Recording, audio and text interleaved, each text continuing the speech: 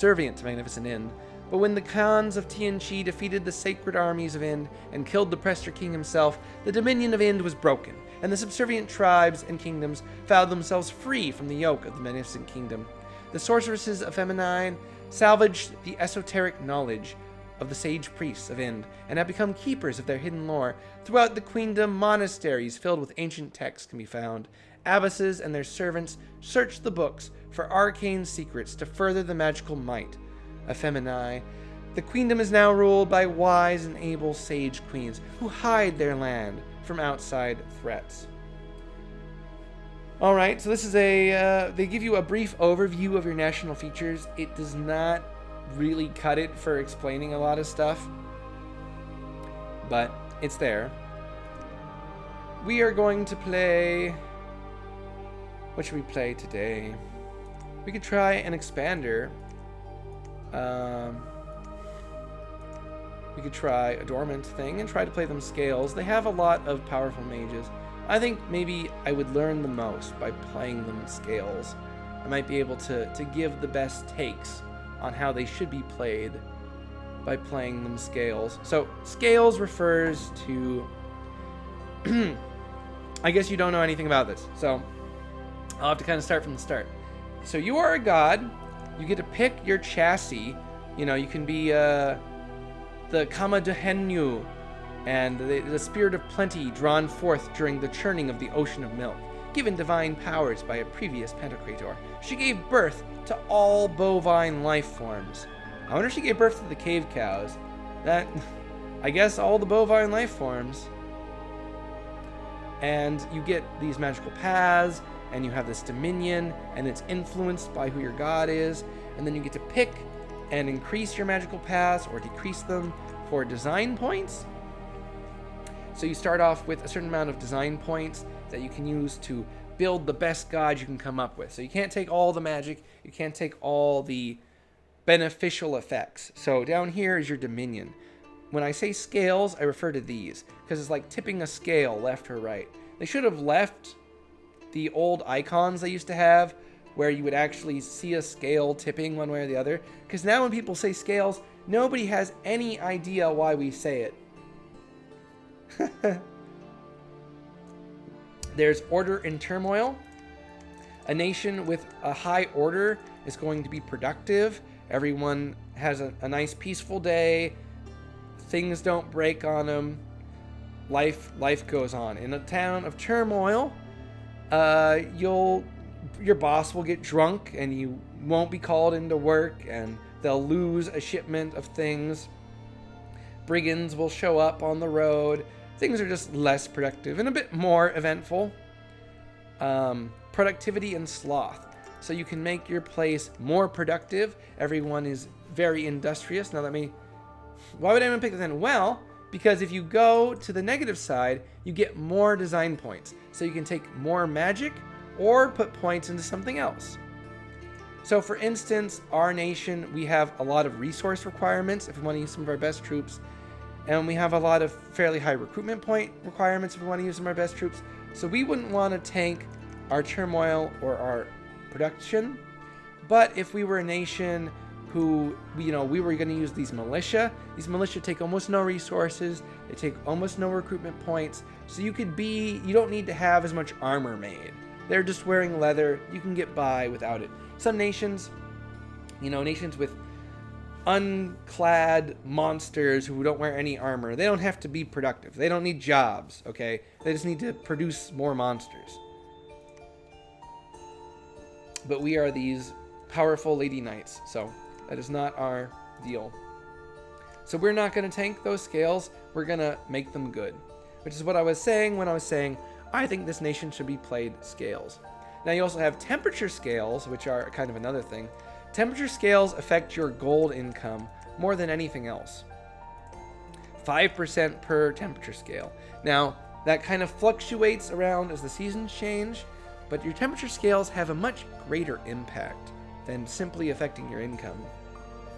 Really high, really cold temperatures will kill your people. Now, you can't normally just naturally recruit, get a dominion that deadly that it's just killing everybody, but certain effects can increase it. So if we were to take this guy, he lets us get Fire 3. Because he moves our scales to be more hot. Fire 3 isn't hot enough to kill people, but if there was a really hot summer, people are going to be dying during that hot summer. And that could affect our enemies too. If we spread our dominion into their land, our incredibly hot summers will be upon them, and they will die when they are there. And they probably won't like that, and they'll probably declare war on us. Yes, so there's a lot of inspired by different mythologies. Not every nation has access to all the gods, by which I mean no nation has access to even half the gods. So this one has access to the Egyptian pantheon line. It also has access to some of the Hindu line, like we got, you know, this Devi of Strength riding a tiger with a bunch of arms, very cool. Some of them have like the Greek line, like here we have the Mother of Monsters, Echidna is like, you know, her name in myths. She spawns monsters around her and has a poisonous cloud. We have the Archon. This is what do they call him? This is a sign of, this is like one of the pretend gods in the Greek myth. Anyway, you have like a glyph, divine glyph. So where does this divine glyph come from? This is like an actual, I've seen the original kind of statue with it carved in. Anyway, you get Bahamut, a big flaming skull, lots of stuff from myths. You could be a dragon. I love dragons. It'd be kind of fun to play a dragon. There's a variety of dragons, like this dragon is a dragon of storms. This dragon is a dragon of nature, and it breathes a poisonous cloud of gas. There's a build with, you see a spider. I just played a game with the god spider. Every time I play this nation, it's been a god spider. I'm not going to play the god spider again, but it is a spider. So the spider is actually kind of good. When I was playing with it, I thought he would be kind of fragile. No. He webs down everyone in front of him. They can't mess with him then. He has really high protection. Can she spawn small giant spiders? There is a spell. There's a lot of spells. In enchantment, you can... No, it's an alteration. In alteration, there's a spell called Swarm, which the caster summons and transforms several insects, bugs, and reptiles. The enlarged bugs aren't very dangerous, but will surely disturb those they attack. So you can take the little tiny bugs on the ground, just the bugs that are always outside, all rolling around, and you make them giant. I mean, giant for a bug. They can still mess with people, but they probably won't kill one person, but an army of them, and you get like a huge pile of them. So that's a pretty cool spell. You can conjure up, I think, spiders. I think there's a spider summoning spell, but I forget where it is exactly, or if every nation gets it. It might just be there's like a nation that worships spiders, and they ride spiders, and they're very cool. If you're a big spider fan, or if you're fighting people very afraid of spiders, well, then you can kind of own them that way and make them not want to open their turn. Now, on the maps we're generating... Hi, Clonk. Hi. I'm getting ready to play a single-player game. I don't know if you have Dominions, but we could play if anyone want to play multiplayer games. Clonk, when I was on your stream earlier, you talked about perhaps wanting to play in a role-playing session. I'll respond to you. I should respond to you via DM or something somewhere, but I do run short one-shots. I love one-shots. I like to run them. I kind of want to do a Dominions one-shot at some point. And if you would like to play one, I would love to run one anywhere, any place, anytime. I love playing games, and I'd be interested in learning some of the older ones, or playing with you if you want to run one. But I'll hit you up on Twitter DMs, I guess. Yeah, anyway. Yeah. Draco Liches, very cool. I should just pick one and get in there, because I am jonesing to actually play this game. I spent all the streams so far making some guides for some of these nations, and then I misunderstood a spell, and then I had to retake one. and it's killing me. Oh, I love the virtue. This is one of my favorite gods. Very hard to use. Very cool. She's total waifu. The virtue is an angelic. Ooh, this would be so perfect for this nation. We're the nation of female warriors and female queens. They're like, this is like a meme nation. They're based on like a myth of super devout women who men never even see. They're so veiled behind their purity, and they do everything that men do but better, and lead amazing, lives hidden away. Very cool. But so the virtue is like an angel, right? But they're like the main angel, and they're gonna take the seed of God. They're not gonna let it fall to lesser things. The virtue is an angelic being, a divine messenger or servant, stranded in the physical realm since the disappearance of the previous Pantocrator. Winged and radiant with divine light, she will don the yoke of godhood for the people of the realm, leading them on the path of righteousness and salvation. The virtue is surrounded by a powerful aura of splendor, given her by her former master. So a lot of the pretenders are people that the previous god banished or locked away, who are now coming back. Not the virtue. The virtue was loyal. The virtue was the favorite. The virtue was a messenger of God carrying their will. And now that God is gone, they're not gonna just let it fall to the enemies of God. I quite like them. They get fire and air paths that can be used to cast a certain spell called the Desert Winds. It raises the heat and the temperature in a scale, which can be relevant at times. Like if we were to take our high heat and then our enemies were in a spot, conquer some of our provinces, we could blast them and raise the heat that scale and make it a deadly place kind of thing. Not really that useful. The cold ones are a lot more useful, because then you can use Murdering Winter. Anyway. So I want to play this nation scales, so we can't take the virtue awake. And the virtue is not really strong enough to go out and get into fights awake. They have invulnerability, they have awe, but they don't have that much HP to go win fights all on their own. What we're really going to use them for is they will cast our big air spells, because we have no big air. And they have big fire, which we also have fire, but they can cast the fire rituals. Now, we have fire on our nation, but we don't have big fire. We have big glamour, and we have big... What? I just pressed... Oh, I pressed R, which is like random, and now everything's messed up? Okay. Interesting. It gave us... That's so cool. You can press R and get a random god with horrible builds. Like, look at this. This is horrible. There should be... I wonder if there's a way to force people to play random.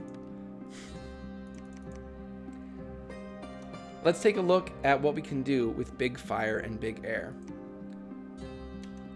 So we could call the Birds of Splendor if we had nature and fire. This is one we have naturally. We can naturally cast those spells. If we get up to Conjuration 8... so this is one thing that your god can do.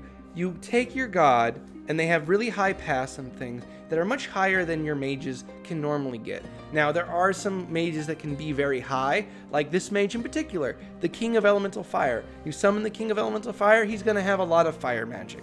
He can do some of the other big fire things for you. But to be able to cast this, you have to be a pretty good flame mage. Now, that can be done by being a fairly good fire mage, who then wears gear that you make to boost their magical paths, so they can summon the King of Elemental Fire, and then they can give that gear to the King of Elemental Fire, and then he can cast further fire magic. Or you can just be good and put them on your god, and then you don't have to spend a lot of gems making booster gear. So if we take a lot of fire, we can do King of Elemental Fire. If we take a lot of air, we can do the Queen of Elemental Air. That's pretty much the good things that we could do with these paths in Conjuration. There are the Draconians. I can contact a Draconian who can summon a bunch of Draconians. Draconians are kind of like a natural devil, and devils are a powerful unit that flies and has a poison stinger. Well, these are units that fly and have a poison stinger. Our nation does not have a lot of flying access, by which I mean we have none. So being able to break into air by taking it on our god, summoning a few draconian chiefs, having them do air stuff for us, that could be good, but we're never going to have enough air gems to just convert them into troops normally. We'd really want to get some more air mages out of our air gems, which can be hard because it's going to be hard for us to even get into air, because you need mages in certain paths to site search. So, okay, here's one of the reasons we'd want to take air on our god, because we don't have access to air otherwise. We have no access to air otherwise, and you can get things like fog warriors. The bodies of a large group of units of the friendly troops become misty and almost impossible to damage. So you make the mist form that can get around a lot of big battlefield clears. You can get arrow ward, gives a large number of troops protection from ranged units, which is going to be very good for us. We can get evocation. We can get invocation, we can get storm, which will shut down enemy flyers. Since we don't have flyers, it's a good thing. We can cast Elemental Opposition of Earth. This is a new one. The caster channels vast amounts of air arcana against all active global earth enchantments to simultaneously dispel them. The gems spent in excess of the cost to cast a spell is compared to the gems used to overcast each of the global enchantments. If the opposition matches any of the globals, that global is dispelled. Interesting. So you can uncast all the globals in a whole path now. That seems like it's totally new. We're just looking for a big global that we would want to cast in fire or in air, so that we can kind of like go to it as our like goal with the game. We could cast Internal Pyre, gives us a bunch of fire gems. We could then spend them pretty good. I think that's pretty good. We could go for enchantment this game. Enchantment 6 would also give us Wind Guide. Whoa, Wind Guide got really, really nerfed. Wind Guide was a very powerful spell from Dom 5 that gives all of your ranged units greater accuracy.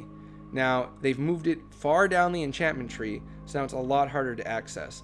Flaming Arrows is at 5, so that's kind of what our god can do. Our god can bring us Flaming Arrows, making all of our ranged units have fire, and they can get them Wind Guide, which will make them all more accurate.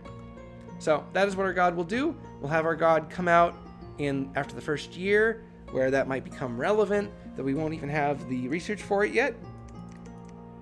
We'll take a fair amount of pass there, and we also get to take a bless. And our bless is going to be influenced by the magical paths we have and the extent of those paths. The higher your god's magical paths, the more bless they can provide. Every point above 1 in any of the magical paths gives us 1 bless point. And depending on how high our magic paths are, influence what blesses we can choose to take. Now we have air and we have fire, so that means we're limited to air and fire blesses. If our god is awake, we get to pick incarnate ones and have those have an effect.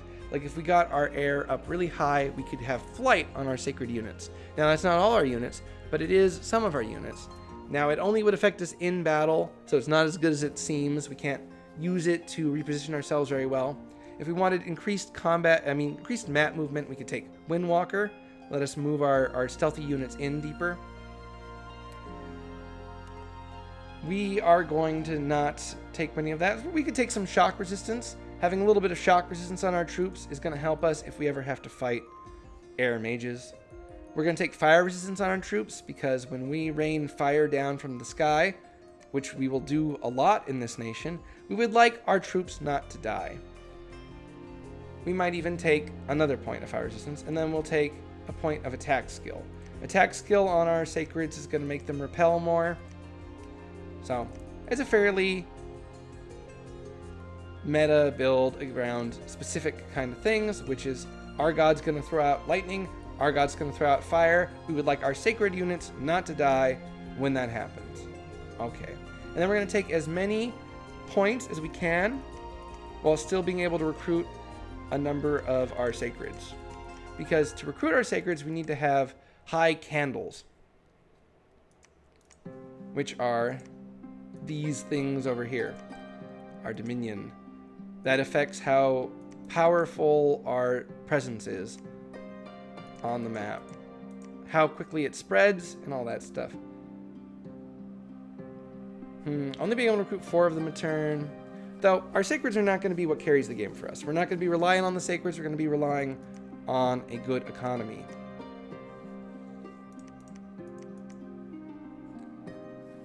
Yes. Now, I'm also going to take cold, even though this is a nation that prefers heat. And the reason for that is the way that these maps generate, there's tons of rivers, and our units cannot cross rivers by any means normally. So we'll just make it cold so that the rivers will freeze, and then we can cross them. It might not be a good move on this map. Maybe we wouldn't have run into rivers anyway. But it's a decision we're going to make. We also get points out of it, so might as well. This is a max economy scales build here, except for we've trashed our temperature.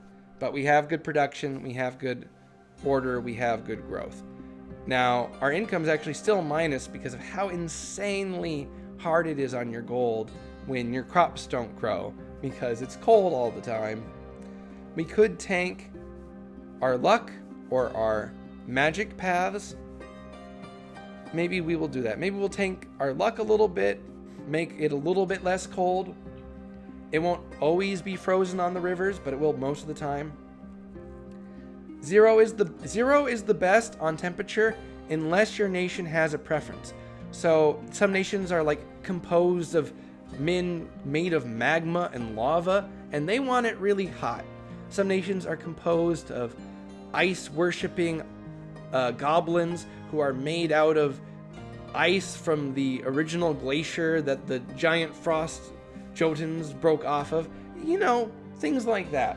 And then they want it cold, right? With temperature scales, leaving it at your base is the best. With everything else going one way or the other, it's usually there's better and then there's worse. Yeah, if you live in a lava land, it can be hard on them because they won't be used to the heat. We're gonna hop in the game, and I'll keep talking when we're in the game. But what should we be? Oh, what is the most virtuous of virtues that you can have? We'll be prudence. Prudence. I don't know how to spell prudence. We're going to be a prude. When you generate your build, you can make a lot of adjustments on the strength of indies, all this stuff. We're going to enable all story events because maybe we'll get to see some fun ones. There's a lot of cool stuff that you really only want to see in single player because in multiplayer, it's they're so ridiculous that things go really poorly for you. We'll play with random events or common. We'll leave research and all this stuff alone so we can see how it goes. Now, you also can adjust the thrones here. We're playing with 5 AI. I don't want this game to take literally forever. We'll make there be 10 level 2 thrones, and we'll say it's going to take whoever can get 5 of them will win the game. You can adjust how much it takes the game, and we can also enable the Cataclysm. The Cataclysm is an event where these horrors from outside the world come and kill everybody. Well, actually, let's make it fairly early. We might get to it. We'll set it to 50. That'll be fun to see it happen. Okay. So yeah, temperature scales affect a lot of stuff because you're like fighting in that temperature. If you're cold-blooded, for instance, and you're fighting in the cold, you are suffering horribly. You're going to fatigue out very fast. You're not going to be able to fight effectively. If you are casting spells like rain, that's one of the reasons we also went with cold, is in cold dominions, when you cast rain, it just makes snow, and snow is not as good at putting out fire as rain. But so we're big fire mages. So if other people conjure rain on us, it can really fuck us up. Snow will also hurt us, but not as badly as rain. In rain, all your fire spells take a lot more fatigue to cast, and the fatigue it takes to cast things is also based on your magic scales. So lands that are inherently magical, it's easier to cast magic. In lands where the magic has been drained away, it's harder to cast magic, and units are more resistant to magic as well. All these little things can have little meta decisions, but really you gotta... there's just too much to this game to summarize with just a little bit of stuff like that.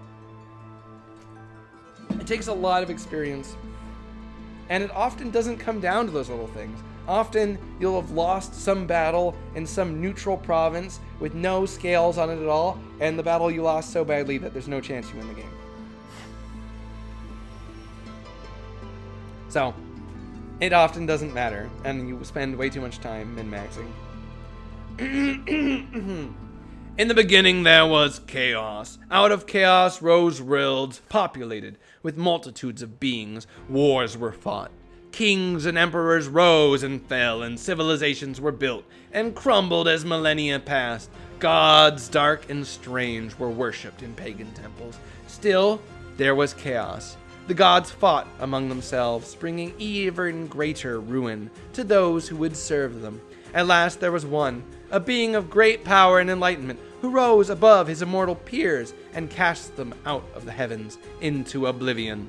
From chaos came order, and with order came peace, and the creatures of the worlds flourished. The age of chaos had ended. Now the wheel has turned once again. The supreme god has suddenly disappeared. Prayers are left unanswered, and the smoke of offerings rises in veins to the heavens. No one knows why he disappeared, but it is certain that the people of the worlds are once again left without direction, without guiding principle, without order. Now is the time for the beings of great power and ambition to try their strength. The throne of the heavens stands empty, and only the strongest can rise to supremacy over all. Only the most powerful can ascend to take the place of he who came before. This is a time of great strife and suffering. This is a time of magic unequaled. This is the Ascension Wars. So, that's the plot. I love reading it at the start of every game. Look at this giant pile of water over here, and look at these rivers right next to us, which is one of the reasons we're talking about cold. Fortunately, there's a bridge, at least, next to our capital here. So we are playing the Virtue, and we were loyal to the god, and they've left us. This is kind of a meta commentary. The opening paragraphs there is that when you play a game and you win a game, you become on top, but only till the next game, right? And then you're all fighting it out again. So we start with the Veiled City in our capital, a magic site. It provides us magical gems. Magical gems are necessary to cast your most powerful spells, and a lot of the capital magical sites allow us to recruit our best units. Now, even if someone takes our capital, they will not be able to recruit our best units. Now, we're playing a scales build this time. Before we were maxing out on our sacred units. Now we won't be able... Is there city upgrades building on? There's infrastructure. This game used to have some of that with building roads, and there was, they kind of toyed with it. They have done away with that, and it's become more of an abstraction. So when you want to recruit more of your units, because you had asked how we get these more units, you have to build a fort on a province that you have conquered, which requires a gold investment. So that's, city upgrading of spot. You have to build labs for them to research and to be able to recruit mages, and you have to build temples to recruit priests and sacred units. And if you want to recruit your sacred units who are also priests, you need to have all of that, right? You need to have a lab and you need to have a temple. Our nation can get researching priests, but most of the time only mages can research. We'll try to play into the researching priests this game. It gives you a nice strong advantage. So the name of the game in the early game is expand, expand, expand. You want to take provinces so you have more places to build, more gold to have, more gem income from finding magical sites. If your build or your strategy does not, so you take provinces, or you have good dominion. So a place with growth, where your god, where you've taken growth at the beginning of the game, you invested 40 points that you get nothing from turn 1. We invested 80 points into our growth scales, where we could have actually dumped them and gotten 80 points. So that's a 160 point investment that we get nothing from turn 1. We don't have better magical paths. We could have taken our god awake. We could have our god right now instead of having growth scales. If we had gone death scales, we could have our god awake. So that's something to consider. It's definitely an option in your tool belt. What does growth scales do? It means that this province is going to be fecund. The population will grow. It will make more money. It will be a better province over time. Whereas if we had taken the death scales, things would die here. Things would die wherever our dominion was. They would wither, and the crops would wither, and the cattle would starve, and the populations would decrease. And that's a way of like investing and playing for like the long game, which since this is a single player game, you know, it might end up, we're only going to turn 60. So, you know, it might have been better to take the death. You can take those points, put them into other things, go conquer provinces right away using your god that you had wake up. You can have them take more provinces, get more money from that, go beat someone else and take their land that had growth in it, blah, blah, blah, blah. You start off with an army. It's not a good army, not enough to take provinces from Indies anymore. Used to be some nations you could kind of blind expand. A lot of people hated it. A lot of people hated me because I would blind expand. They would send me mean letters and they would say mean things, and then I would beat them because I had gotten that second province turn 2. Yeah, that is the best way. As long as you didn't have to spend that much money on doing it, then it's the best way. We're going to recruit archers. And we're going to recruit archers because they don't take very many resources. And we have tons of recruitment points. So we're able to recruit way more troops on our early turns because we took all that order and all that productivity. We have way higher ability to make troops. If we had tanked all these things, you're looking at, you know, maybe 60% of the amount of troops we're able to make. So that helps you become aggressive, go take places. That's a reason it's better than taking growth scales. To take those scales if you need them to go do those things. Now we're also going to recruit a mage. We don't have a lot of money very early on, so you can't recruit the best mages every single turn. We could recruit this commander mage. They have not very much magic, but they have a really excellent leadership. Wait, this one doesn't have excellent leadership. Did we take leadership on our bless that last game? Was that why we had 150? Why did we have such good leadership? Do we have a lady commander starting with? No. This unit would let us... Okay, so look how many units of archers it would take to make the armor for this run. Fire randoms? We get fire baby. We get fire good. Fire is our biggest elemental skill. We get fire 1s. We get recruitable fire 2s, and they're always fire 2s. And you know, with Phoenix power, you can get it up higher. We get a lot of randoms. We get nature, we get water. These ones can do acid stuff, as can these if they roll water, but very low chance of getting that one. These ones, it's not that bad of a chance of getting water. And then you can jump into communion and do the acid spells, like, you know, acid storm, but doing that in a communion, a little bit iffy. These ones are kind of your bread and butter. They hop in communions. They do other stuff. We might want to go alteration 3 first. for Body Ethereal. That's very good. It's a very good early spell, and it's in one of the paths we can guarantee. We're going to want to go Enchantment for our big buff spells later in the game. I mean, F randoms get extra leadership that doesn't show on the recruit screen, so that could be the leadership discrepancy. Yes, I was wondering about that. I had heard... Okay, you know what actually was? Is I was looking at a unit after they had cast Phoenix Pyre. So that was part of it. And yeah, they were an F random. Yes, yes. I think it only triggers once you have like a certain amount of fire, right? And I think when they did the Phoenix Pyre, it got them over that threshold, and then suddenly they had it all at once. I know something. Oh yeah, you were here, Ace. When I used Phoenix Pyre or Phoenix Power, and my unit became old because it took them over the threshold that they were already kind of old.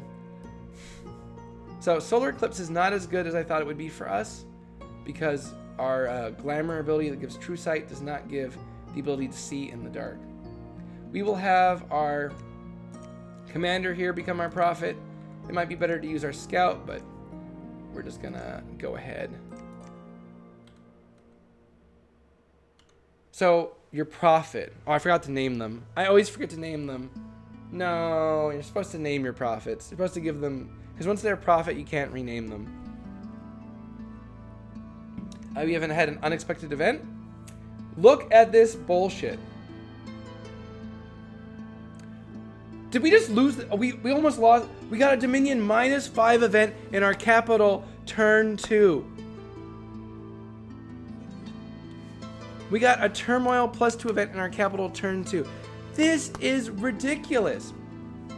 Your temple has been desecrated. An acolyte was found strung face down above the altar. The divine statues broken, your glorious visage defaced, and entrails splattered in the chancel. Repairs have been costly. This is awful. We went down to 1 candle in our capital. So there's factions in this game that don't like spread their dominion really well, and one of the biggest memes is that they can just die turn 2 to an event like that. Fortunately, we took a fairly modest amount of dominion, but this is actually incredibly bad. So the way dominion spread works is, first your dominion has to fill up places to your dominion cap, and once it has done that, well, it doesn't have to first. It can randomly jump around places nearby, but it's more likely for your dominion when it spreads from places, like it spreads from our capital, it spreads from our prophet, and it spreads from a temple. So our capital is producing all of those right now. But if you have a really low dominion cap, it will actually spread faster because it will constantly fill up places, and the dominion will bounce out. It's kind of like a gas as it escapes, but it won't be very deep and dense. Now, if you have it very high, you're more likely to have checks go. So, anyway, but this means we're not going to spread our dominion very fast. We won't. It is a misfortune scale. Yep, that we paid for it. We got our pay out of it. It gave us. It took away our order scales, so that's going to reduce the number of troops we get to recruit this turn. Lovely, lovely. Yeah. We're recruiting archers because archers are very good against some of the hardest province types. Like mercs and things.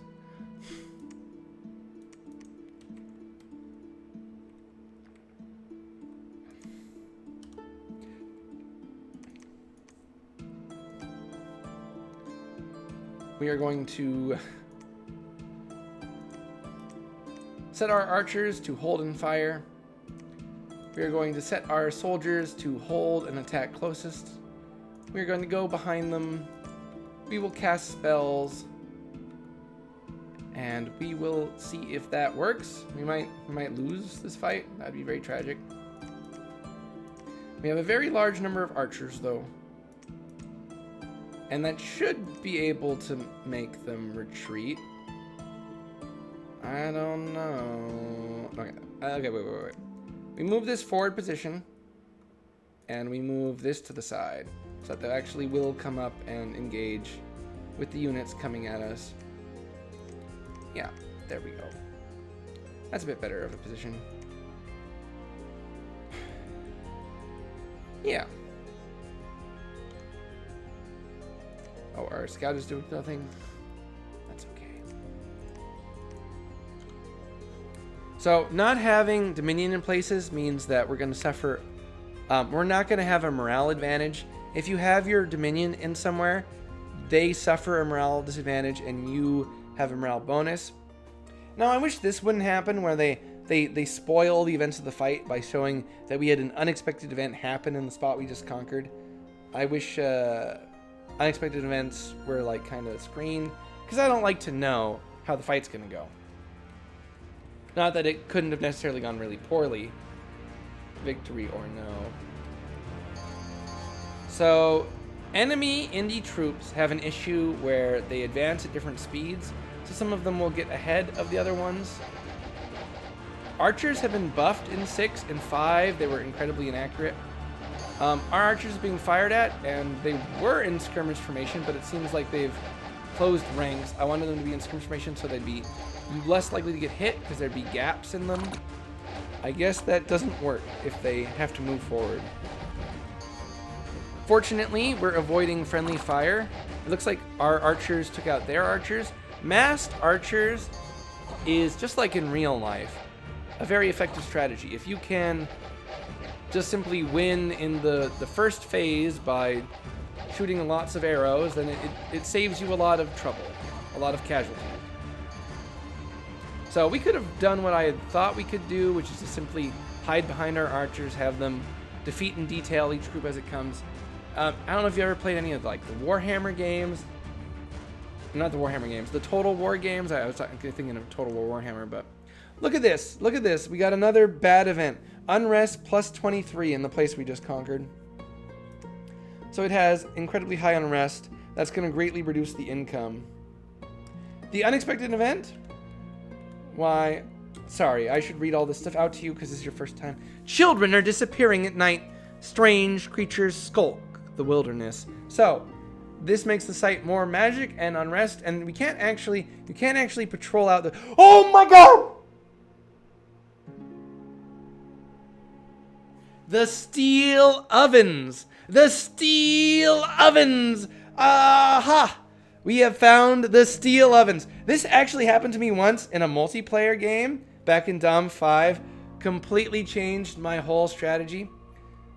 Well, that's where all the luck went. So, what is the steel ovens, the Weeb Trap? It's the single best magic site in the game. Ooh, look, they've buffed it. They've buffed it from Dominions 5. In Dominions 5, it gave 75 resources and a construction bonus of 20. The steel ovens in Dominion 6 gives 125 resources. That is so good. Look at that. So, what does a construction bonus mean, Weeb? Well, there are a variety of magical sites on the railroad. Most of them are hidden after you have to search for them. Now, the steel ovens is a giant volcanic forge, so it's a little bit hard to hide. Now, it doesn't give us some of the advantages that some of the other sites do, but what it does give us is whenever we make magical items, they're going to be considerably cheaper. Now, we have a nation that doesn't have all the best paths for magical item production, but we certainly have the ability to make some very good ones, and we're going to take advantage of that. And that means we have to build a fort on this site, we have to build a lab, we have to build a temple, and normally that'd be pretty bad, because when you have lots of production, when you have forts next to each other, they'll cannibalize their production. So forts will take resources from all the nearby area. They make, rural country people move to the city. Supplies are sold to the city. All that kind of stuff. Yeah, time to test race. So we're going to build a lab here. We'll build a fort here. This is going to be a fun game of experimenting with the new magical items.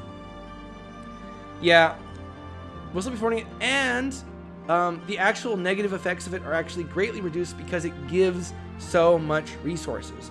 The steel ovens give 175, so even if you're kind of suffering from that, now we can produce knights instead of archers. Like, that completely changes what type of units we can get. We can suddenly make 5 knights. If we want to make archers, we can make 10, 20, 30, 40, 50. We can make almost 50 archers. Actually, we're going to do that overnight. We can make 48 archers.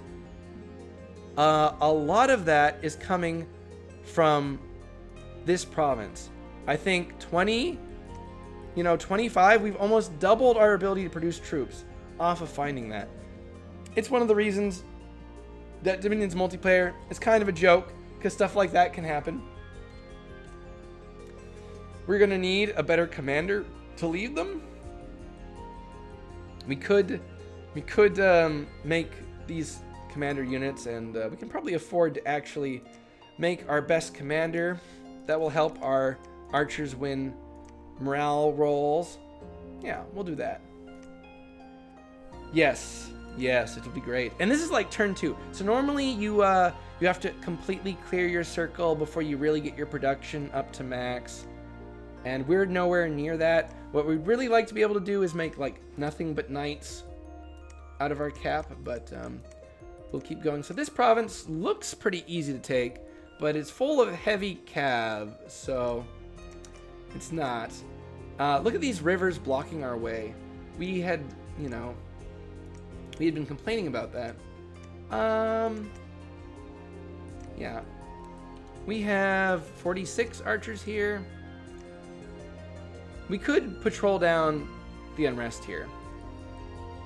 We really want to be taking stuff, though. But next turn, we'll be able to make a huge death ball, and yeah, we'll patrol down the province here. We don't want to take a loss right now. Isn't it better to have a bunch of different units? It is at times, depending. So in the early game,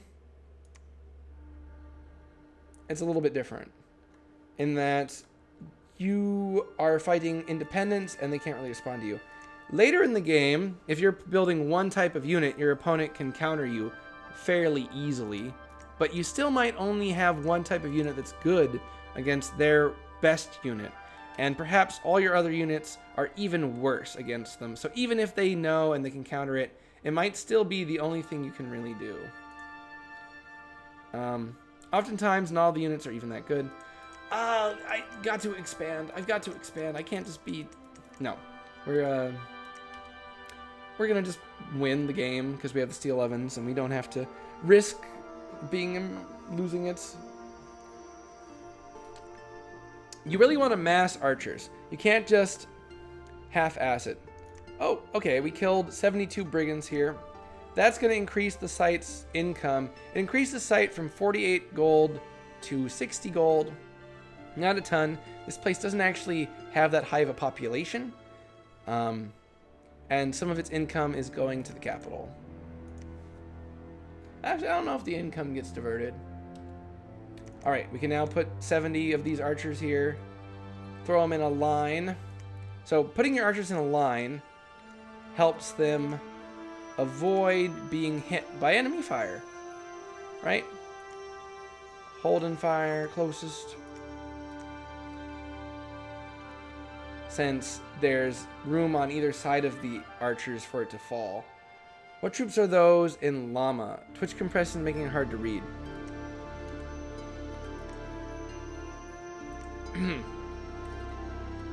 Yeah, I have the I have my text at the highest size, right? Yeah, huge. I wonder if there's a mod. I want to find a mod that makes the chat boxes bigger. Crossbowmen and knights. Crossbowmen and heavy cav. Or I would have gone for it, but the heavy cav. I'm not as worried about the crossbows. It's probably not that serious of a province. We can probably take it. No. The arrows are going to do nothing against the heavy cav. And then we're just going to mop up ourselves. We do have our priest, though. We do have our priest. and he can cast some spells. I don't need to win every fight. I can be risky, right? Box formation, home attack cav. My priest will strike them down with heavenly strikes.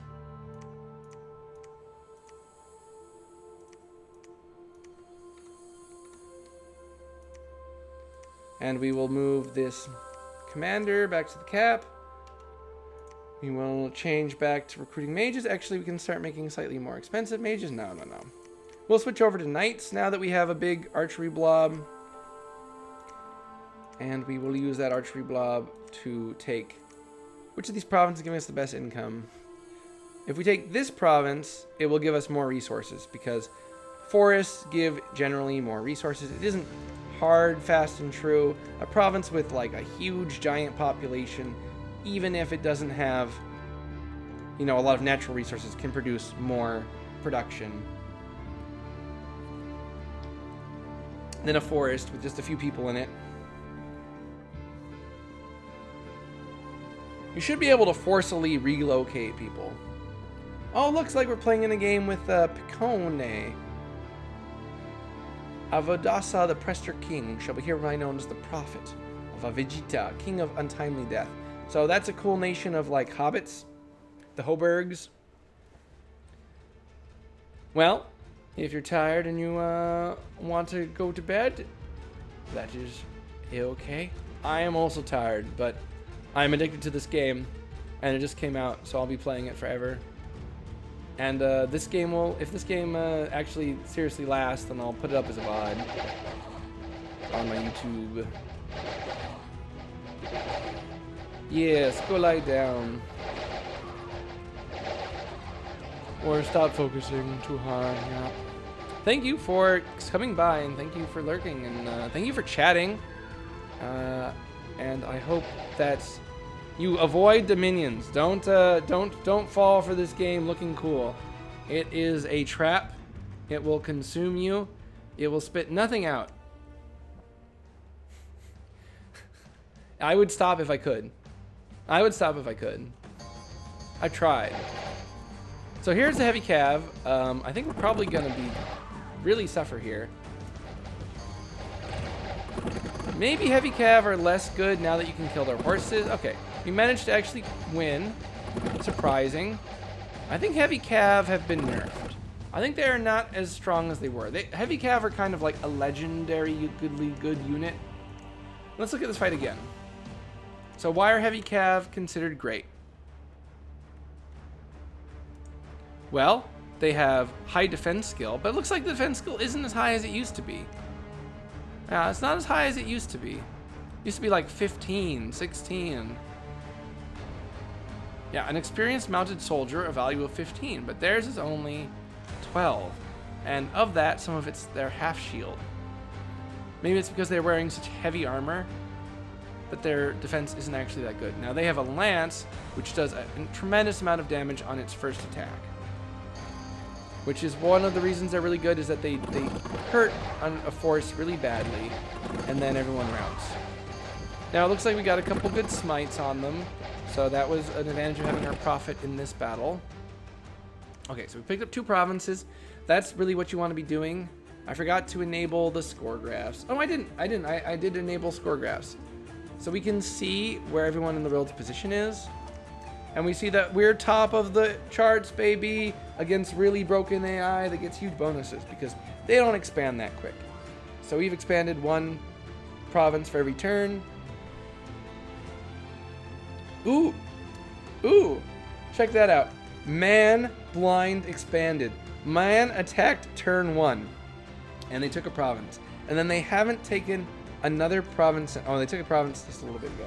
I thought maybe they had expanded with a god and then expanded with the god again and it died. Okay, here we have one of the reasons we recruited archers. Barbarians. Barbarians are very powerful units. They have great swords that they attack with and do a ton of damage.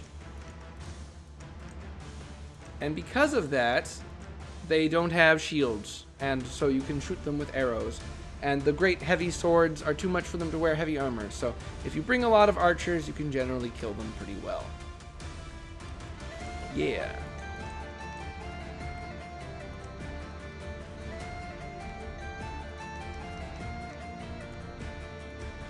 We're now recruiting knights, and we got our research going, and we're getting towards alteration 3. What else can we do in alteration? We can do group blur, because we have a lot of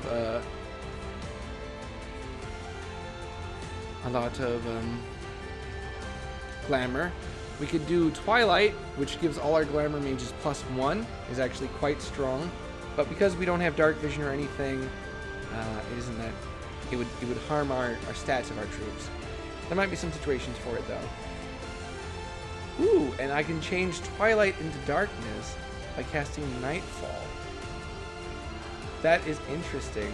You can put up a glamour that the sun is setting, and then you complete the glamour and make it Nightfall. I still need to figure out how to give my troops the ability to see in the dark.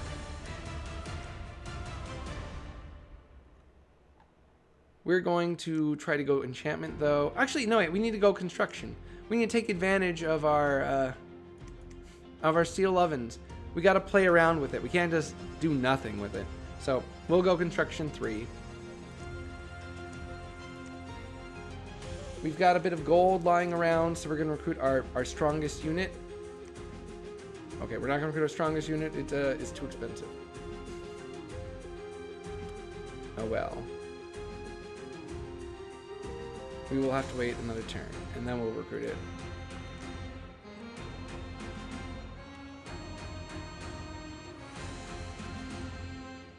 We still haven't run into any of our enemies, so I don't know where they're at.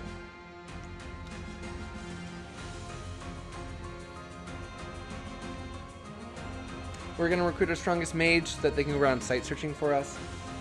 They have the highest paths, they're more likely to find things. Though it's kind of a waste, you kind of want to use them for other things, but I always hate the feeling of, oh, what if I missed a site I could have found if only I had used my most valuable mage. But if you really look at it and you crunch the numbers on, well, how much gold is a gem really worth to me? What would I pay for a gem? So, you know, if you really crunch the numbers, then it's probably better not to do it that way. But I can't help it. Because some of the magic sites are completely game winning. They find like hidden castles and stuff. Which I imagine is no longer under the air school. It probably is in Glamour. Okay, so the barbarians are doing a ton of damage. They mop up our spearmen really quick. But the archers make mincemeat of them. So now we're out of frontline units. Yeah. I felt that way too until I learned that 99% of magic sites can be found with level 3. Yeah, there's only a few sites that are level 4. But the difference is if you have also more paths, right? If it's not just a difference of that one, yeah, the ones that are level 4 though are really good. They like let you recruit like level 3 mages or something, you know? They're not like a 1 gem site. But the main one, at least in 5, remote site searching is a very effective use of mage turns.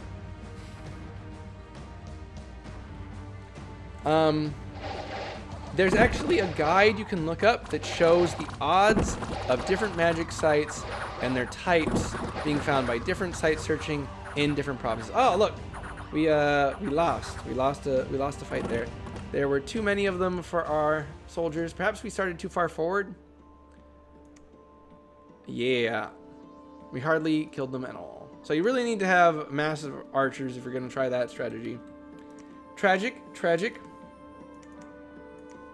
I bet these few heavy cav could probably take that province. We'll deploy them.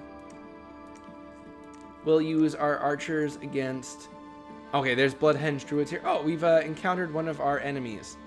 Let us take a look at their province, their nation overview. so that we can nations pretenders of the world. We have now met Marignan. So let me read you off for those who are not familiar with Marignan. Marignan is a feudal theocracy that rose out of the ashes of Ermor. Through religious austerity and fanaticism, the young kingdom prevailed when death walked the land. When kingdom after kingdom crumbled under the might of the Ashen Empire, the leaders of Marignan turned to desperate measures. The Grand Masters of the House of Fiery Justice struck a bargain with infernal forces. Devils started to fill the ranks of the human armies, and with time, Marignan became dependent on devils to survive. Devils and holy knights of the chalice were all that kept death at bay. In a cataclysmic battle, the knights fought a great army of walking dead. Both armies were annihilated, but new Amorian legions would soon emerge from the Ashen Realm. The Grandmasters called their infernal lords, and a host of demons was released upon Eldragut. The Holy Chalice was captured and brought to the House of Fiery Justice. Ermor was destroyed, but the infernal lords demanded continued sacrifice, and devil worship became part of the faith. Imps are bound as jesters and servants, and most noble families have their own imp familiar. Order has returned to the kingdom of Marignan, and it slowly turns towards its own. Marignan is slowly turning its interests outwards. Recent developments in shipbuilding and navigation have allowed the priests and nobles of Marignan to expand the influence of God to distant shores, to bring the true faith to the heathens. It's become more important than hunting heretics at home. Witch hunters have been replaced by navigators and chart makers who serve under the command of admirals to spread the might of the kingdom to distant shores. Yeah, it's Inquisition era Spain with the numbers filed off. Now, it's Inquisition era Spain is often misrepresented in a lot of ways. You know, the Inquisition really wasn't going around torturing people, at least not all that often, but they were suppressing quite a bit. The Holy Church Oversight Committee. Yeah, this is a little bit later. This is like the Spain of Velazquez. Yeah, this is the Spain of the kind of enlightened Spanish rulers who were conquering the world, sending off colonizers, but not necessarily focusing on purging themselves from the Islamic conquest that they had done over Hispania. This was the time when Spain was the largest nation in the world, and they had the peak of art and class. And were also conquering people left and right and slaughtering them. Yeah, the Hand of Justice. And they summon demons, and very, very scary. They're a blood nation, but that shouldn't be an issue to me.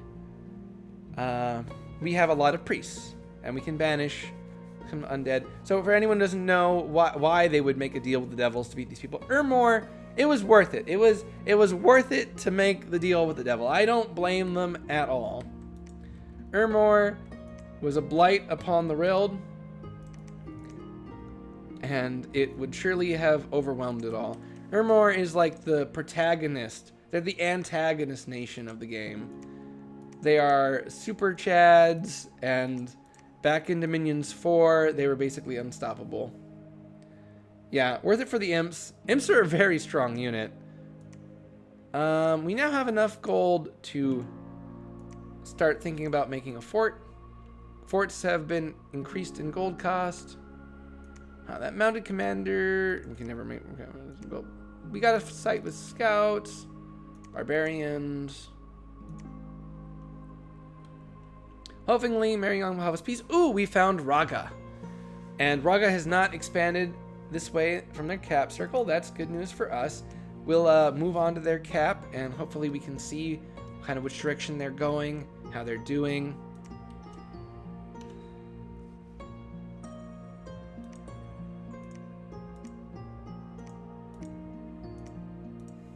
See, it's like, do we really want to use our biggest unit to go site search? They might be our only way to get water reliably. No, these guys get water reliably. You know what? We should use a lore mistress. We should use a lore mistress instead. Yeah. Yeah. No, lore mistresses take 4 commander points? That's crazy. Oh, and I've been neglecting points this whole game. I didn't know our starting city had a commander. I didn't know we started with the Citadel. Oh, man.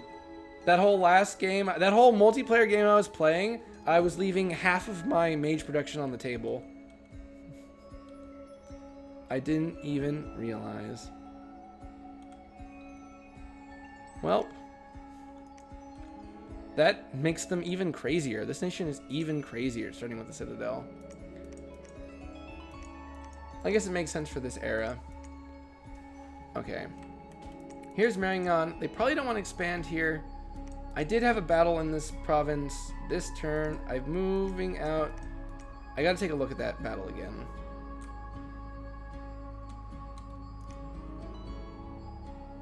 They have 80 units. They have light infantry, heavy units, crossbowmen. So I'm gonna move in some of my cavalry, and we're gonna try this fight again. It looks like all their commanders are back positioned on the archers. So if we go in with cav on one side and kind of draw fire on the other side, we should be able to hook around and snipe their commanders. That's one thing you can do against the Indies, and you really should if you want to play, you know, this game. I wouldn't say correctly, but competitively, is you got to you got to cheese the Indies. I should put more province defense up. The AI seems to like attacking it. I have not played this game enough yet to know, but I felt like, because the indie sizes of the provinces are just so much huger now, that you would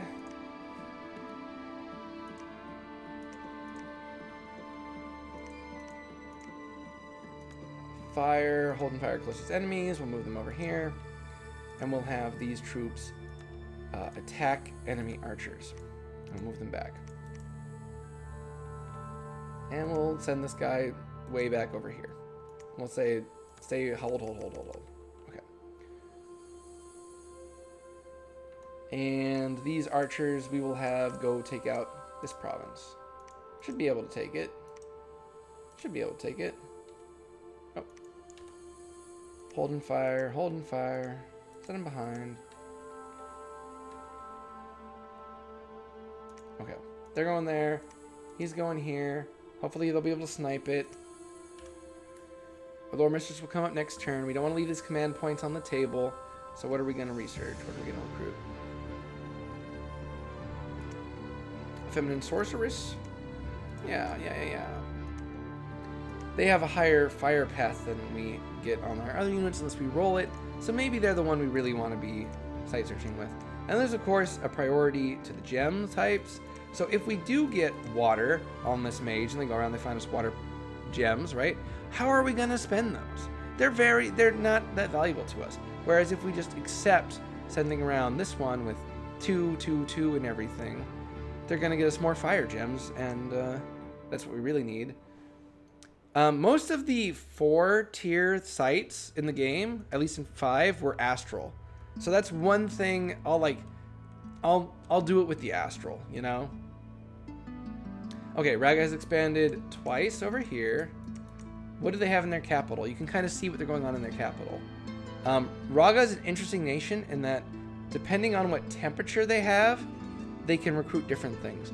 Let me pull up their pretender of the real description. Raga.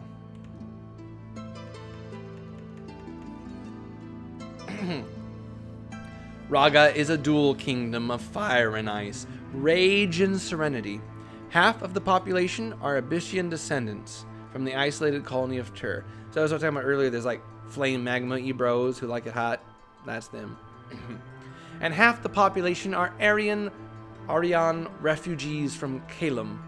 Tur was a distant and prosperous Abyssian colony founded after a successful military campaign against the giants of Ashdod.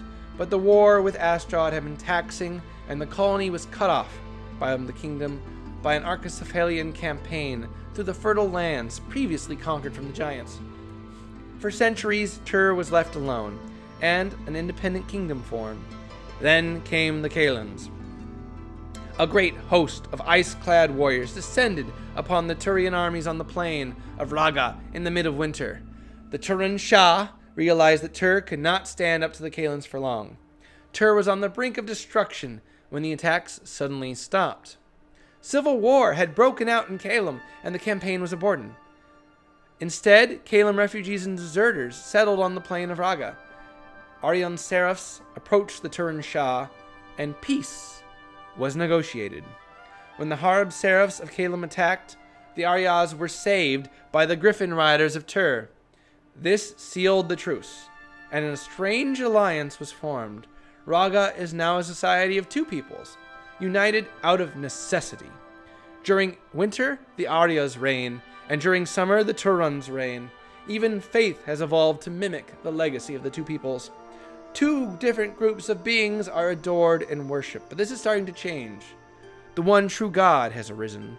The peoples of Raga suffer less from hot or cold climates than other nations. So these guys can kind of get around the troubles that the heating and the cooling of nations get, because when it gets too hot, the Turans come out and they do all the work, and the Kalems can stay inside and mind the shop or whatever. And when it's too cold, the Turans bundle up and the Kalems go out. How it goes, they get these incredibly powerful griffins that are like the meta, but they got the meta in 6 or in 5. These are like some of the best units. Now they take 2 holy points to recruit them. So they were always really hard to mass. They cost 125 gold. Now it's even more. They're sacred, so they're a griffin riding knight. And, you know, if you've talked about sacreds, they can wear this bless. If there's any unit you want to make better, and so that it can, like, slaughter everything, it's this dude. He's got incredible protection. He's got incredible morale and defense and attack and strength. And he can fly and move wherever he wants and just completely attack out of nowhere. And he's on top of this griffin, and the griffin's got a bite, and the griffin's got talons, and the griffin's got armor. Yeah. It's a strong unit. But it's got nerfed pretty heavy. And they can only recruit them when their capital is hot. They can't recruit them when it is cold. And currently they're in the cold because I guess they went cold Raga, which is... I watched a multiplayer game where someone won with cold Raga, and that was pretty inspiring. They were pretty good. They ran a pretty cool game.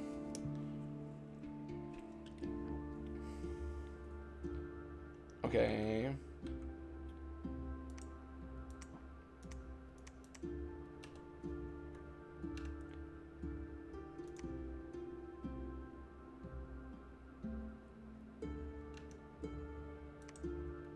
Okay, intern.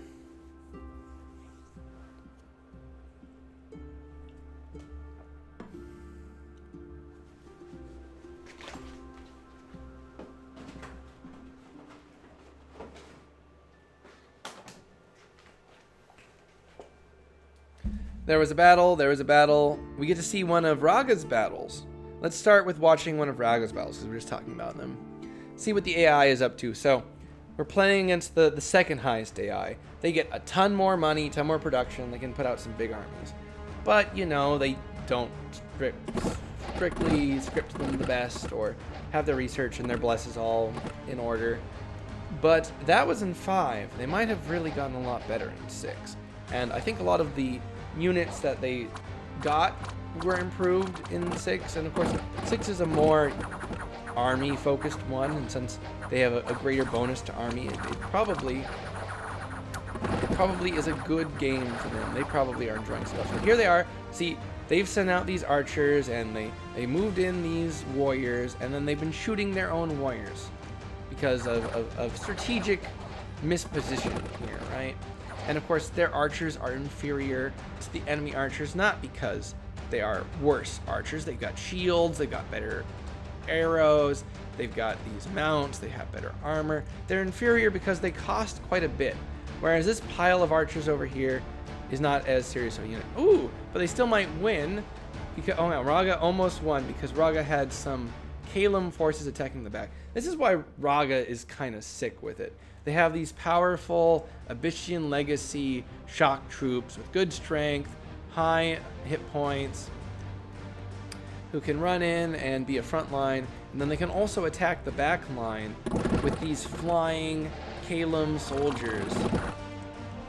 But they have kind of split it, right?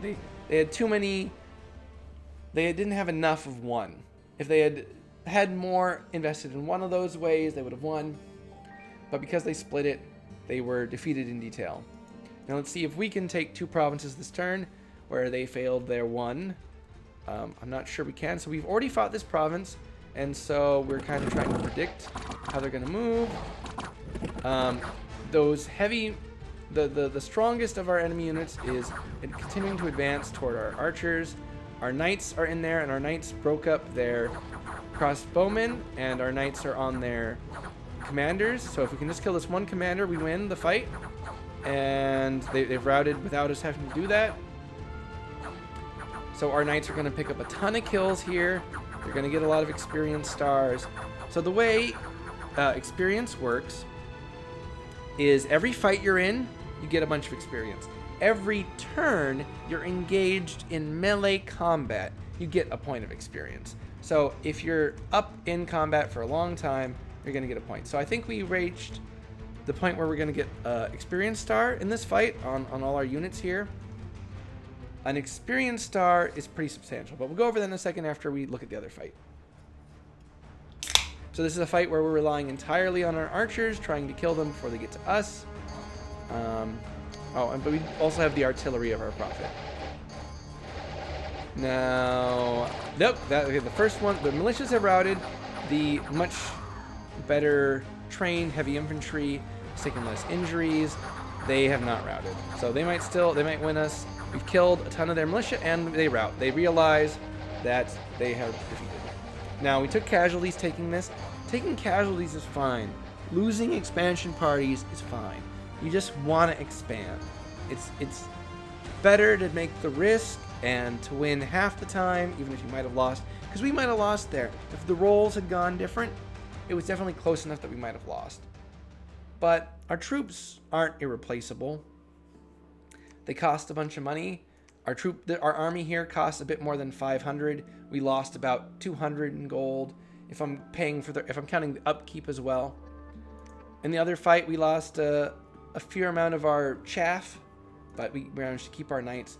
The nicer units with higher armors and stuff, they often can avoid being killed, and then they get better. So we've got an experience star. You get an experience star at 10 experience. I think another one at like 50 or maybe 100, and then it's really hard. But an experience star gives you +1 attack, +1 defense skill, +1 precision, +1 morale, and if we get 2 levels of it, we'll get a bonus HP.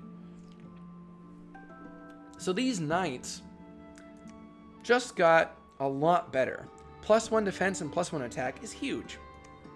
So you really would like to have your knights and your other elite troops get in a few fights, get a few wins, all that jazz.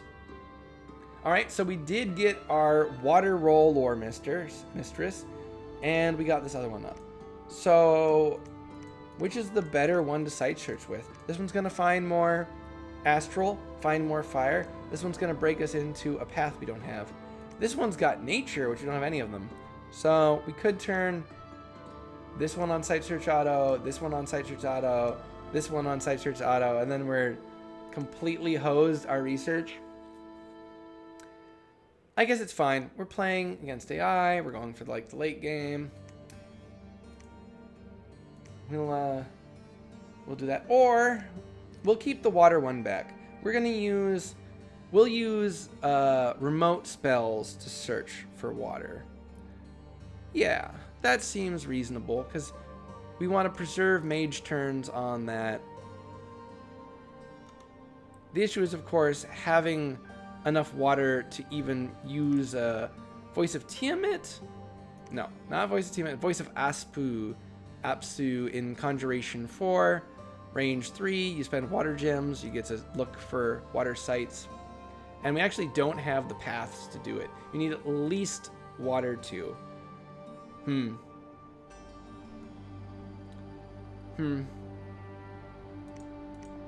Have we found any new gem production? No. We're still on our base gem production. We have some cavalry. We're going to combine the cavalry with the infantry. The archers that we've been using to take this province here. Next to the cap. That will up our production. We will attempt a back snipe with them as well. And we will also have our archers for this fight. Unlike last fight where it was purely reliant on the cav. Now, one advantage to using your cav on a flank maneuver where you're trying to send them around the flanks is even if they get caught, they're going to be on the far side away from your archers and less likely to take friendly fire. You can also take advantage of this with, melee troops attempting similar things. This province has a pretty high income. Yeah. That's nice. With an unrest of 9, we're going to patrol it down. That'll increase income by like 20 or 30. Yeah. Patrolling down as you expand can sometimes be more profitable than expanding again. So just send your water doing searching then. If you can find a trickle, you might be able to empower her. Yeah. Or, since we have construction, we can go really deep in construction and make a water bracelet.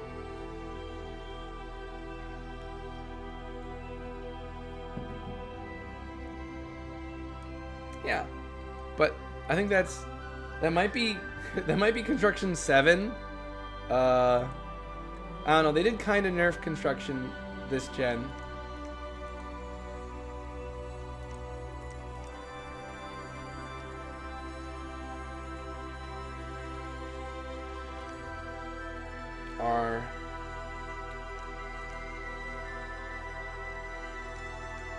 We'll switch back to research. Max researching.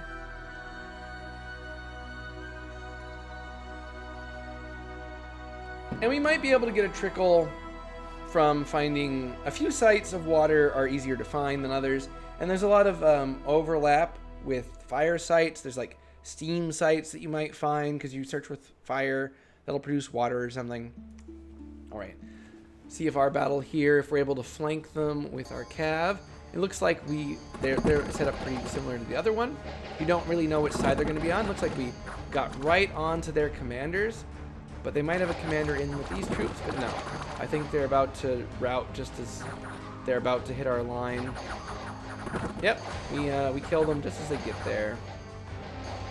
And our cav is going to get their experience stars in this fight. This is a new batch of cav. So getting them in a fight where they can get their stars, really strong, really strong. It's going to make them, when they get in a serious fight, they'll dodge attacks like half the time more. When the die roll would have landed on a win, that maybe not half the time, but substantial amount of time. More bad events. An unexpected event has occurred in the ancient woods. A large group of people have started to worship a false pretender. The leaders of the group were swiftly killed, but faith has decreased and unrest is rising. These guys did not hear about what happened to the last people who crossed us. The last people who crossed us, we raided to the ground and pillaged. We have gotten a famous commander. What is their trait? Valor. Hell yeah. Cha-ching. We got the luckiest of the rolls for this kind of unit. So this is what you really want to see when you profit your commander and you send them out. is for them to get Valor and get a huge leadership bonus. Valor makes them a better leader. It does not open us up to actually using better formations, apparently. Apparently, it doesn't do that, but it does give all of our units bonuses to morale. Not as funny as Legendary Obesity, though. Frickin' Legendary Obesity can be really killer on some units. Legendary Obesity, for those who don't know, gives you a huge health bonus. On a Prophet, your health bonus can get insane, because Prophets get percentage HP bonus based on the Dominion they're in. But Obesity also increases your encumbrance.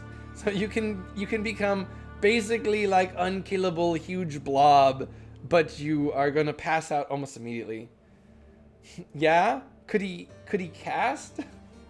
Or was he if you got it on one of the commanders, that could be cool. You could like take off their armor, give them regen stuff, or you probably even had regen on your bless. Very common with those guys.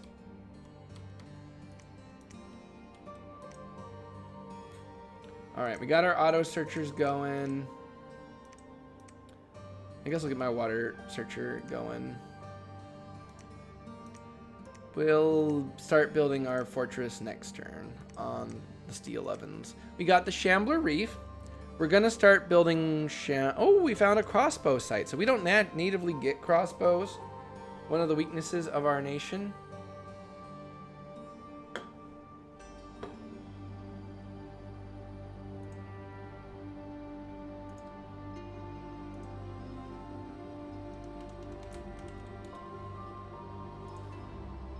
Is we don't get crossbows, but we can recruit them. The issue is, since it's not enough fort and our resources are being drained in nearby places, we could only make 2 a turn, so that's pretty negative. I would actually like to have gotten in the water. I was saying I was gonna because we found the Shambler Reef. But this fight doesn't actually make Shambler Chiefs who could lead our troops underwater, just the unit. Forest Trolls. I don't think we're going to beat Forest Trolls that easy. We could probably take this province if they're set up like we had them. But instead, I'm going to have this guy patrol here. And I'll send this commander into the fort. And he'll take out our next production of cav, which is increasing as we have conquered more provinces around the capital. Turn 1, we could only make like 3 or 4 cavalry. Now we're able to make 4, 5, 6, 7, 8, 9, almost 10. A lot of that is the steel ovens, but it is substantial. And those are, of course, going to be a better shock troop. They will take less casualties in expansion than our regular units, but they cost a lot more. We could probably have made another expansion army by now by not going for them. We could have definitely made piles and piles of archers. But I don't know. I like Lady Knights more. It's doesn't have to be that complex. And then the next army will go up to secure this site and maybe keep going that way. Finally, this area is freezing over, so we'll be able to cross the rivers a lot easier. Have you seen Muslafim? I'm sure we talked about it yesterday. But the Fire and Jotun people, the Fire Giants, who rule over the Jotuns, that nation's going to be really hard to play. We have not found any magic sites. Great, great. We patrolled down the unrest. We have a big resupply of cav here. Like this cav, they should be able to take any province. Like 16 knights. I probably don't even need to bring in this other troops, but we're going to want to use them against the trolls, because trolls are very hard to kill.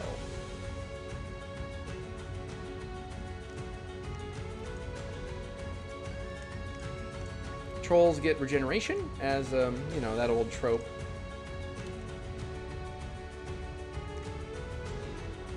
And regenerating is good. Okay, so it costs 1,000 gold to build a palisade, so we're gonna start it. And we're gonna put some province defense in here, lest that get us. And you know what? We should be setting our mages who are outside searching, all of them to retreat. Because there's a chance that you get attacked while you're out and about. And you'd rather not die just because you were sight searching at the wrong time.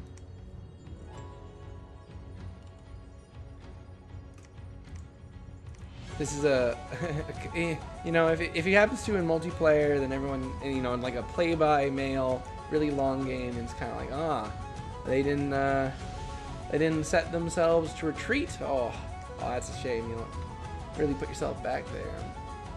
Okay, so we found Marignan. We see that the province they've gotten near us is just kind of out. You know what? The AI probably really struggles with Dominion 5. I mean, Dominion 6. The huge buff to indies is kind of hard for them to deal with, I bet.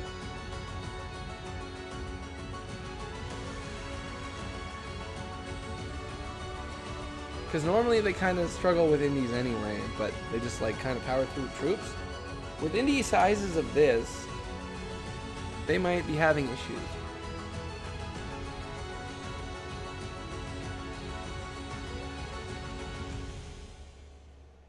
Yeah, Musafel is an odd duck for sure. Strong, but it's hard to know how to approach them.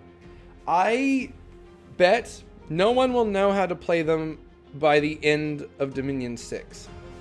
No one. I bet there'll be someone who comes up with a bold strategy that completely changes how they play the very last day, right before Dominion 7 comes out.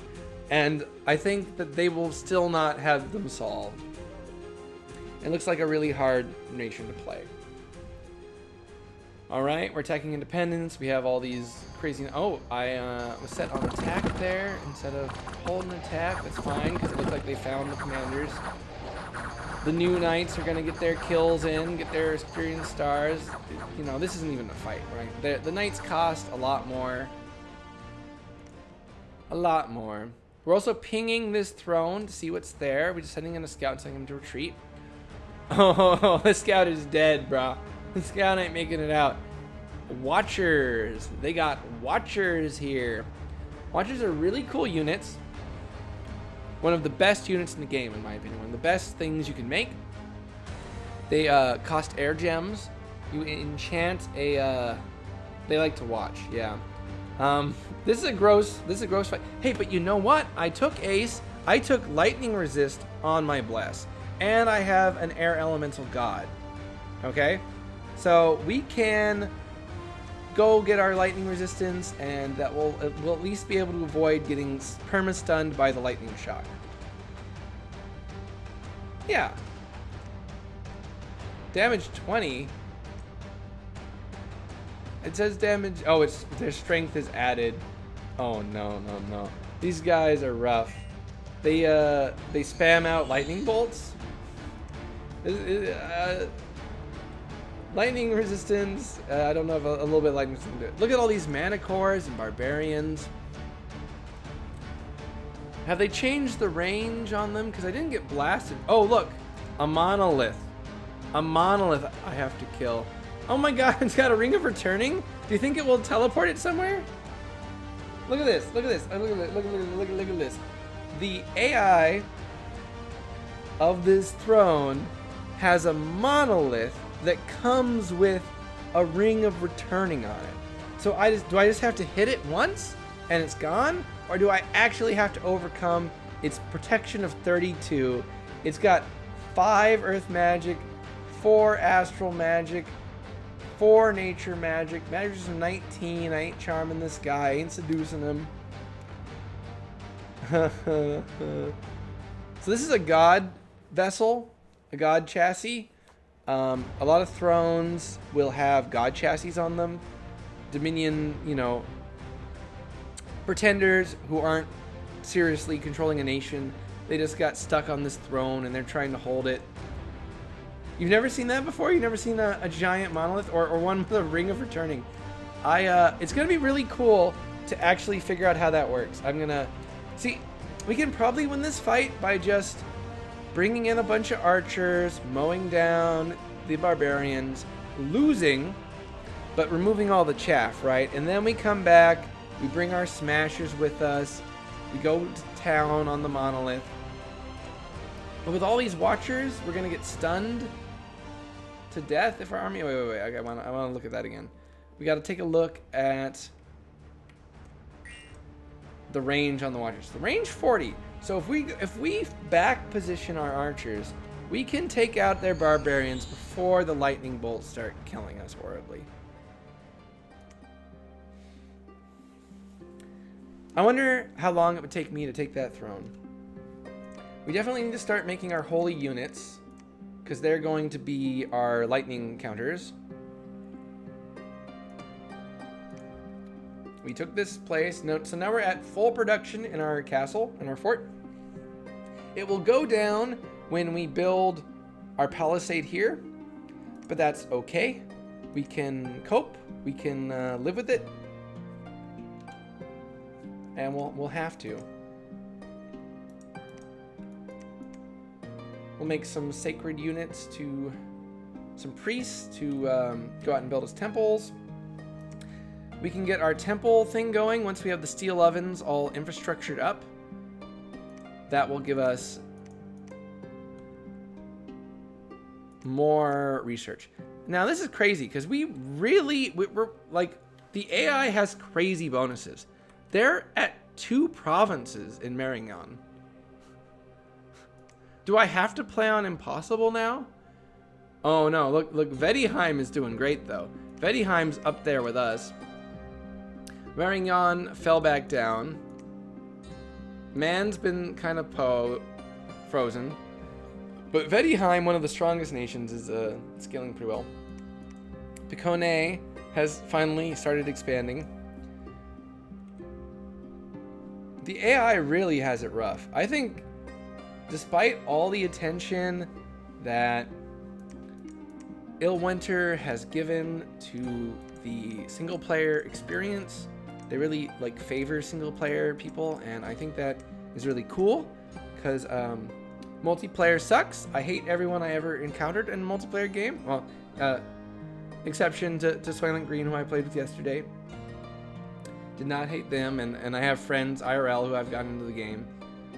But generally they're not they're they have whatever issues, right?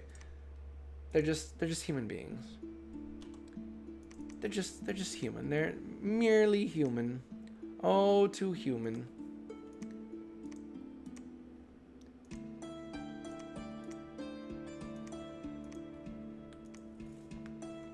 Okay, we will go take out these trolls. But oh, what the worse? They're Dominion player, yeah. This game is so weird now. Have you played like a single player campaign, Ace?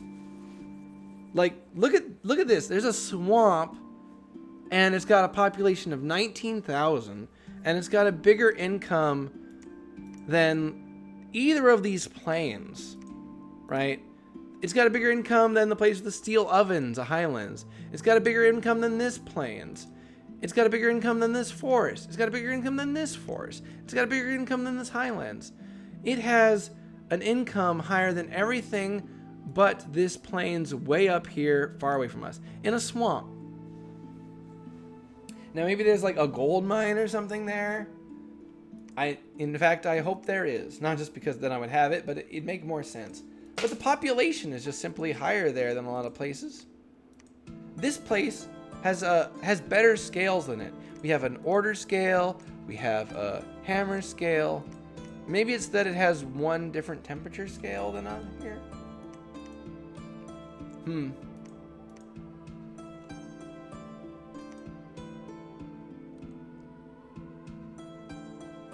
Yeah, so populations also have some kind of weird thing where it's oh, here's Holberg, the Holberg capital. But is Picone there or not? Does Picone get hidden flags?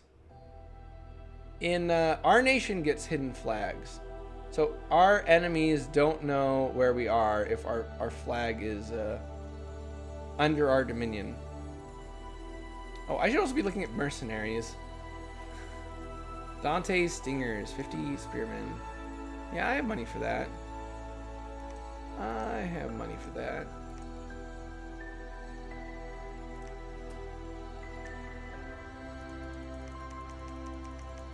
Yeah, we'll bing a bid. The AI tends to actually bid on them, whereas players wouldn't.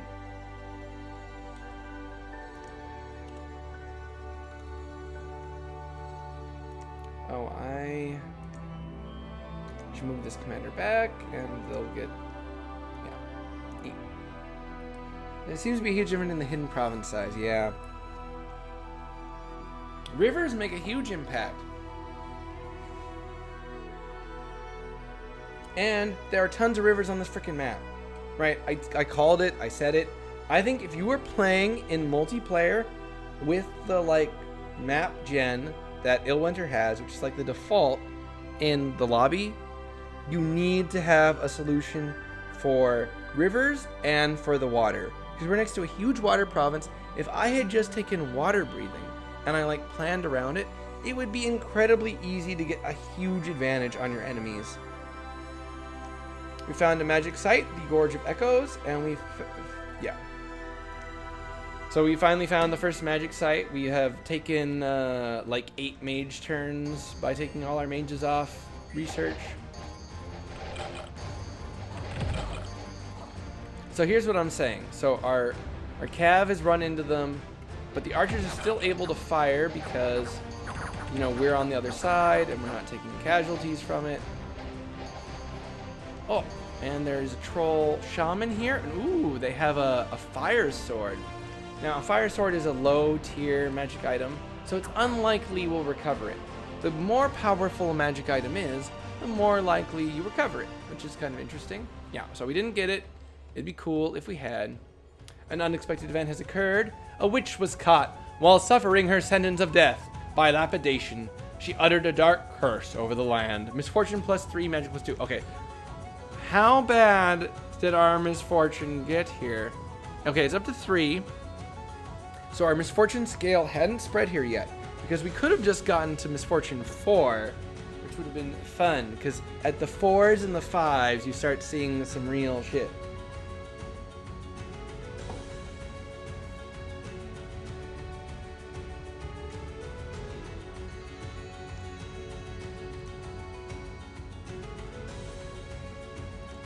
Man, I feel like I have too many scouts just because my enemies haven't colonized enough space for me to be doing stuff in them. So there's woodhead druids. Woodhead druids can be recruited here. They are nature 1s. They cost a fair amount. I think we will not be recruiting them. Okay, we're gonna shut down those production. And I would like to start getting some Sage Queens. Sage Queen.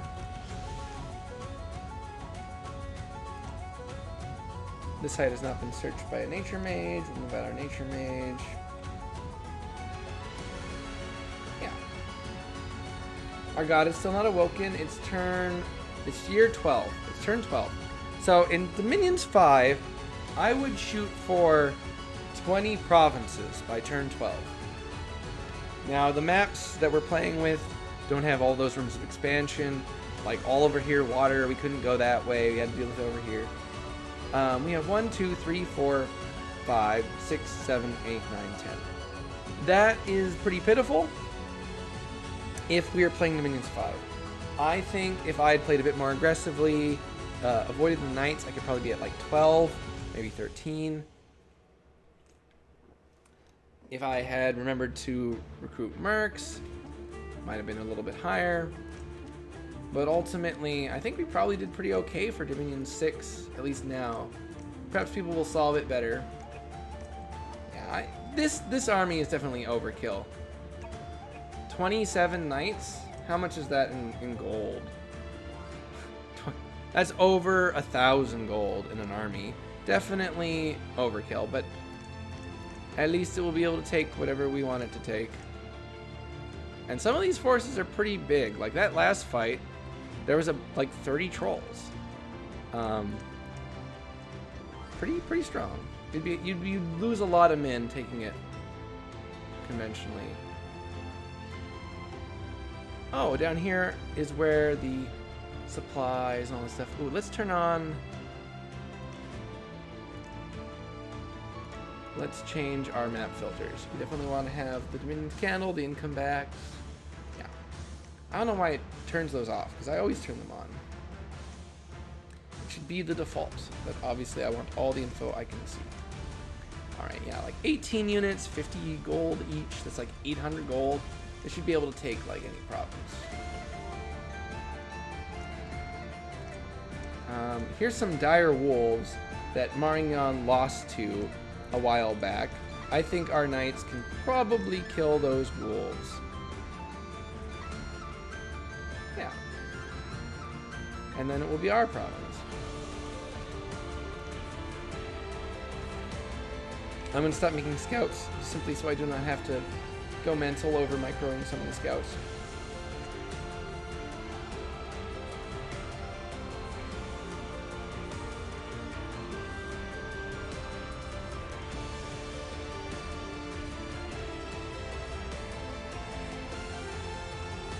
Oh, we've completed our research. We now have research 3. I do want to play around with construction. So it isn't just magical items that get a reduced cost. You also get cheaper golem production or casting all this stuff. Now, we don't have any of these paths. We can't make golems. We can't make the Forge of the Ancients, which putting the Forge of the Ancients where there is the steel ovens is what you want to do. You want to throw up the Forge of the Ancients at the steel ovens. All magic items forged here have their gem cost reduced by 20%. In addition to the 20% you already get. And all your mages have Master Smith +1. Obviously, that's killer, and you even get a 20% reduction on casting it. It's actually, I think, at a lower path than it was before. I think it used to be at path 7, and very powerful magic items were at path 6. So, we're not going to be able to make any of that. But it's nice to keep your eye on it. We have our... What are we going to do? Evocation was pretty good for us last game. We did some great stuff with Evocation. I think we at least want a couple points in it. I think we're going to start making our Sage Queens exclusively from now on. Yeah. In our cap. Because we're going to have this place making other units for us.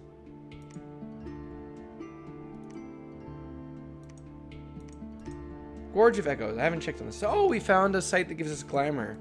That's, you know, as good as it gets.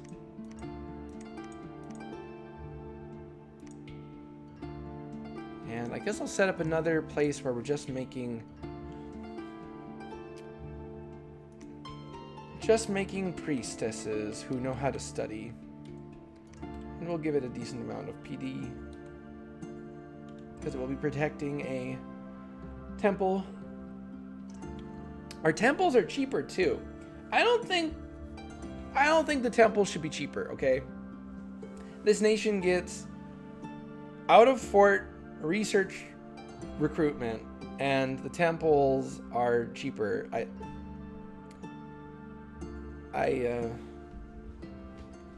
don't know. It feels like it doesn't need it. So there's the giant wolves. Oh no, they're gonna get my commander. No, hold commander, hold. Oh man, he almost held out. I think there's one wolf left. There's one wolf left. That sucks. That's what you get for sending a melee commander. We lost 3 knights to the retreat. So we lost 150 gold. We lost a commander who's like 50 gold. We lost 200 gold in that. We almost took him out. This one will be easily won. Our knights are far superior troops. A square of our cavalry costs 3 squares of theirs. and we have plenty to make a front line. The governor of the province is preparing for war. That's a great one. So sometimes you get like positive events where they raise the defense. That stuff is really good. So we were looking at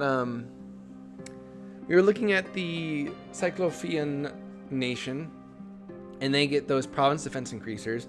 If you use those to get your guys up to 9, and then you have like good luck and lots of order, then you can get events that will like raise it up even more, and then you'll have like a free province of 30 province defense, just chilling, waiting for your enemies to walk into it.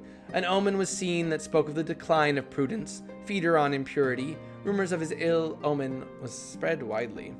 Oh, I haven't looked at my name yet. But we are Prudence, patron of farmers, feeder on impurity. How perfect for our virtue to have such a name.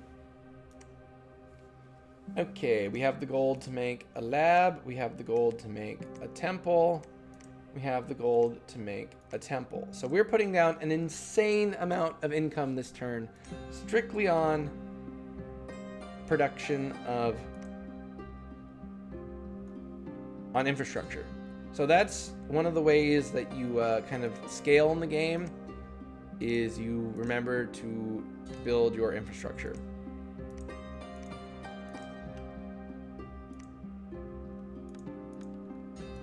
So we're not going to let our commander get sniped this time. We're going to have him stay behind the troops, and we will have our cav just run in there and immediately get in a fight.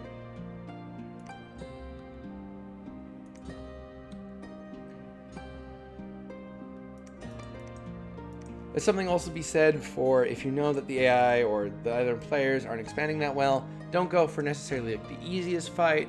Go take the ones that are going to get ahead of them and claim places. Militias, heavy infantry, light infantry.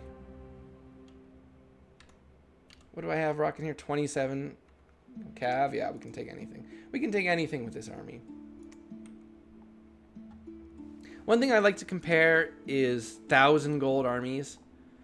I'll be like, what would I make with 1,000 gold with this nation? Would it be able to beat blank of that nation? I find that a good exercise, I suppose. Scouts are good choices for building palisades and that kind of thing. Not because they get to keep their stealth bonus while they are building. They do not. Your enemies can see them. One of the main ways to know that someone is building a fortress is that they have a scout that you can see. But it is cost effective to have scouts do that. So that's one thing going for it. I've got to make sure to put province defense on my places. There's a glamour spell to hide fort construction now. You know a lot about this game, Ace. I appreciate it, Ace. I appreciate you being here and helping me with these things. A lot of people don't like people telling them stuff. Could never be me. Could never be me. Vastly improves the game. I've really enjoyed streaming because people will be in chat and they'll help me with stuff. Like I'll be doing art on Clip Studio Paint or something, and I'll be like, I wonder how you do this, and they're like, you press that and that, and I'm like, ah, thank you. I didn't even have to use Google. Really offloads my. Invete, the feminine sorceress, has found 3 magic sites in a place. Okay, we'll get to those magic sites after we see our battles. So we get to see Marigon have a battle. They're gonna go take that single wolf province. Yeah, fuck them. That's my province. Maybe we can see their bless though. One of the best improvements in no, they didn't bring a bless. They brought flagellants. No priest to bless them. No priest to bless them. So we don't know. Are those their royal guard? They brought royal guard.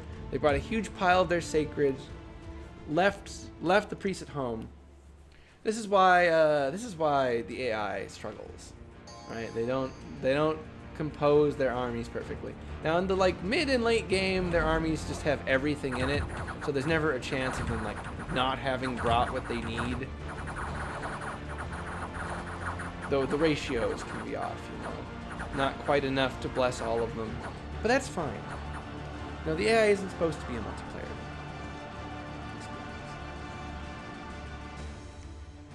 And I mean, I'm not being that efficient. Oh, I found a magic item. I found a thorn spear. That's cool. Here we have the province of the Hoburgs. Oh, the Hoburgs are not here, unfortunately. They must have been dominated by humans. I love when you find a Hoburg province and they have like the Hoburg crossbowmen you can recruit. Killer. Tons of fun. I love those guys. Size 1 crossbowmen, though I guess they're size 2 now. They got a nerf. It's Holberg, not Hoburg. That's how they hide their crime of destroying the... So we have insect swarms are eating the crops and annoying the populace in our capital, of course. 6 unrest in your capital is probably like 40 or 50 gold. Ooh, and 7 white doves were seen flying east. This is interpreted by some as an omen of lasting peace. So that was a positive event. Let's go check out our magic sites we found. We found the Glen of Verdant Greenery, a little bit of nature magic. That's good. Now, what did we find here with 3 sites? We found the Singing Tree, 2 glamour. It's so fun to find new magic sites you've never seen before. The Singing Tree gives us glamour. Stargazer's Cliff, Astral Fire, and the Shimmering Waterfall giving us glamour. So we gained 5 gems from the site. This site is worth as much as a cap, and it makes half the income of an old cap. This is a province we desperately want to keep. We're gonna build a fort here, because this will be our beachhead against Marignan in the coming wars. They could attack us at any time. Haha, for sure. Let me know if it becomes too much. No, no, it won't be too much. I have I have backseaters allowed in the tags, even in other games. Like, I don't mind. Dominions, there is no amount of knowledge. Do I have any other pass to search it with? I mean, it's definitely flagged many sites, but I don't know if there's gonna be another site here. This is LA, by the way.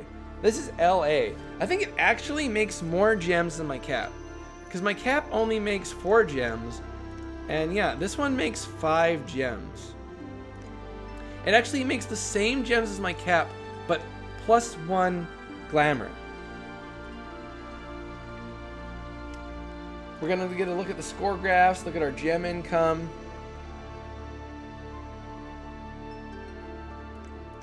Our gem income shot up in the rankings. I mean, we'll definitely search it because we'll have our lab there, and there'll probably be a god who there'll probably be a chance to search it, or site search it with water and use the spells. So we're still tied in province with Vedheim. So Vedheim is doing good. Income, though, we're scaling up. We're way up. Marignan's income is stagnating horribly. But see, all this success, our army size is still the lowest, because the AI gets crazy army size. Vedheim's army size dwarfs everyone put together except for Man's. If Man helped us, then it would be an okay defense. So she's on auto search, so that means she's gonna move. We found the Thorn Spear. Cool. Has poison. I'm a little worried about the Marignan having an army next to this site. We definitely don't want to be fighting into it, because they'll definitely defend it. We'd rather...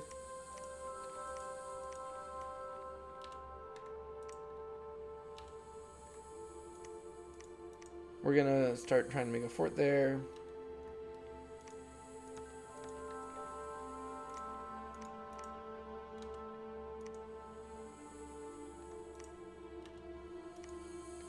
We'll consolidate an army over here. Maybe we should start picking a fight with Marignan. If we're pushing into them, they're not pushing into us. And with their horrific income problems, they will have a hard time.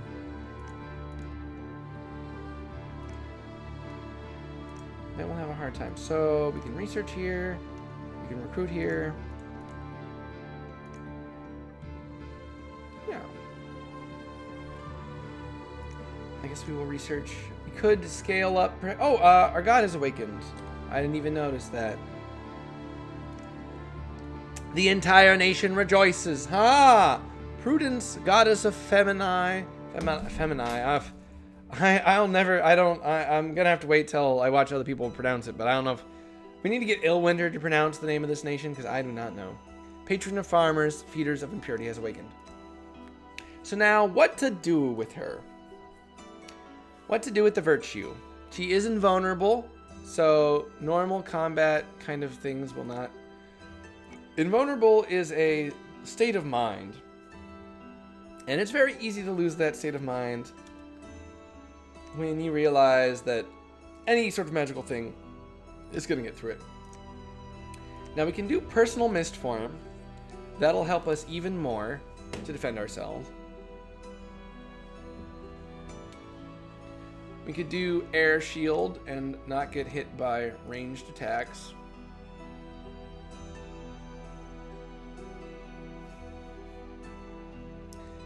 We could even do resist cold if we thought we were going to be hit by a frozen heart or something.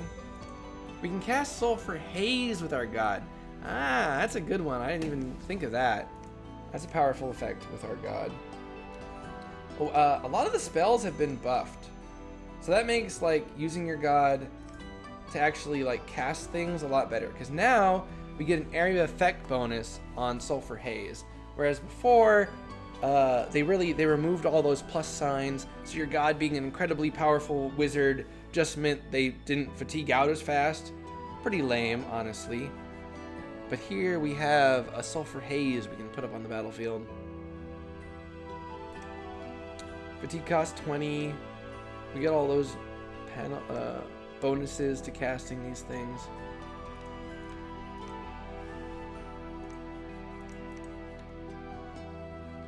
So we could use our god and try to have our god take a province just on her own. And I kind of want to test that out. It's risky, obviously. They could just die. But I don't know. I kind of want to try it. I want to see how good the virtue does. Should we have taken it awake? Would we have been able to expand very well? I should make them some gear, though. We have the holy... we have the steel ovens, so... if we bring a good unit here, we might be able to make some good stuff. What can she forge us? Dragon helm, fireplate,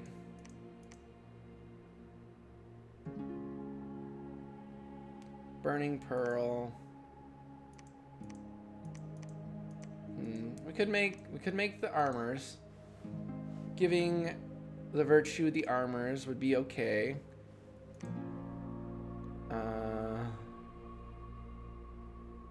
Yeah. They have awe. They have bless. They'll be fine against a bunch of malicious infantry and heavy. Nah, but they'll get surrounded like immediately, right? They'll get surrounded like immediately, won't they? Let's set them in the back. Instead of having them attack, we'll have them just cast spells. They'll probably fatigue out at a certain point, but who cares? If they die, we have the priest's power to call them back. And we're stomping the AI, and we have the steel ovens. It's okay to not play it too safe, huh? So Raga is expanding over there. If we get too close to Raga, they might declare war on us. And we're about to go to war with Marignan, I reckon. Here we've run into Man. Let us read Man's blurb. No, we haven't run into them yet. We'll wait till they're actually our neighbors and we're not just scouting them.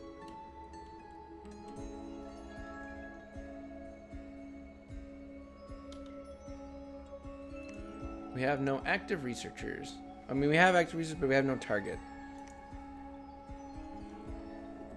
What would our god like? They have fire, probably fire shield, enchantment 3. Well, okay, it's time to start going up enchantment. I'm usually EA brain. I used to be EA brain. I was EA only for a long time. It's a fun age.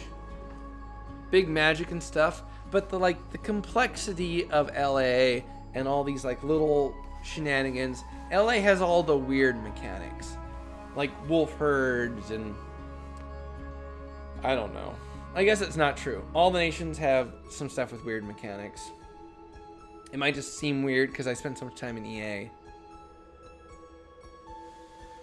I had kind of not liked how limited you are on gold and stuff in EA.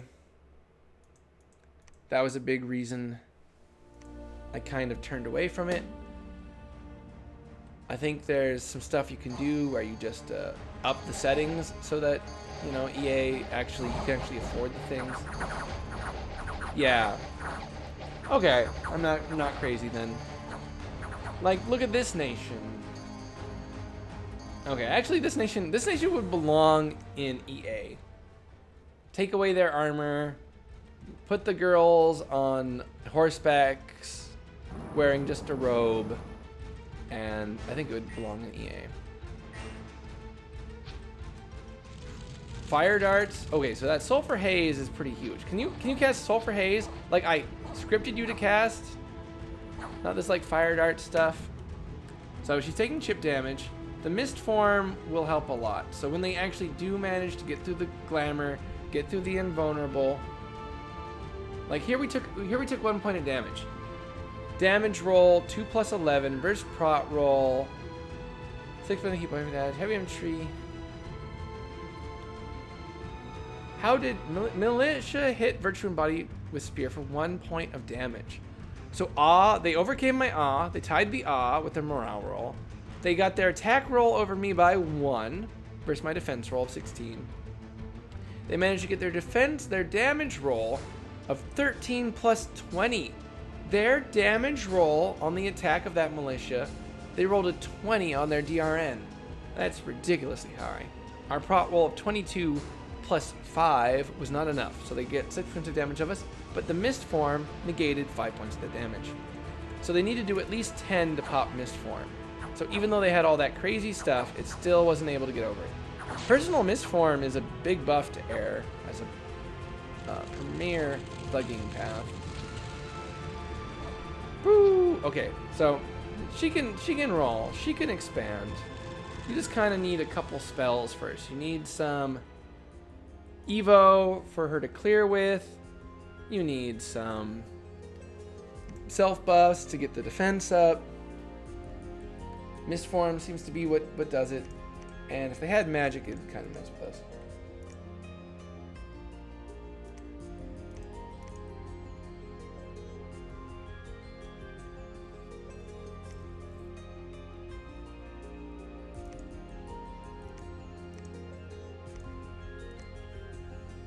And we have another province up, and this place can make only 2 knights because they don't have the recruitment points. And this kind of has thrown off our over here. Now we have less recruitment points because we have built that fortress.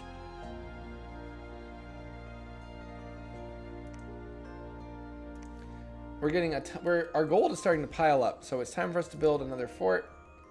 We will build a fort right here.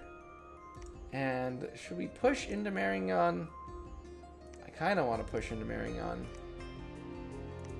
We'll wait till our fortress is built, because then we'll be too hard to stop.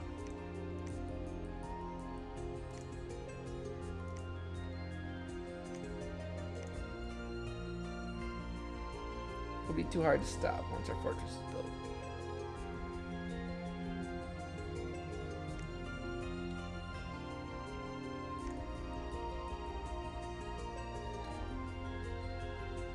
Looks like they have a pretty high amount of troops in their capital, and yet they're not expanding with them. hard to gauge how the AI's mind works.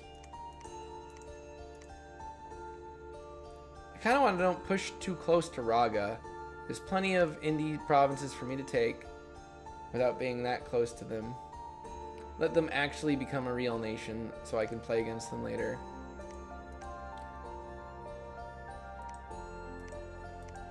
Now, our Bless is not that substantial. There's a little bit of attack skill, some fire resistances, but we could probably just attack wherever we want. We don't need to be in our Dominion and Blessed.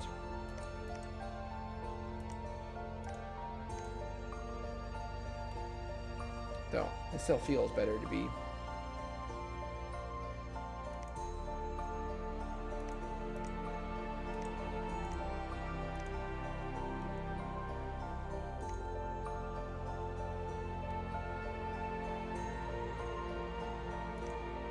All these freaking scouts. Why do I build scouts? Why do I even build them? They just cause me pain. They just cause me pain. To constantly have to micro all these scouts. I get it when I'm playing like big serious. I'm spending months of my life playing this game multiplayer. But even then, I'll have like 20 scouts out and I'll see all the map and nobody else has any scouts out. And it's like, bros, they're winning, they're pulling ahead, and they're like, what are you talking about? I hate it.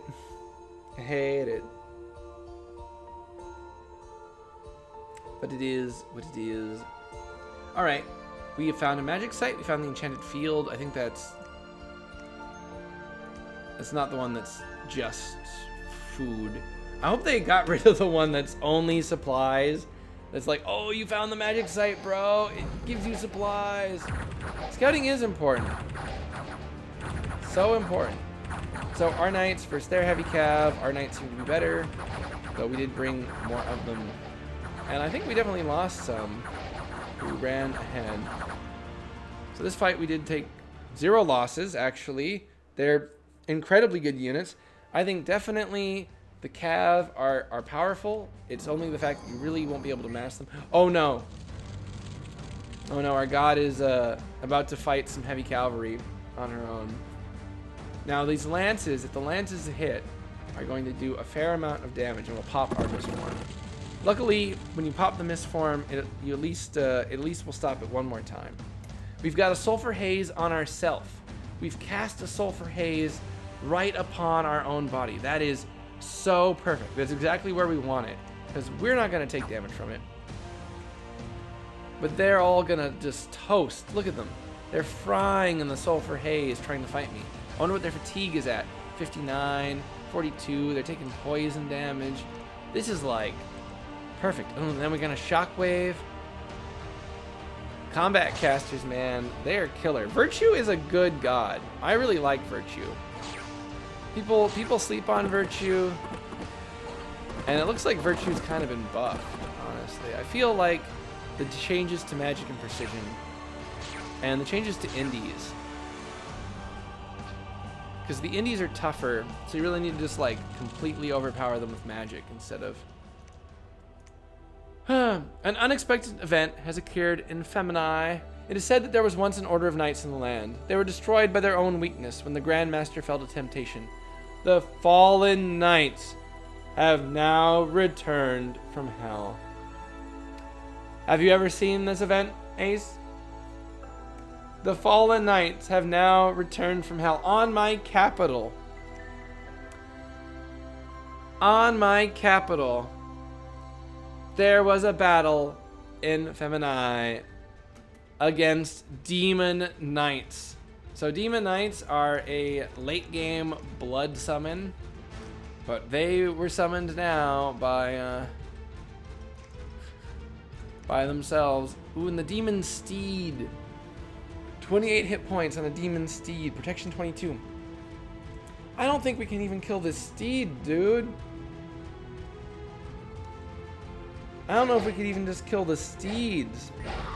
There's nothing we can do. Like, we're doing no damage to them. Oh, someone ran. One of them ran. Oh, he ran because there was a warrior illusion. He's got the Heartfinder's sword. Oh man, this dude could kill our god. Extra effect on damage. Heart finding. Damage 999. Well, I hope we can take that sword off this commander.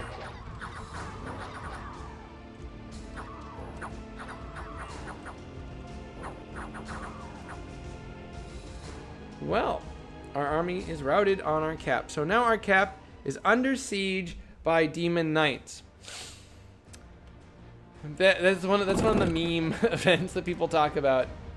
Can happen to you. Oh, Marion discovered our scout. So now we get to see their bless.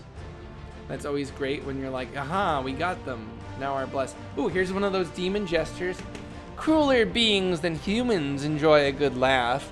Demon jesters or harlequins are lowly devils forced to entertain the infernal lords. Entertainment includes chopping off limbs, the occasional poke in the eye, as well as protracted torture. Thus, many harlequins are seriously crippled, and most are quite happy to leave the inferno. They appear as distorted hunchbacks with flapping wings. Their heads are huge and have protruding noses and chins. Demon gestures are more appalling than frightening to behold. They are summoned by the Diabolus of Marion to entertain soldiers and show them that devils are not frightening. Demon gestures reduce the morale loss caused by mixing demonic forces with humans. Interesting. Like, yeah, that's like a late age kind of thing. You've got, you know, demons lowering people's morale, but, you know, show them that demons aren't all that bad. You got a demon gesture in your crew. You can beat them up on your lunch break. I think they might be new. So we took 2 provinces, but our cap is under siege, which means the income from it is split. And Demon Knights. What do we have in our kit for Demon Knights? I should take another look at the battle. Let's see what their stats are. What do they have a weakness to? So, fire, our main elemental path, ain't gonna do shit. We do have high air on our god, so we can bring in some lightning damage. That would be good against them. Some AN armor check. Their protection is 22. That's very high. If we bring back our whole knight contingent, and we bring back our god, and we have them spam out some lightning. They are demons, so perhaps some of our priest stuff. What can a priest do against demons? Smite demon. Requires Holy 2. Does armor negating. Yeah. Okay. So we'll switch over the priest we have recruiting over here to Holy 2s. Unless this happen again. We have just so much freaking gold right now.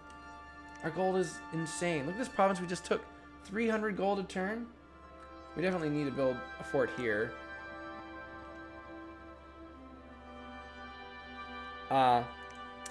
MR 15, of course.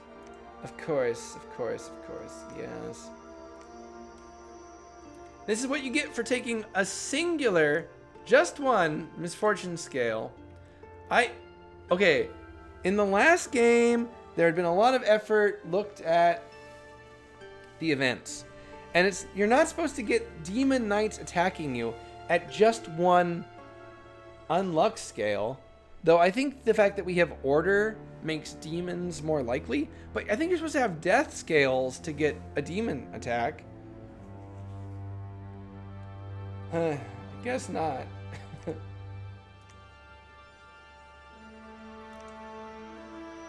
what are we going to do to break this? So we can't recruit in our cap.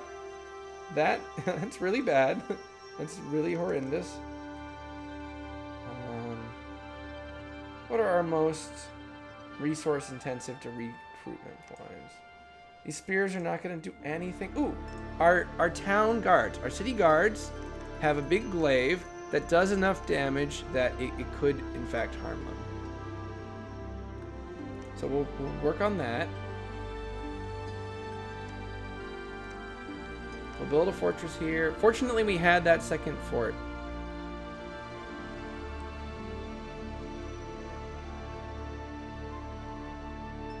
We do have a bunch of troops in the castle, right? These dudes hit for a fair amount.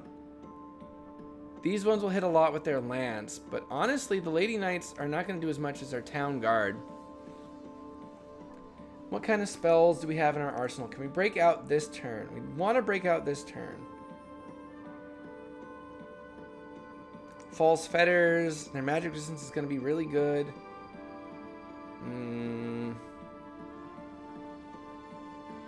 Proud Steed. We could give our animal mounts increased defense skill. Yeah. Area effect 1. Yeah. I don't know about that one. Our ephemeral bolts and our glamour stuff is going to be less effective. You know what? Demons are actually... Glamour and demons, it kind of has like a buff to blood because they've got a lot of good MR negate stuff. And if glamour's really good against a bunch of stuff, and blood's really good against stuff, and blood's good against glamour. Though, of course, you can use glamour to kind of avoid the lesser horror aspect. Though, that's not much, right? We could use Starfires. Starfires will do good. It's armor negating, not magic resistance. The accuracy on it is leaves a bit to be desired, but... Ooh, we have Body Ethereal. Are their attacks magic? Are their attacks magic? That's going to matter a lot. Their attacks are not magic. So we could use Body Ethereal to be a complement here.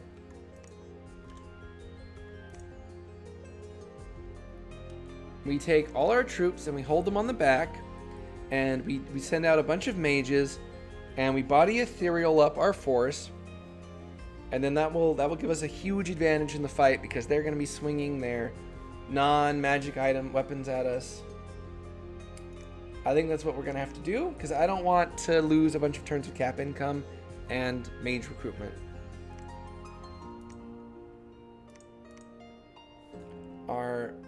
Fortunately, we have a Sage Queen who can put us into a good formation here.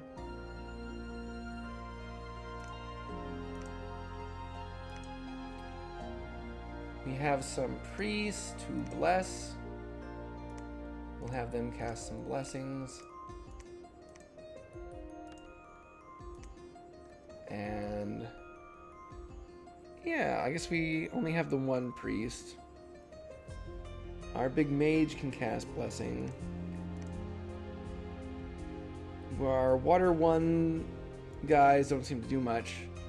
They definitely seem like the worst of the... whoa. I can get water 1 on my cheap mage. So I don't need to send out the other mage. Site searching. Good to remember, I suppose. So we can do Body Ethereal, and then we can do Starfires. Starfires can contribute a bit of damage, I guess.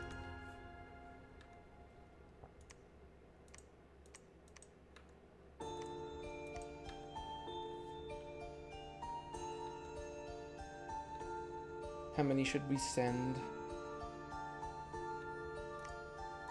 Honestly, we should send a lot.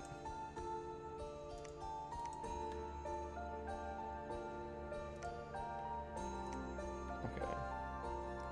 That's probably enough, right?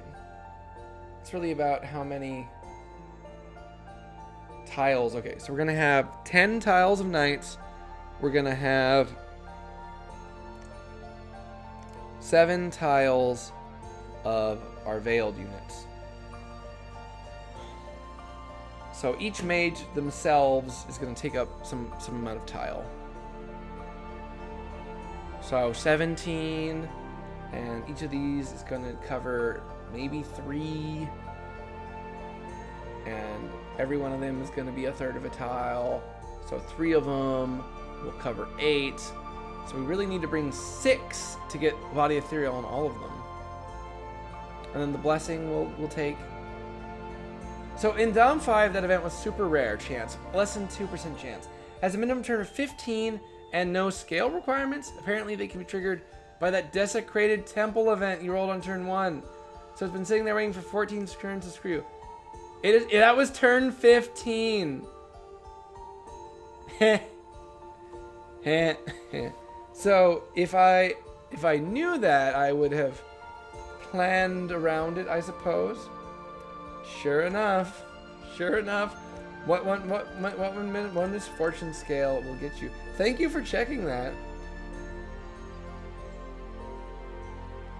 Okay, so we actually need to bring all of our mages that were in the capital to this fight just to make sure that we're gonna have enough to body ethereal all our guys by the time the fight comes. We can cast some group blurs. That's gonna help change the numbers here.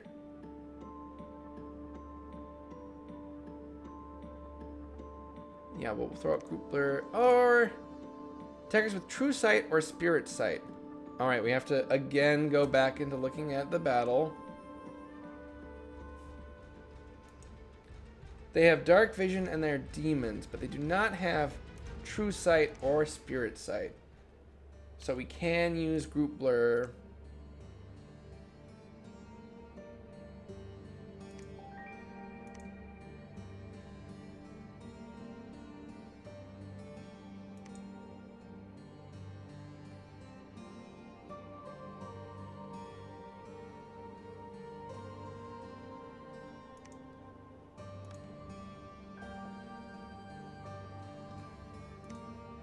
All right, break siege. They got this. They got this. We got this. Man. But only a 2% chance to happen after that event. And about a dozen others. So probably still worth expanding rather than waiting around for them. Right.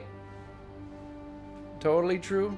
But I wonder what the others were. Perhaps you could be like, oh, well, since it didn't trigger this, which couldn't trigger before turn 15, then I know that it's blanketed blank.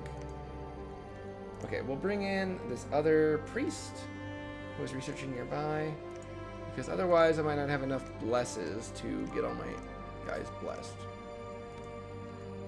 All my gals blessed.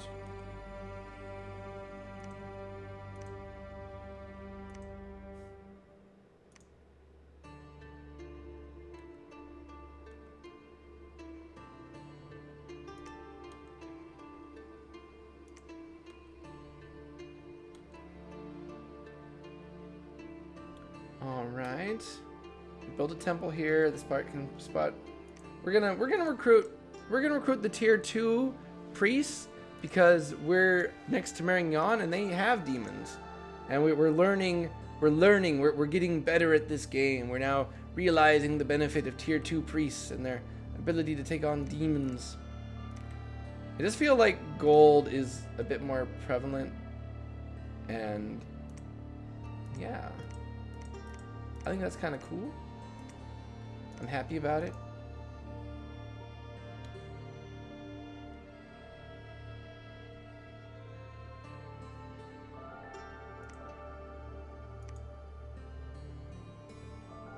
Preach up our Dominion God.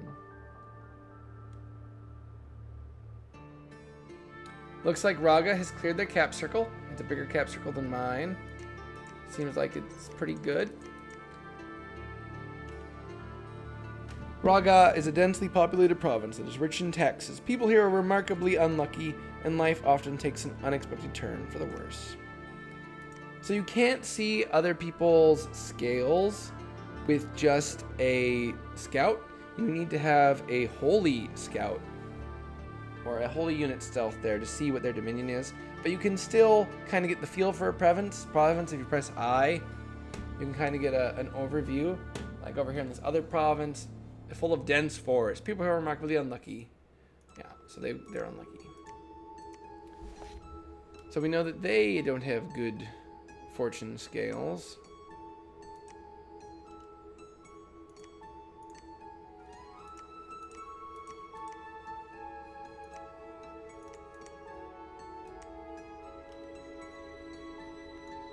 Okay, and we could send Prudence in.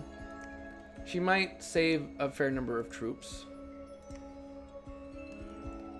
It is my capital. We really don't want to... If we lost the fight with all of our mages on our cap, because Demon Knights are pretty strong, we're giving ourselves a lot of defensive stuff with what we're throwing down, but we're not giving ourselves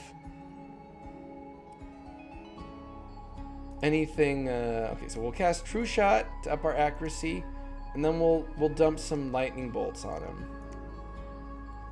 And hopefully our god won't go, okay, well, the lightning bolts aren't working. Time to use shockwave.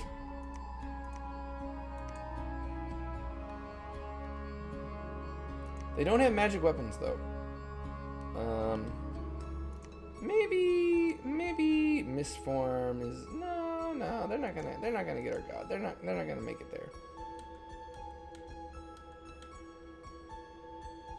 Alright, so this mage has said, I don't want to continue site searching. It's interesting when this auto site search ends. It will end not when you think it might. Okay, actually, I wanted to go over here, but if I do that, then my site searcher won't be able to site search cleanly. They'll have to stop. It'll cost me a mage turn. Now I've reached the point where my scouts are doing nothing because I've spread them over the entire rail tonight.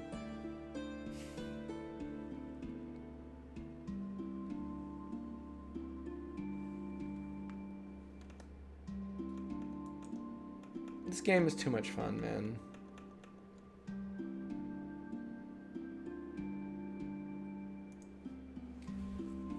I'll get sick of it one day, I'm sure. I'm sure. Maybe by Dom 7.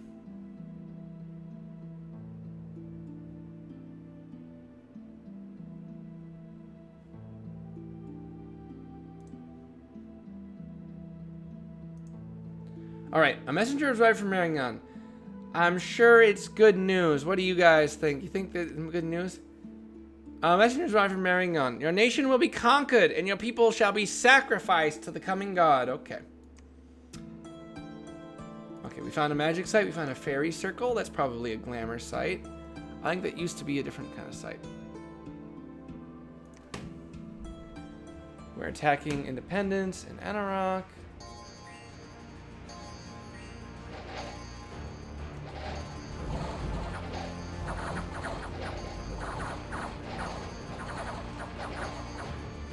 Oh, look like they sent out a water elemental, so they had a shaman who was doing some stuff. Let's see if we can break the siege on our cap. So we have a ton of mages here. No, I didn't set my sacred units to hold and attack. They're running forward. They didn't get blessed. They're running forward. Oh no. Oh, but it's a fight with my god in it, so they'll have their bless naturally. And of course, their bless actually doesn't do anything. So who cares? But I did want them to get body. Here we go. You won your Muslithine game? Were you just playing it now? Hell yeah. I would love to hear a lot about it. Maybe you don't want to give me the whole giant speech now, and I'll try to catch a stream. There's so much to a Muslithine game that I want to ask. There's so much of a Muslithine stream I want to ask. How was the temperatures? How'd you make it work? Oh, looks like our troops are retreating. Oh, Demon Knights have a fear aura. You had a full super combatant Muslithine giant. So super combatants still work. Then looks like we're freaking losing on our cap to these Demon Knights because they have. Or did our virtue leave? Our god ran. Come on. This event, I had the event happen. I had the events happen, Suspicious Wizard, where you get attacked by Demon Knights on your cap on the earliest turn they actually can. One misfortune scale. Okay, I don't think all of our okay, we didn't lose all of the mages. Most of the We only killed like half the demon knights. They have a succubus here. I didn't even see the succubus. That's where those illusionary guys were coming from. We lost 2 of those. We lost a bunch of our sacred units, and I bet the retreat deals are awful. So the Sage Queen retreated successfully. Cloistered Lady retreated successfully. All these people retreated successfully. Total of 3 units dispersed, retreated their own. 2 of them are... So only 1 unit didn't make it back. But the fact that we lost with all that commitment, well, I'm just glad I committed all of that, or else it might have been... Oh, well, you know, you win some, you lose some. Misfortune scale. A market was held in the province. Merchants from far and wide gathered. And we got 1,270 gold. Okay. You eventually went down against a bunch of side sorceresses, but it was a fun fight. He took his pen of flesh. So, yeah, illusions mess with soul vortex. I was saying that illusions kind of mess with the whole soul vortex meta because they put on the illusions. Actually, I don't know. Let's take a look. Let's take a look at what my god did. See how big their contribution was. Because maybe they did take a lance. No, they retreated on their own. But look, we gave all these people body ethereal. I think that's probably why some of them managed to escape. We were already routed here. We're throwing down... I mean, I think our god did like most of the killing in that fight. 4? Yeah, our god did half the killing. And I don't know, 5 plus 2. So they lost 2 mounts. I wonder if there was any friendly fire there. Yeah, I love Virtue. We're just one of my favorite gods. For sure, I love the Virtue. And I feel like the Virtue's been buffed. Simply, I don't know if it's actually been buffed mechanically, but the way they've changed magic and precision and the placement of various spells and paths, I think, have made them better. Fire got better. Air got rarer, I think. You know, that's something you could say.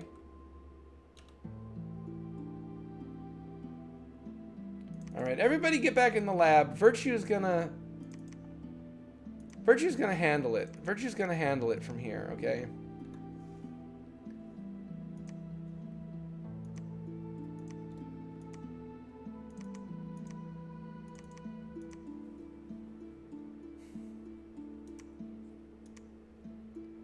We're gonna have our honor guard of mages here.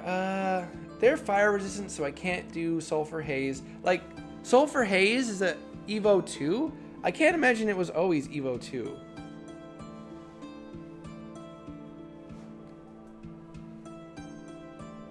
We're definitely gonna want to do personal misform. And then lightning bolts. And we'll stay back here. No, I'll stay back here. Body ethereal takes fatigue 30. Let's have a mage right behind us. We'll commit 1 mage. They'll do body ethereal and then they'll retreat. Then they'll get off the stage. They'll give us some ethereal. That'll work extra good with our little elite soldiers here. Or should I take my lady knights instead of my sacreds? I think we'll take our sacreds. We'll have Virtue break the siege because maybe I should just break the siege with some cheaper units. Let Virtue go actually get doing things that are productive.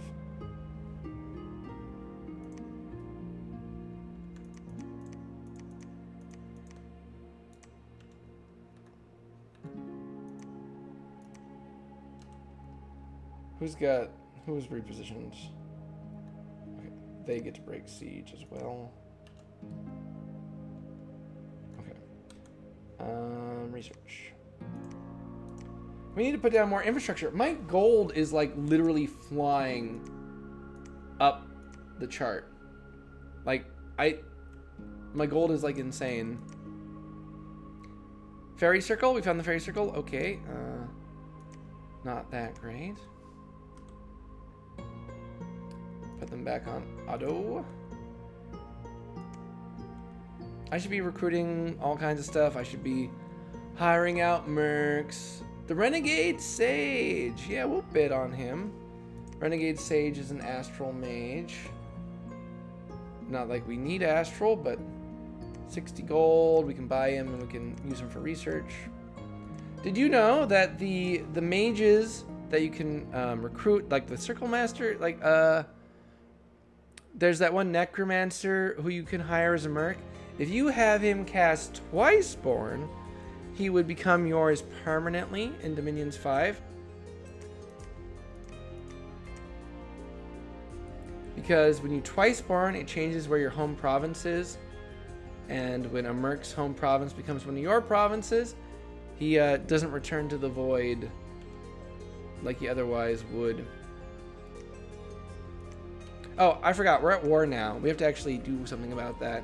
Marion has declared war on us. They definitely want to stop us from doing our little thing.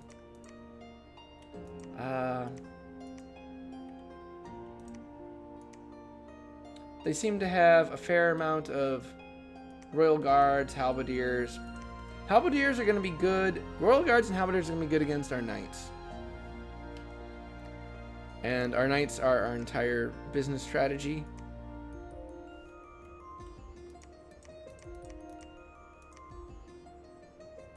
I guess they'll attack this province, right? They have an army here. We're right here.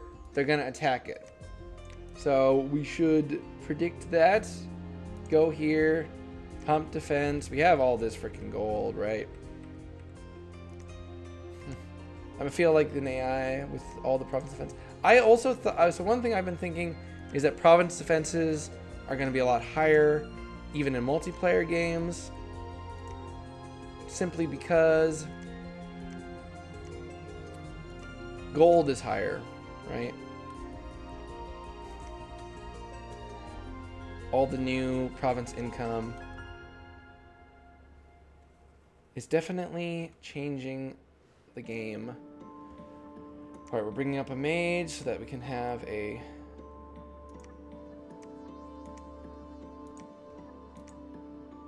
another fort.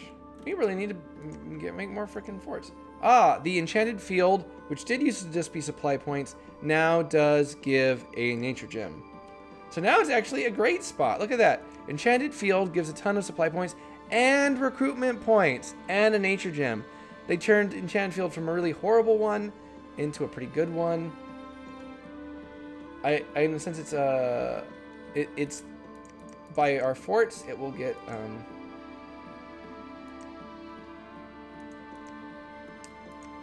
it will have, what are the words I am looking for? It will give those supply points to the capital. Where is my site searcher who's got the water? Okay, it's her. So I guess she'll get to keep doing it.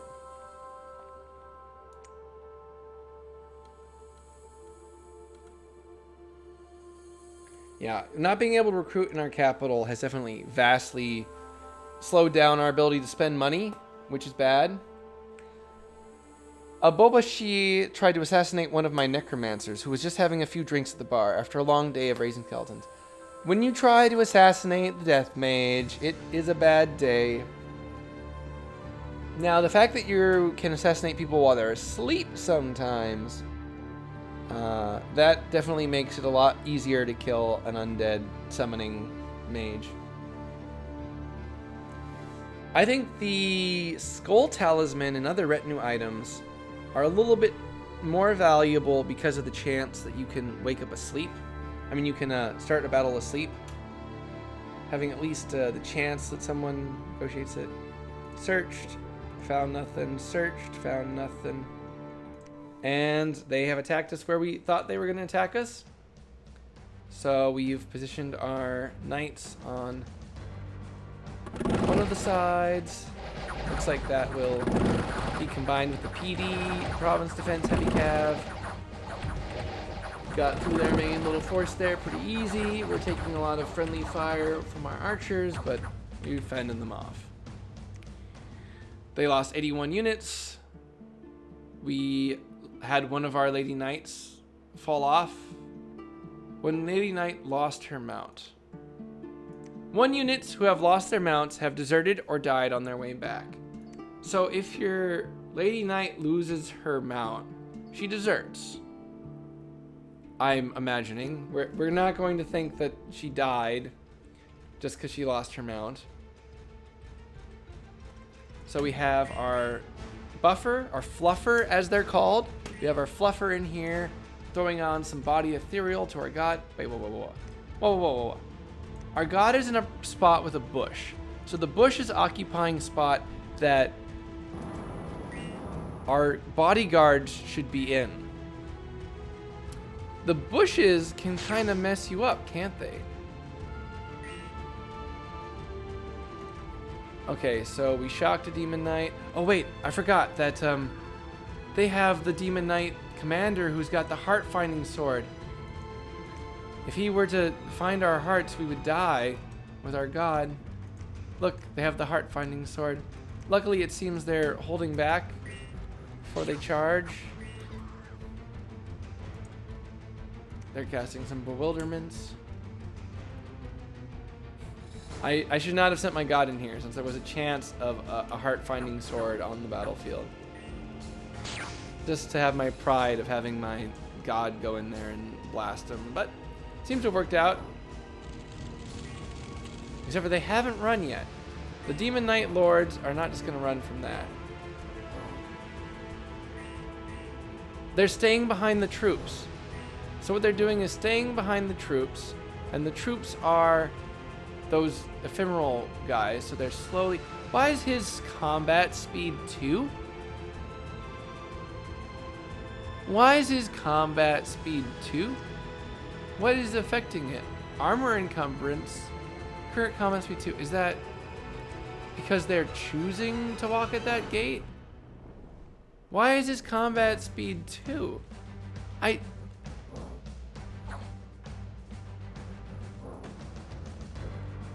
Why are there now Blackhawks?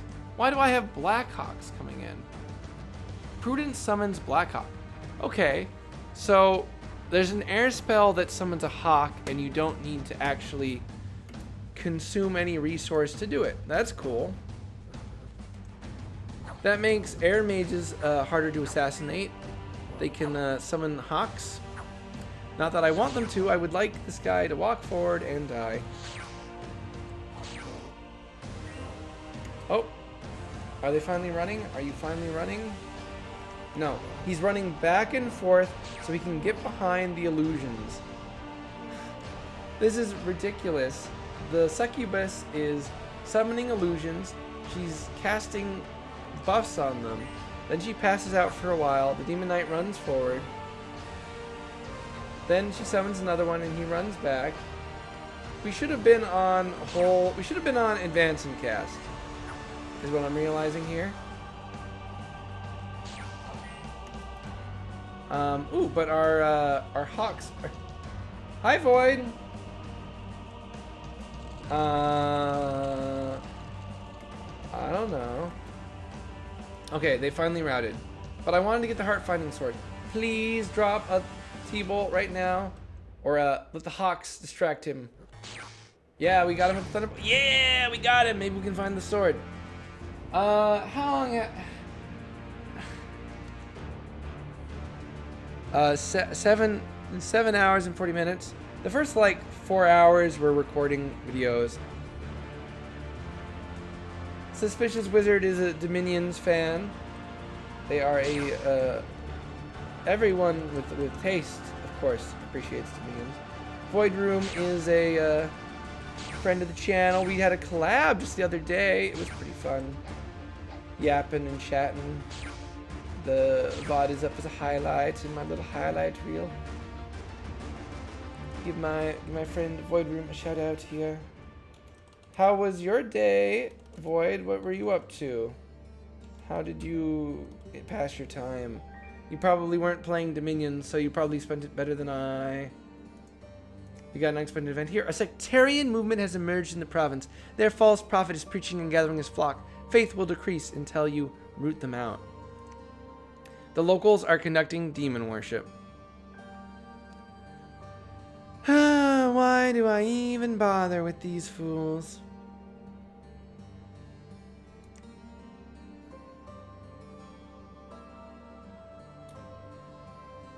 Oh, we found him. We were patrolling the province the turn that... We were patrolling the province the turn that the guy started preaching against us. What was he thinking? What was he thinking? He was like, oh, the army of knights is in town, patrolling everything. Time to start preaching against them. You could have waited, man. You could have waited for your little sectarian movement to kind of take off, but no. You didn't, and you're dead. I wasn't even patrolling there. I was just backing up here to then move up here. Yeah. Our mage did retreat off the battlefield because we had them scripted to retreat. This was like the one case where doing so was wrong. Well, I'm glad you have been alright, Void. I'm lost. I have no purpose. I feel hollow on the inside. I just am seeking the throne. You just wanted to say hi? Well, thank you, Void. Have a good night. I know it's really late there. You're like 6 hours ahead of me or something. I'm planning to go for a while longer. I'm trying to commit to playing 10 hours of Dominions every day until I stop. So, I got it. I got the Heartfinder's sword. I did it. I picked it up. So, you know, it was we had some problems. We lost some income and some production. But check out this sick sword. Oh, Void, before you go, we found this amazing magic site on our second province, and that's pretty cool. Yeah, I know. I just wanted to share that with you. So, what will we make for our god? We need some cheaper mages here. We don't want to be using the really big mages just to make Scary Pretender now. Yeah, let's get them some gear though. We have all these mages who have been researching here. We'll move them over here so that we can have them forge us stuff much faster. And research goals. Our research goals are empty. We reached enchantment 3. Oh, we reached enchantment 3. So now we have Fire Shield in addition to Mist Form, which is cool. Where were we getting those hawks from? Summon Hawk. New spell. New spell. Combat spell. Range 5, so you can actually summon it nearby. Summons a black hawk. Cannot be cast in caves. Cannot be cast underwater. I bet it can't be cast in bars either. But you summon a hawk. That's cool. That's cool. We're going to change our God's Blessing, and we'll get them out there on the battlefield. Once more, taking provinces by themselves. We can move them up to help with the war with Marion, which is a thing. You can't just pretend it's not a thing. They exist. For now. For now. We will do the fly attack one turn, and then we'll have Shockwave. Yes, yes. They put this back in the game. So, before, if you were a flying unit, and you had the command attack one turn, you would... So in Dominions 4, if you were a flying unit and you had the command attack one turn, you could have them fly into the back line, right? And then you would cast Shockwave. You could trigger. You could order them to fly back, cast Shockwave. Now in Dominions 5, if you gave them an order of attack and they were a flying unit, and it was up here in this list, they would actually just walk forward a little bit. So you couldn't pull off that trick with Shockwave, because the only way you could get them to fly in the back was, and then they wouldn't do a little Shockwave thing. Anyway. Why can't we fly very far? Oh, because we have bodyguards. We did lose one of them. A shame. This province gives us no income. We don't know how much province it gives us. Probably more than nothing.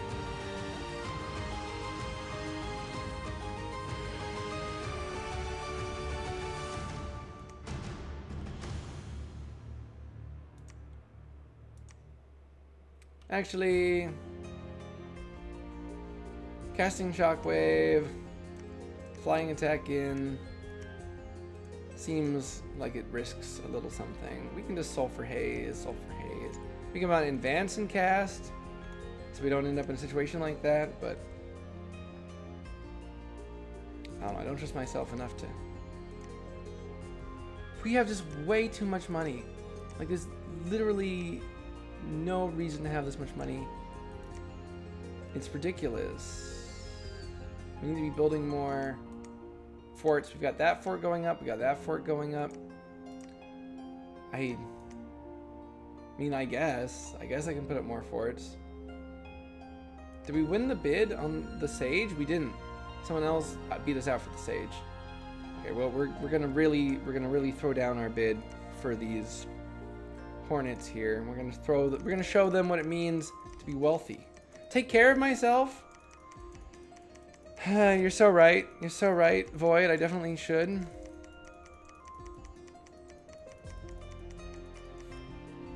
You're definitely right. I should take care of myself. I should probably stop playing Dominion at some point.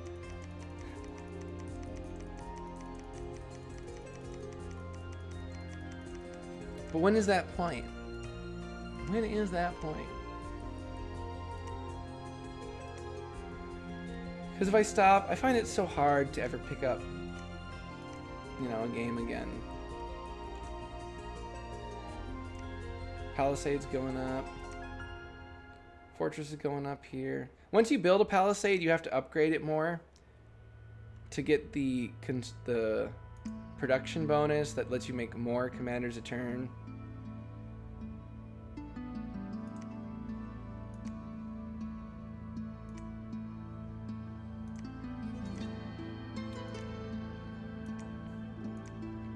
We'll move our army back into the important sites. We don't need to overinvest here, even though we threw up 30 province defense. That was because we knew there was going to be a fight there. And we know there's going to be a fight here too. And then we're going to have a palisade shortly. So if you don't have blood mages, there is a way to break into blood. You just use lots and lots of scouts and have them go blood hunting. They'll be very unsuccessful, but eventually they will succeed. It costs a fortune. It costs an absolute fortune to do it that way, though.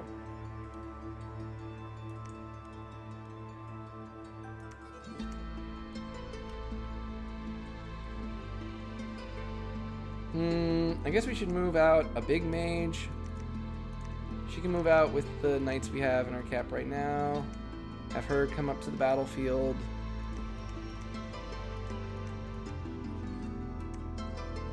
Oh, look at that. Okay, oh, that's so weird.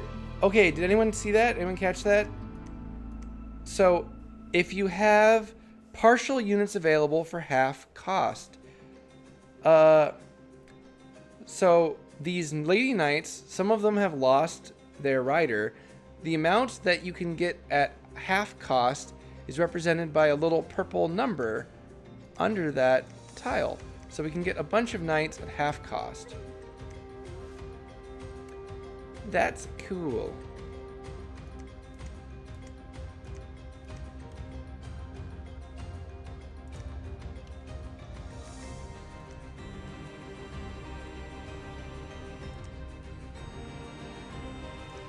Oh, and this province actually has a ton of city guard. We'll have to send them out shortly. Oh, I just spent a turn with no research queue queued, so it'll go to something random. What does that mean? Does that mean I reached my goal of a spell I was after?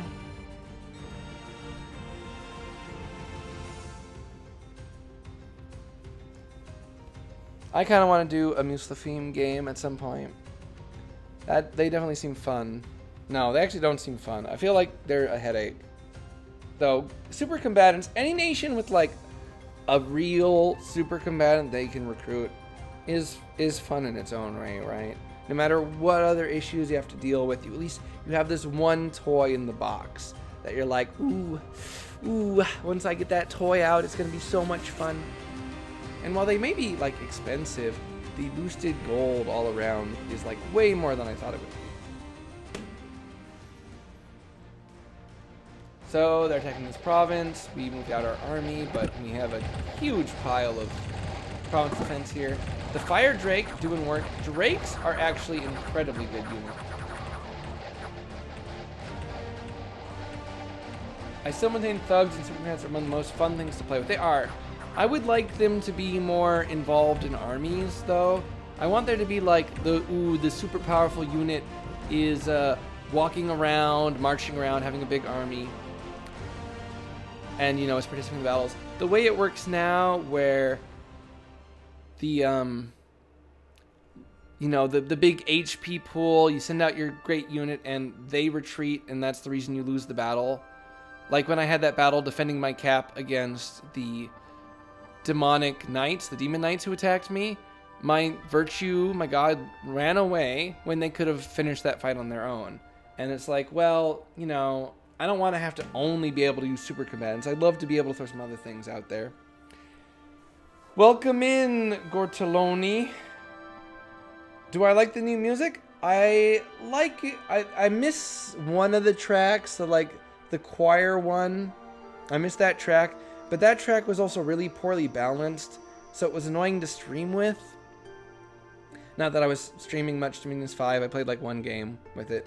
But it was definitely noticeable where it was like the volume would be really low, then be really high, and it would kind of throw off my ability to balance around my talking. I think the new music is good. I like the battle music a lot. It's kind of easier to put on in the background. It doesn't demand my attention as much. So, overall, yeah. Yeah. I think it's improved. Okay, so we get to see Vettiheim.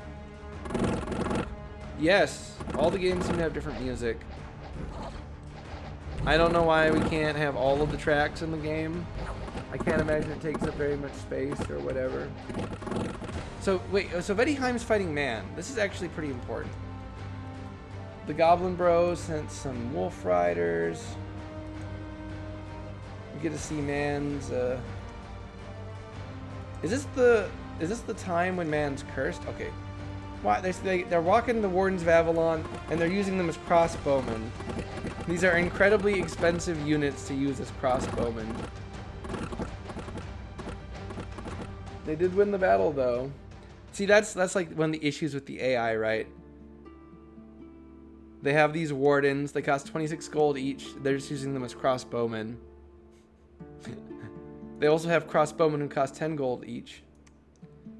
Hi, Massive. Hi. Hi. Hi. I am dominating, but we're playing single players, so it's a little bit hollow. The +1 is because there was a dismounted unit. So you lost 11 units, but you got +1 wolf, or +1 rider without his wolf. So when the cavalry units get split up like that. So this is us expanding. We have this total doom stack of Lady Knights. I definitely didn't need to make them that big, and I should have them more split up and be doing all kinds of micro. It's easy to just do it this way, and we're still expanding very fast. But Marion's attacking us in the Ancient Woods. This was not where I expected them to attack. Did I not notice where they could attack us? They're again sending their flagellants out unblessed on the front lines. We might still win this, even though, yeah. So we killed the flagellants. A huge pool of their HP went down. They have one of the scorpions. Oh man, they got a scorpion beast. They summoned a scorpion beast. Let's take care of us. That reminds me, we need to start spending our gems. This game looks kind of sick, but I don't have the time or patience to figure it out right now. No, you don't have the time or patience to figure it out ever. Nobody does. I spent like 900 hours in the last game, last year, and I have not figured it out. I think if you do play this game, just go in without the idea of figuring it out. Do not attempt to understand it. Oh, I was really tempted to do an Ulm game today.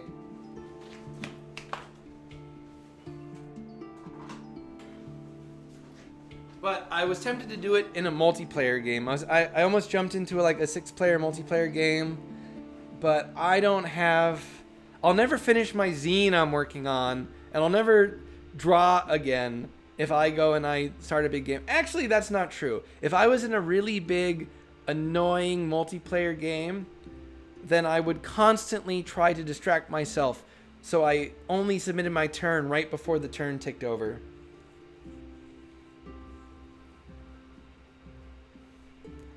I never got to play Dom 3. Yeah, it was just before my time. I started in Dom 4. And I played single player. I saw people talking about Dom 3 when I joined Dom 4, but our military has been beaten, so we didn't win. We lost. That's bad. There's an insane amount of gaming going on around here lately. There is. But, you know, this game just came out. Here's our god.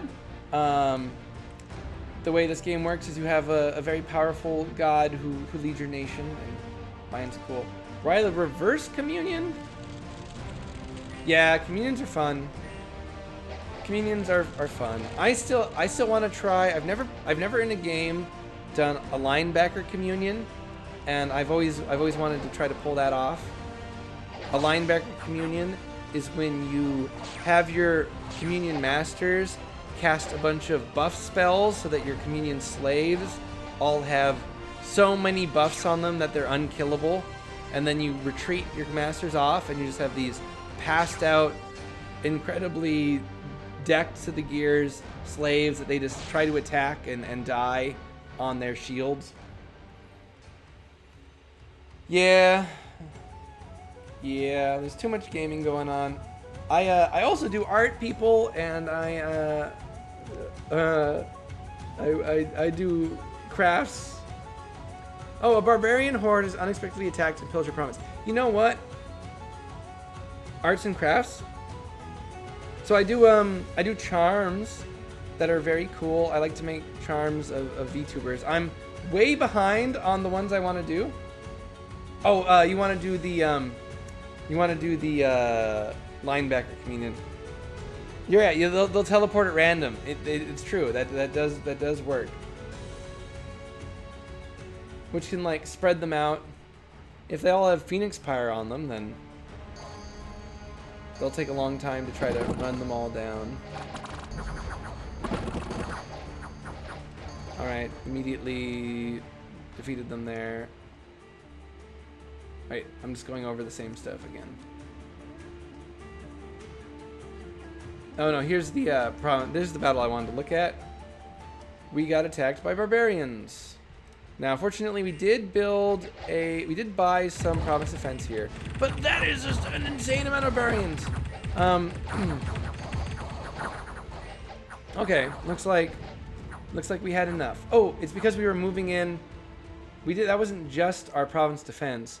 We were moving in our serious full army, and even then we lost some knights. 94 barbarians attacked us. 94 barbarians. Just in an event.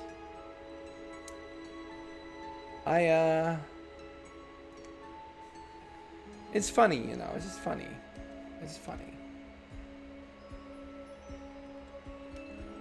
Alright, we've got our pile of city guards up and running.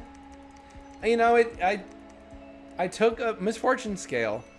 I think misfortune is worse this game because the indies are better. The indie sizes have gotten a lot larger.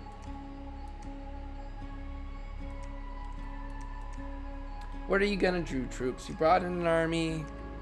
It's not that big of an army. I can just throw up province defense. We'll march her forward. This fort's gonna finish next turn. When the fort is finished, we'll be able to march out of here. We could probably try to predict where they're gonna go, but non-human players are harder to predict. Because if it was a human, what am I thinking? He's gonna see that we have the province defense, we have a lot of knights.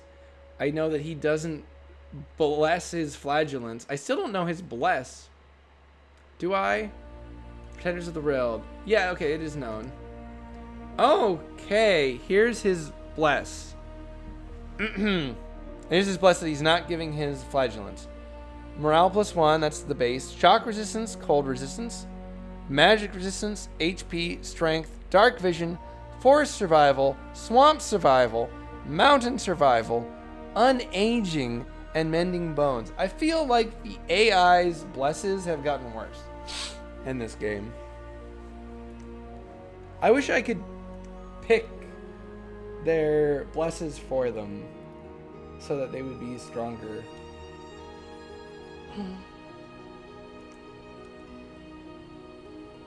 What am I doing? Let's finally see the last spots on the map. That is some hot garbage. Yeah. Yeah. Like unaging with Marignon? Is that even relevant? I guess the Geotic Masters. Okay. You know, that's not so bad. And, yeah, before, right, the gods would be locked into paths and they would take, like, big blesses. But now that they can just kind of spend their points all over.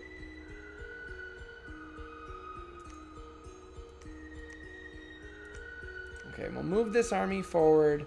They would be able to throw this one off easily.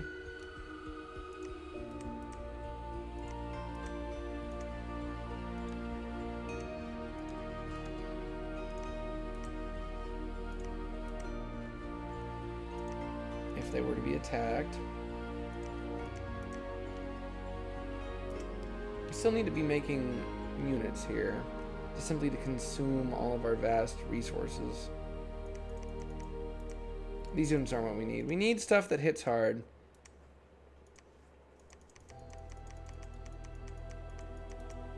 Nine attack though. Nine attack though doesn't. Nine attack though. It. Do we go with something that can actually hit, or we'll go with some elite units? We need bodyguards. Marignon has assassins, don't they? And we get to forge some magic items for our god. They have the Heartfinder sword. Pixie fatigue. This is new. I stand no chance of properly understanding your answer, but how are you liking this one compared to 5? I love it. I'm over the moon about it. And the reason I'm over the moon about it is not necessarily new nations, all that stuff. It's this.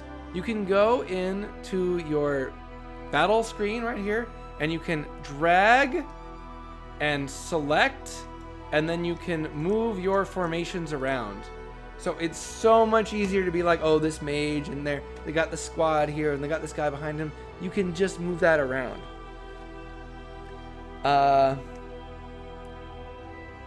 That you can be in here, and you can click on this bro, and then you can move him around. You don't have to go back to this screen and then select the next one and the next one.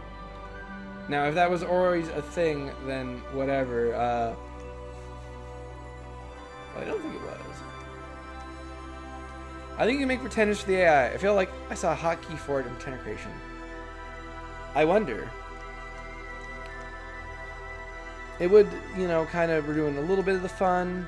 You could make a variety of good ones. One thing I like to do, and maybe I'll stream that at some point, but it'd be awful. What I will do is I will play every nation.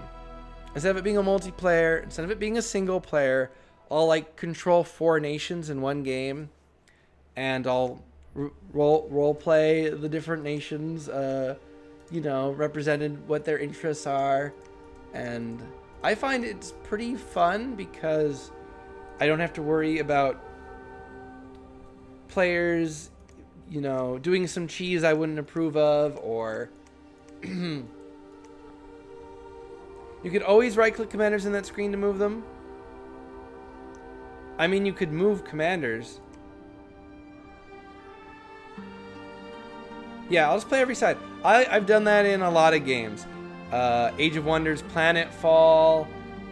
Yeah, you know, it's like, that's the thing, is it's all on my own level, and it's really interesting to see exactly where they're at when, because when you're playing it from one side, like asymmetrically, I don't know exactly what my enemy's doing. I don't know what research goals they'd be on. If you have a lot of experience, you kind of know that thing. But if you play against yourself, every nation, you know, okay, this nation's actually kind of weak. If I see they have a big army here, then that means I know that they probably haven't invested as much into this kind of thing. And maybe if I do this, I can, you know, catch them before they get their fort up. You know, that kind of thing. You know, oh, I see they have this many troops. Why, unless they've gotten really lucky with an event, that should have cost like all their money. I like the Shaman Staff. That's new. Penetration +1, Reinvigoration +1, Spell range increase.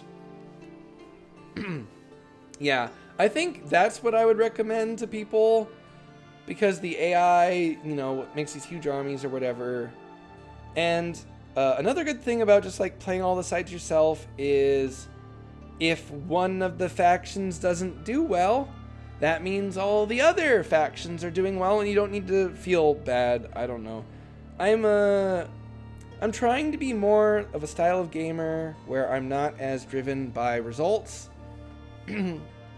and more driven by my own decisions, because in a, you know, in an asymmetrical game like Dominions, you can't win them all. And it, you know, it hurts when things start to go bad and you feel like you did everything right, or, yeah, I don't know. We have as a culture of gamers, we kind of promote the idea that, you know, you gotta win or you're dumb, and that, you know, you can be pretty smart and still lose a lot of the time, especially when there's like 10-player games. I mean, you'd have to be really good to win a 10-player game most of the time. The only game I'm that good at is 100% orange juice. I'm a total shark at that game. People kick me out. I try hard way too much. Yeah, 100% orange juice. Oh, this is cool. You can get a toy sword that just does, they do the false damage. So in this game you can do like illusions, and if you hit people with damage that's illusory, it can't be healed because it's all imagined. A simple wooden sword made for children's play, but what might be a true sword for a child might be a true sword in the dreams of men. Interesting, interesting. Look at this guy out here trying to have fun. You know, I used to be a pretty competitive Magic player, which nowadays I've never even touched Magic. They've really kind of ruined the game. But that bitterness aside, I never really minded when I lost, because I played the game so much, right? You play the game so much, you win so much that you don't mind at all when you lose.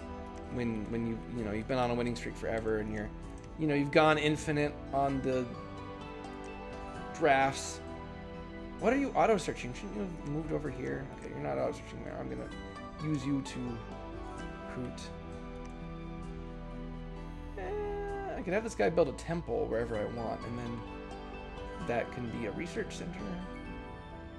Okay, we're starting to build temples in places just for the research, and that will help us fix our money issues. By money issues, I mean we have too much money. Yes, those are our money issues. We should become insanely good at research here shortly. maybe we should build a fort here instead of just another temple. But we'll build the temple first. If you get enough temples, right? If you build enough temples, you actually raise your total dominion, your like actual God's dominion level, and then we'll be able to recruit more of our sacreds, which we should remember to turn back on because our sacreds are our thunder resistant bros, and we need to take this throne as soon as I'm done with the Marion War. It's got a bunch of barbs, 300 enemy units, mostly barbarians, watchers, manticores, and there's a huge monolith over it. But the monolith has a ring of returning on it. So I don't know what's going to happen if I hit it, because that's got to be the monolith's home province. So won't that be where the ring of returning takes it? But will it take it out of the battle and then to the province? I don't know. Okay, this army, if this army moves this way, they will not defeat us. If this army moves this way, it might be a fight. Since we have these stingers, oh, yeah, we have, ooh, that is a good unit. Look at that. Heavy crossbowmen. Oh yeah, that's strong. We'll have them in a sparse line firing, and we'll have our cav set in a hold and attack. So we'll come through there.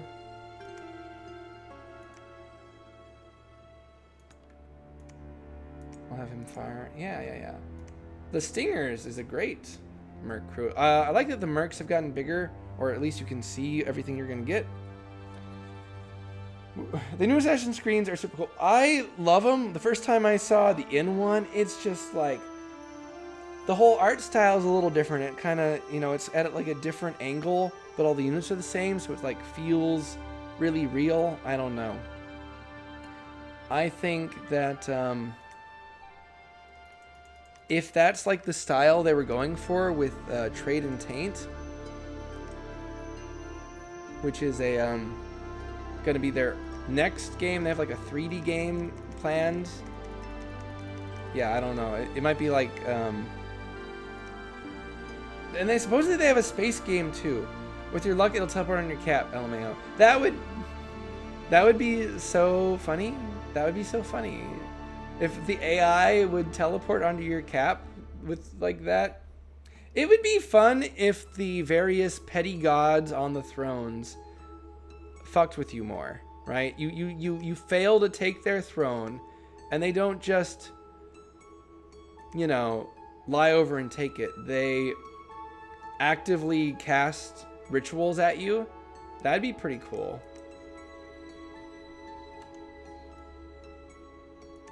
Okay, we need to set our research goals. We're going for flame war. We're going for flaming arrows, and then we're gonna go for wind guide. We're gonna be that. We're gonna be that guy. We're gonna be that guy because it's fun. Now we could go conjuration a bit, so we could use our fire elements. Look at all these glamour. What am I gonna do with all this glamour gems? I need to be spending my gems. Tapestry of Dreams, Spirit Sight Scrying. That is not great. Forge magic item. Oh, no. Wait a minute. We have the steel ovens. I don't know if everyone here is aware of that, but we found the steel ovens on our second province. Let's get construction 5. I want to see more construction, see what we can do with...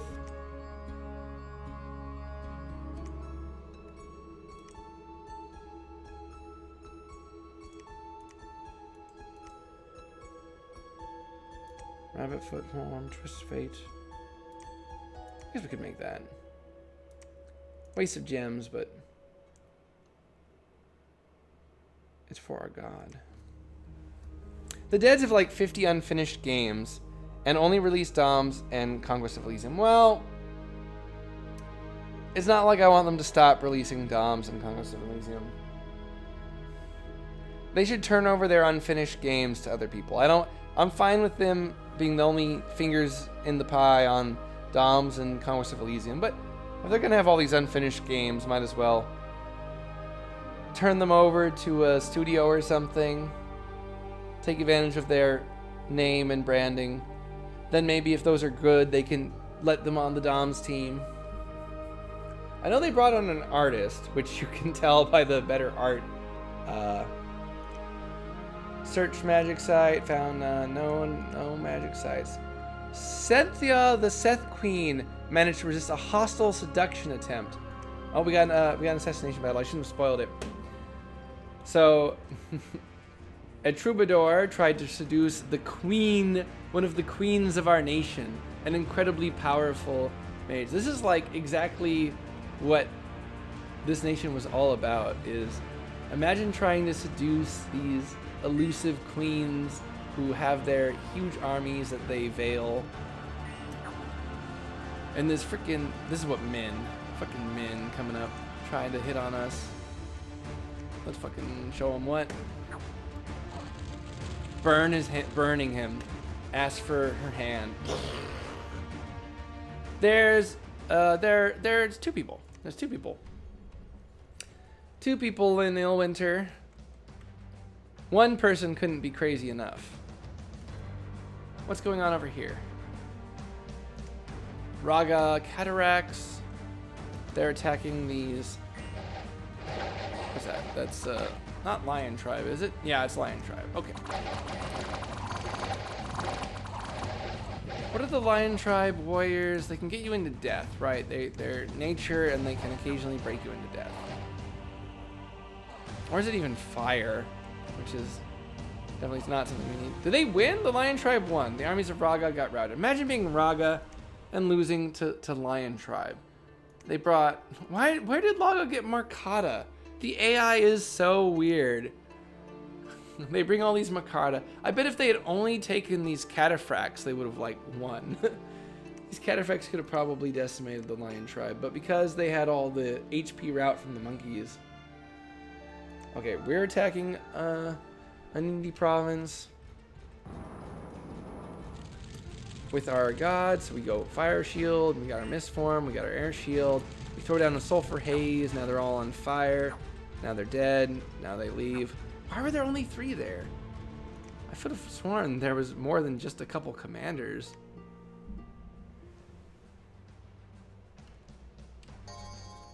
This is a pretty big army, but we have our huge death stack of knights. Yes. Oh, those guys managed to make it to our front lines, to our archers. That means they got a kill. Good for them. Good for them. I think this is the fight we just saw. We pushed into Marignan there, so we predicted that they were going to maybe move in a different direction, and if they had tried to attack where we were, probably bounce. So if you attack into someone attacking into you, there's a chance both your armies meet, and there's a chance you can actually pass each other by. What we would have really not wanted there is for them to pass us by. But our army's pretty large, their army's pretty large. It's pretty hard for them to sneak around and us to sneak around. I wonder if they've changed the math on the bounce numbers. Which is to say that when you bounce, you hit each other. Because in Dom 5, it was based on the size and all these other things.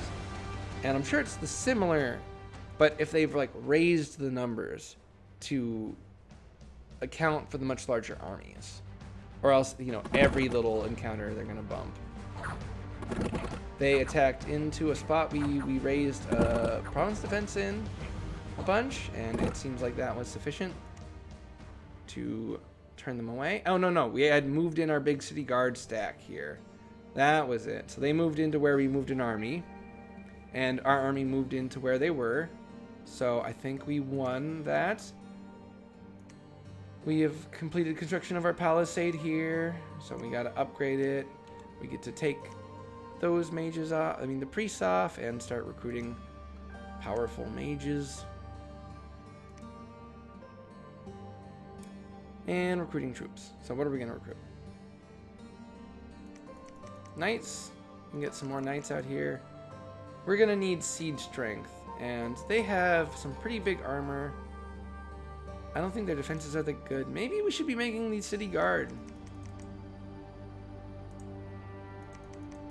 I made a bunch of them already.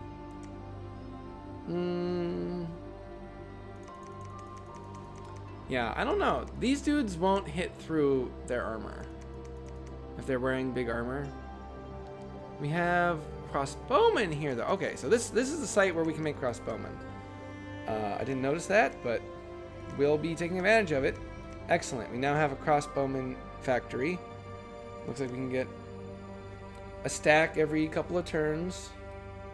We have moved our big mage here. Our big mage can actually lead veiled armies. If they're in charge of it, they will veil up to 50 of the units from our enemy, making them more likely to attack into us in a bad position. I love the army size hiding items and the army size pretend is large items, and I make very liberal use of them in multiplayer games. I think the mind games are very fun. Okay, so it seems like they moved their army into here.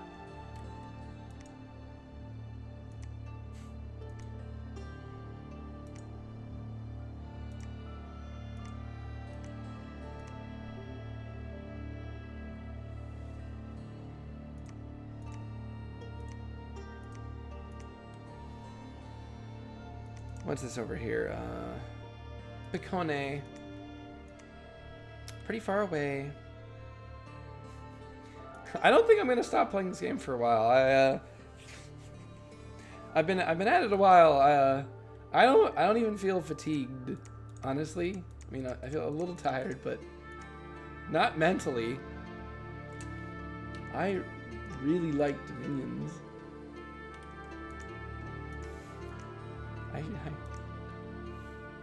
I hate this game. No one should play it. It's too addictive. I'm like a god, man. I'm controlling a huge army.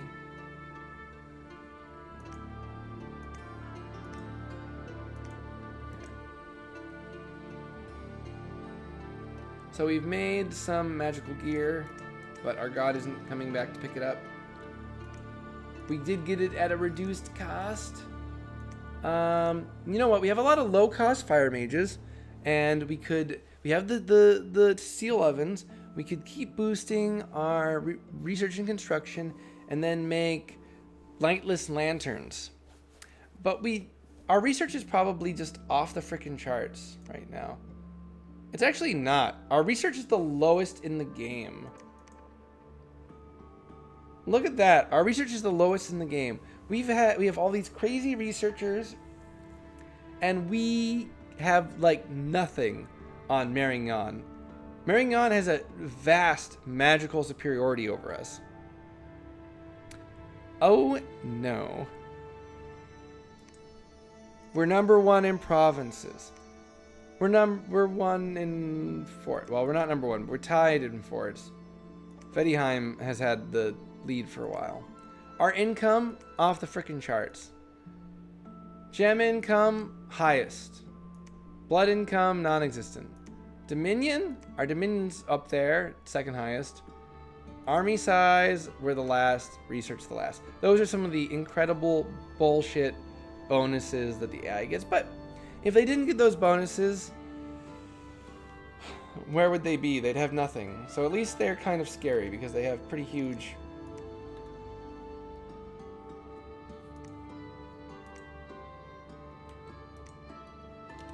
Okay, we've got 44 of these units. Where are they going to go? They've got barbarians, they got flagellants. Yeah, but some of them have pretty good mage income too. And I have all these priests who can research.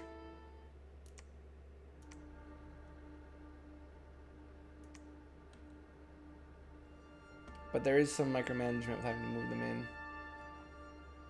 Okay, here's an army. Here's a province. What's the defense here look like? Not great. It's not the strongest of province defenses. Do we want to pick our fight here? We could withdraw them for now. Resupply. We're bringing up a lot of troops. Why take a big battle right now against some pretty heavy troops and take a bunch of losses? We could instead try to come down here. A fight we know we'll win.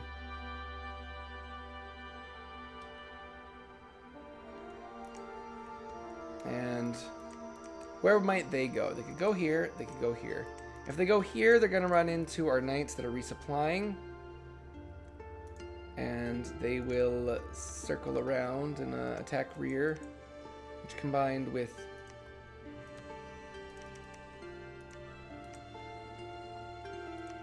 Combined with the province defense here, should be able to turn them away. It's a big army. It is an army. We'll move this one over here. We'll move this army over here. They probably won't attack right into here. If they do, they'll have outplayed us. We're going to build a temple here, regardless. Are we? Why would we build a temple here? What is over here? It's farther away from our... I guess we will. We have crazy amount of temples up. Have we increased our holy points yet? No.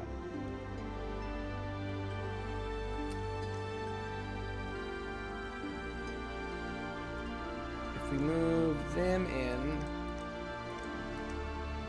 I don't want her to get killed. We'll have her cast a ritual spell. We can summon a pack of wolves, use up some of our nature gems. We cannot summon anything actually good. Doesn't have that much nature. We have very poor nature paths on this nation. You'd think that we would have slightly higher, honestly. I don't know why I think that. I just kind of want it, I guess. I would want us to have slightly higher there. That's more accurate. I find, you know, actually transitioning your gems into something useful is important. We have a lot of glamour gems, and there's a lot of cool stuff you can do with glamour. Our big mages can cast Project Self, where they move a projection of themselves into a province as a magic phase attack, which is pretty cool. I want to try using that with my sacreds popping up, not where they expect them. Because my sacreds have glamour, of course, and then having the mage project in for a magic phase attack, backed up by the sacred units. Found no magic sites, units that are crippled. Okay, so it looks like there were some battles here. Glamour has, I think they have some good summons. Some summons move into glamour. So what was this? Was this my... Yeah, okay, so this was my army. He left some barbarians behind. We moved to take that province that he'd taken from us. And his army did not stand there. This is my Dune stack. Yeah, we're going after some freaking lion tribe. No, nothing to even launch there. What is this? He moved into the Forest of Pine, which was one of the provinces we thought he might, so we were moving in our reinforcement heavy cav. And of course, his small commitment rating party probably wouldn't have beaten RPD anyway. And what are we doing here? We're attacking him in Lamia? When did he take this?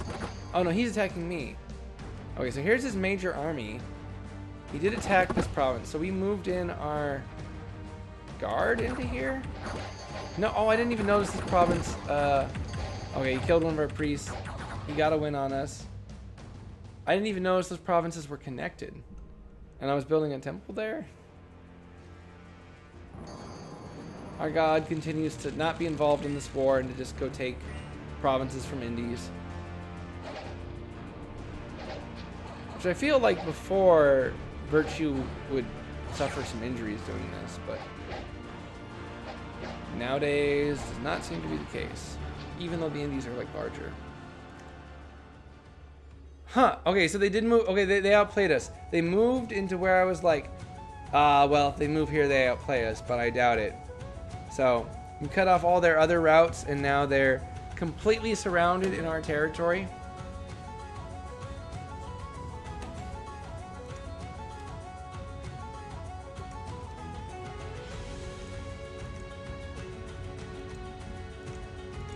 But they got further than I ever thought they would.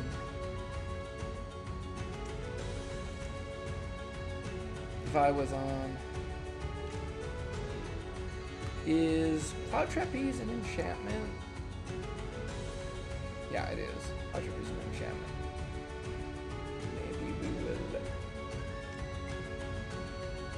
hit construction 4, and then we'll go on to enchantment 4, and well, why even go construction 4? We're not gonna have access to stuff. We'll go enchantment 4, then we'll go back to going for our enchantment levels. Our construction levels. I want to get Cloud Trapeze so my god can catch these armies out. Because as it is, you can't really force a battle. If we had scouts in a province, we could teleport in on them or astral project on them with the project self. Here's my army that moved to outplay them, but was themselves outplayed.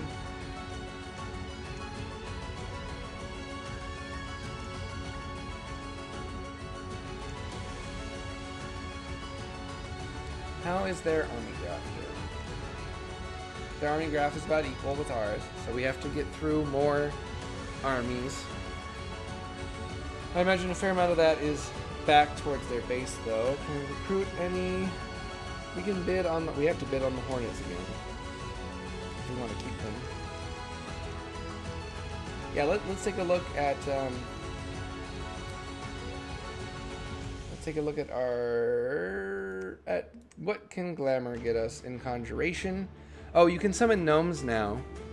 You can summon the gnome commanders that you could recruit. They are earth and glamour mages, and I think they can get some other stuff. And they, of course, get the gnome slap that shrinks people.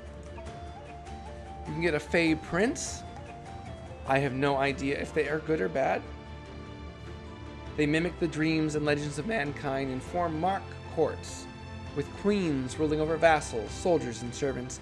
Fey princes are mighty Fey beings serving the queens with their magic and unparalleled battle prowess. In the Dreamwild, the lands are divided between the summer courts and the winter courts. If cast in a cold province, an unseelie prince will appear instead of a Fey prince. Interesting. That also influences what temperature you want to take, is the Fey princes you want to summon. Fairy Court is a tier 8 spell. It has, I think, the same pass. Summon a Fairy Queen Commander. You summon 10 sprites of the Fey Folk Court. You summon 10 Fey Folk.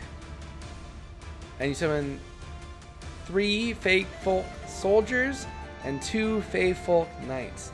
So you get a whole little squad of Fey. The caster summons a Fairy Queen and her court from the Dreamwild. Fairy Queens are mighty Fey beings that sometimes emerge in deep woodland realms where they farm courts, a Fey being mimicking their human counterparts. Calling themselves queens, they take the appearance of a beautiful butterfly-winged females, dressed in unimaginable splendor. Fairy Queens are skilled mages of the Dreamwild and are adept at glamour and nature magic. They also have limited skills in air, water, or earth magic. If cast in an unfrozen forest, an unseelie queen in her court will answer the call instead. So you can get into air and water and earth a little if you go high glamour nature. Now you should have been able to get into some of those paths by the time you're in Conjuration 8 anyway, but hey. What about alteration? Doesn't look like there's any summons and alteration. Ooh. There is a very cool summon in Glamour.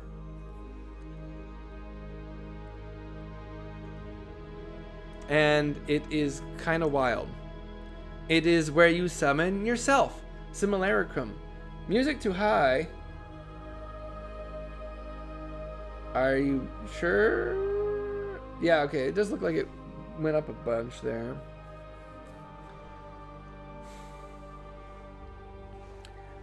The Simulacrum. The caster creates a replica of himself and enchants it with glamour magic to give it false life.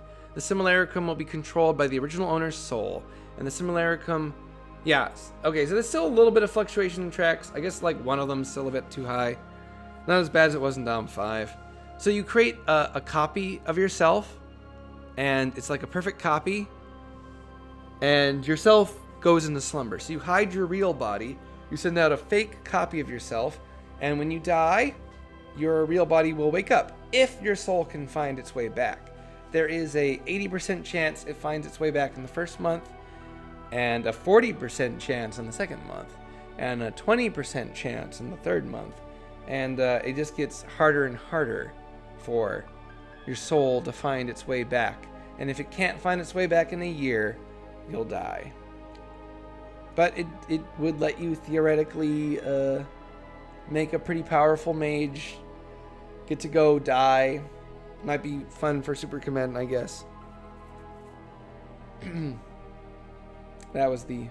Oh, Dragon Master is in Glamour now. I was thinking about doing a Dragon Master build, so I kept looking for it. I thought maybe it's in nature, maybe it's in fire, maybe it's in air. You know, looking for Dragon Master. Apparently, they've given Dragon Master to Glamour. The caster claims lordship over all serpent kin. Every time the caster summons a drake, wyvern, or sea serpent, 2 additional beasts will heed the call. So now Dragon Master gives you 2, and it is a much higher spell path, level 8. Level 8 enchantment. I mean, it was always too high. But now it's in Glamour, and it costs 30 Glamour gems to cast.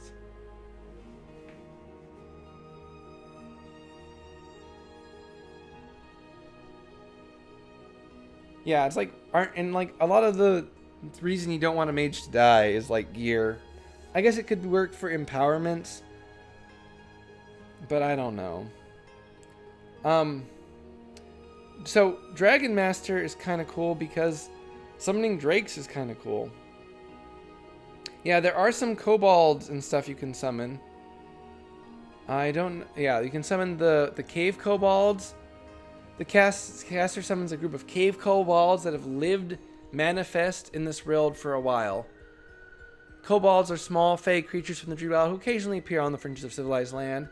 They are surprisingly strong, are well versed in mining, and have exceptional knowledge of where to find veins of metal. If given gold, they can aid miners and underground workers. Cave kobolds are also efficient sappers, should they be used in sieges. Being fey creatures, they are sensitive to iron and can use glamour to hide their true appearance. Cave kobolds use enchanted pickaxes to mine or attack perceived threats. So yeah, you can make some cave kobolds, and you can summon water kobolds, which are sailors, and they can sail people around. Yeah. Interesting stuff. Okay, let's try to finish off our Marigon War before my throat completely dies. It's starting to get a little raspy. Just a little.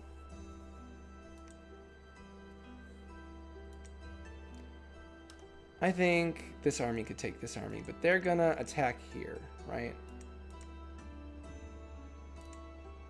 They might try to converge on this province. I could try to predict that, I guess. They're probably not gonna attack here. But I thought that before. I thought they wouldn't attack into this stack. And what are these guys going to do? They can cross this river and keep harassing me in the troll canyons. Am I thriving, Binya? Who can tell? Who can tell what is thriving and what is not? Honestly, I have no idea if I am thriving or not. I am winning by the metrics of everything but research and army size. Oh, look how big my province is. It's grow and grow and grow. So, it's definitely the kind of game I can win.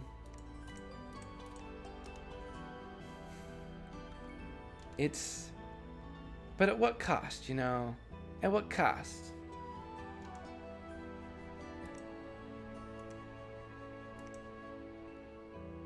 Donut rilled yummy. Yeah, it's cute.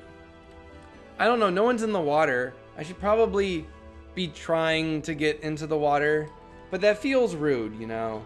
To get into the water before the AI. I should let them get in first. Be polite. Be civil. Show my taste and elegance. I don't know what I'm doing. I want to defend this spot. I put in a ton of defense, and if both of these big armies move here, though, they could smash it. But what would it mean that it got smashed? We would definitely have taken out a ton of their troops. And I think that's fine. I think it's fine for us just to preach here. We'll just patrol here. If they do move both of them in, oh well. This army, if they move here, worst case scenario, they move here, then they can just keep going and mess with me. If they move here onto the fort, I mean, that would suck too. I guess we can move our sacreds here. We can bless our sacreds, hold an attack. Sacreds don't have like a strong bless, but hey. We will have these guys attack around rear. Hopefully that combined with our province defense on this province would be enough to fend them off from taking it. We want to recruit... Okay, instead of that, I'm going to recruit one of my unseen ones to lead my forces. We found man.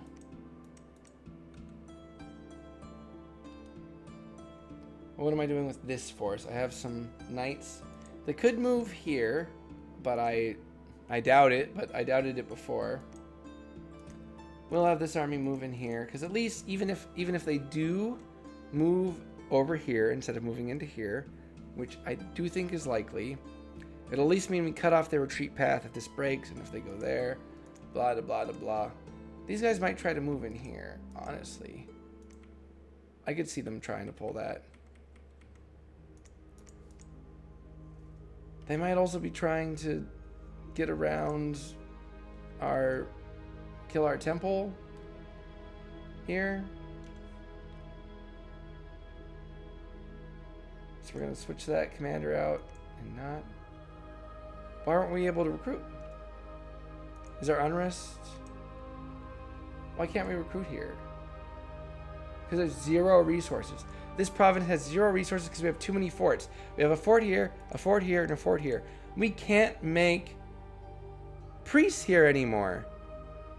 We can't make priests here anymore because they don't even have enough material here for the one resource needed to make a robe. The priests can't come out. We can't recruit them because they'd have to be naked. What are the victory conditions, Binya?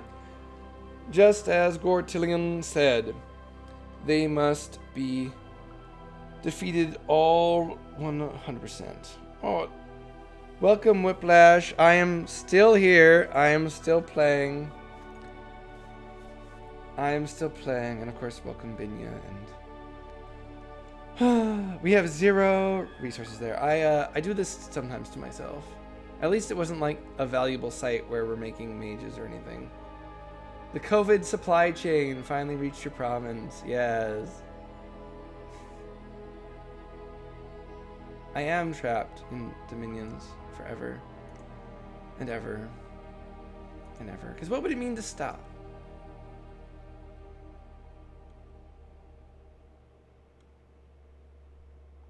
Okay, so we've searched here. We're going to build a lab here, and then we'll have a bulkhead all the way down here, establishing our power far beyond our borders.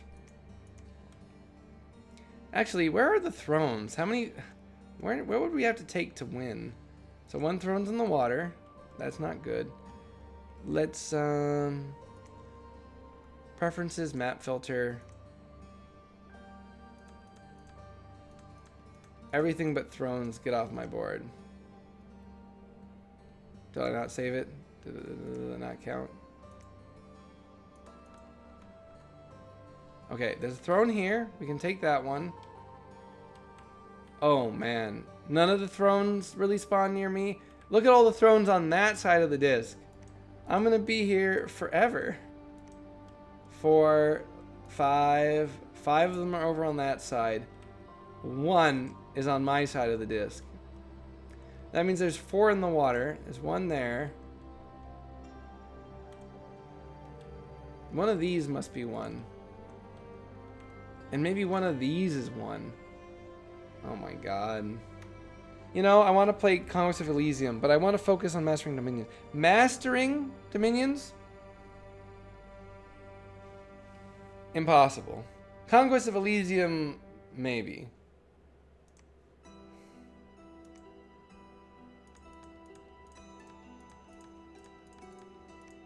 I don't think anyone has mastered Dominions. I'm perhaps people who have won really big games against very veteran players multiple times. I think there's like that Archaecephaly guy. I think they're probably pretty good, but of course they've like only play Archaecephaly really. So they kind of have gotten pretty good at it.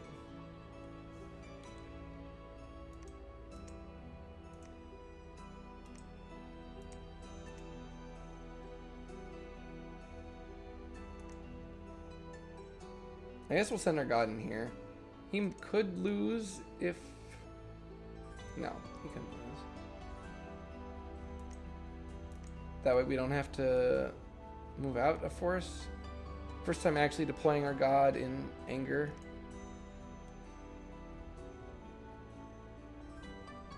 Okay, Scout, please find me the remaining thrones. I thought I was supposed to see all the thrones. My god, like, detects them? Okay, maybe they're on the other plane. Yes. Where are they underground? Okay, so Raga's got an underground province. Are there any thrones down here? I don't see them. Can I not detect all the thrones? I figured I could.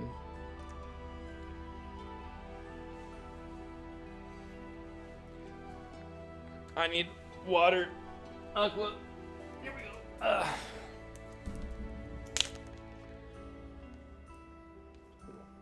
I'm gonna put on my hot water and I'm gonna make some oatmeal.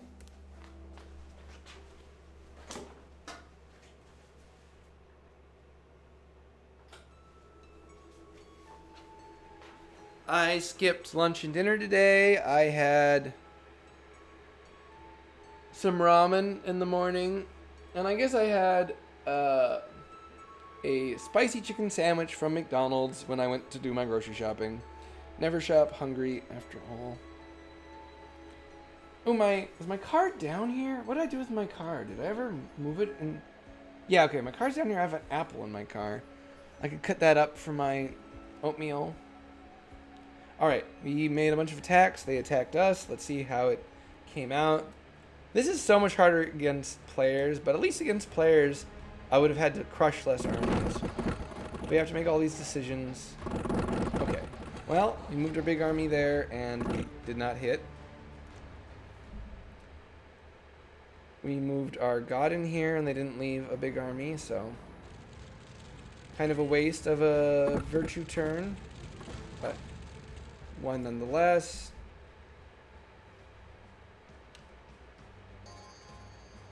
Moved a pretty big army in here. This is Indies, though, and we got the Doom stack here. Hi, Kotaru. Hi. How was work? Did you get a lot done on your backlog? I was talking about you in places I probably shouldn't have been. Yeah, I'm still going. Okay, so they outpredicted us. They outplayed us. They did it again. This army keeps... They keep outsmarting me. The damn AI. Oh, we have an event in our capital?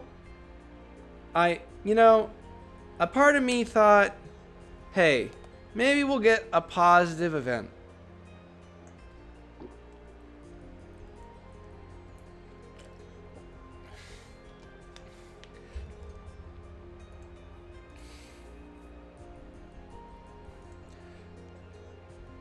But no, one of my super expensive mages was cursed. They were stumbling upon forbidden lore. We've all been there, right? We stumble upon forbidden lore and we get cursed. You broke a fitting off a pneumatic cylinder and spent hours extracting the threads. Oh yeah, oh boy. Yeah, that's awful. Extracting things from the threads made of high grade metals and probably steel certainly is difficult.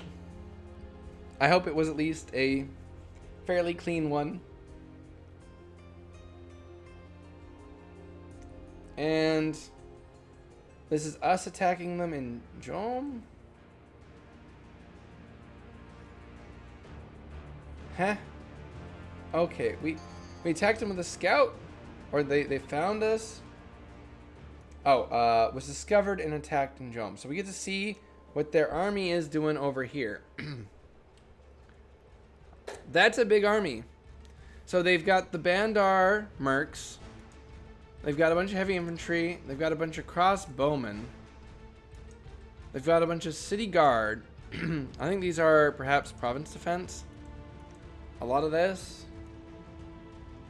They got their little goblin jesters. Sit here in the back. This one's got a... He's weakened. He's been tormented a bit. Well, that's awful, Kotaru. The Hornets. We lost our bid on the Hornets to Marignan. I thought we... Look at them. They outsmarted us again. They freaking outsmarted us again. They're pushing into our lands. This is a real Hannibal situation going on here. I think our prophet is going to have to take his doom stack and finally put an end to these chumps. Where are they going to go? But we could just take these free provinces and move our big army up here to try to cross and get them into the real fight. You know, this is 1,000 gold of units. And this is like more than 1,000 gold of units. We can't throw them around fighting off this random guy doing a little bit of damage to us. We take back the province from every turn. We need these troops up here because we just saw what they're packing, and it's pretty big. We've got a big pile of crossbowmen coming up. We got... Is recruitment going? Okay, we need to double check everywhere that recruitment is still happening. We need it to continue. Okay. We've got these forts making stuff, and now we have another fort way down here that can start making us some more mages. Yeah. Or perhaps we should make a commander and start making some troops to deploy to help get rid of that army that's marching into our lands. I think they would suffer pretty bad from an archer blob. What were they doing? This was the army, right? Yeah, this is the army that keeps outsmarting us. Who is their frickin' general? Who is he? Deliverer of Justice. From Marignan. That can't be their commander. What a name. Dropping to sleep. Thanks for the stream. Listened on and off throughout the day. Really? Well, thanks for coming by. Thanks for listening. Don't play this game. I mean it. Don't play this game. But if you ever do want to play this game, I would love to backseat you. I'd love to call in or whatever. Or we could play a multiplayer game together. But have a good one, Whiplash. Good night. Good night. Good night. They're deploying an architect. They're so confident in their conquest of me that they have deployed an architect along with their army. They're observing my structures and mocking them and saying, huh, we could do so much better. A mason is able to lead the construction of more advanced forts than what would otherwise be possible for the nation. So they're planning to conquer us and improve upon our forts. And they don't want to have to wait for the mason to get there. The AI is so insane. Yeah, that's true. I play it so you don't have to. They do have a bunch of siege strength. So maybe that's why they have a mason here. This captain, Taravangent, the captain, he's the one who's been commanding them against me all this time. And he's got sailing. Marignan should be doing so good on this map. Okay, so they do have a bunch of barbarians. They have a bunch of archers. They have a bunch of militia. All things that will cave to a good stack of archers. So we'll get that going. We'll deploy them.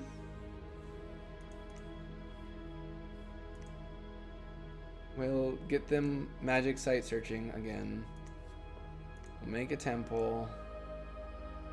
We'll build a fortress. Despite all this and them attacking us, we're gaining 4,000 gold a turn that we're trying to spend. 4,000 gold a turn. That's such a strong economy. This is so much fun to come from Dom 5 to Dom 6 and just have an infinite economy.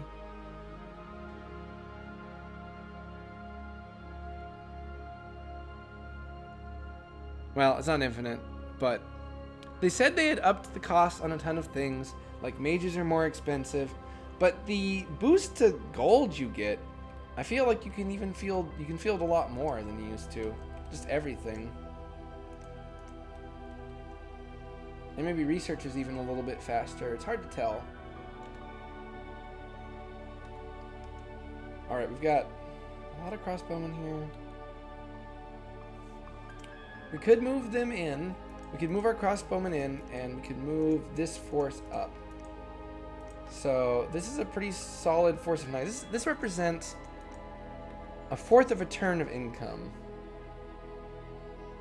Yeah, the province population boost has really changed the game. So they might move in here. They probably will. These guys are probably going to attack here because they can attack here. They could attack these lizards. I don't know. But if they attack these lizards, then these guys will deal with them. If they attack us here, that's a problem. If they attack us here, then we kind of know what they're up to. I don't know. We should have all of our units on our people who have the Veil army trait. That way they won't know where our armies are. They will not know how big our forces are. 3k a turn after upkeep is still a rare dang sight for Dom 5. I mean, we are scales. We've gone really scales. I think that going scales obviously has a bigger impact in Dom 6. Because if you up 3% of 1,000, that's 30. If you upped 3% of 500, that'd be only 15. So, and troops are still the same price. I don't know. Our upkeep is only 800. It's kind of shameful that I got outbid though. We want to take the Bandar ban from them. They all might die next turn, hopefully to us, but we'll bid anyway. They keep outbidding us. I just don't have the buttons to up my bid enough. Because normally, you know, shift to 10 bid used to kind of get me there, but now I have to go up. I should be bidding in like the thousands for these troops to get them away from my enemy. I love the concept of like the mercs and like the bidding wars for mercs. It's kind of a lot of fun. What the? Are you guys seeing this? Are you guys seeing this? Marignan has sailed an army over onto one of Raga's forts. They've sailed across the sea. it must be blind, right? Could they even see anything here? And they've sieged a fort. So not only is he picking a fight with us, he's picking a fight with our neighbors on the other side. I'm going to take advantage of this time, and I'm going to open my... we're going to try some diplomacy. I forgot what I set the diplomacy to.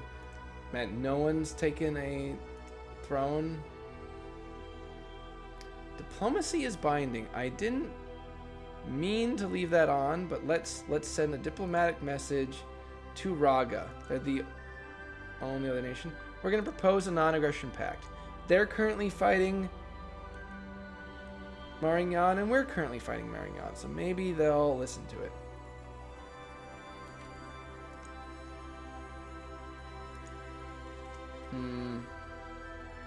Where to move our god this turn?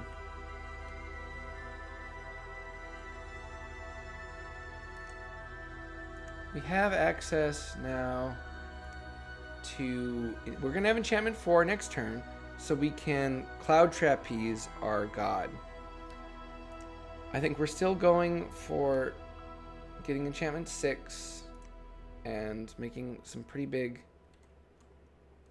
ranged max stacks with our god giving us the flaming arrows. If we move them onto a fort this turn, that we'll be able to give them our gear that we're prepared for them and have them cloud trapeze for us. I guess that is what we'll do. What other gear could we give them? They have the Heartfinder sword, a very powerful single-handed weapon that should our enemies send like a god against us, we can counter. That's actually like the perfect weapon for Virtue, honestly. The blood weapon, the blood finder, the Heartfinder sword, because Virtue is a very skilled warrior, but if they sent like a Titan at them, they wouldn't be able to do enough damage to like get through a big healing, really high armor, opponent. But with the Heartfinder sword, they could just kill them. We want a shield. We have other things taken care of in our treasury. What's our magic treasury? I haven't gotten this game magic items out of events. I'm sure they can happen, but I just haven't gotten them.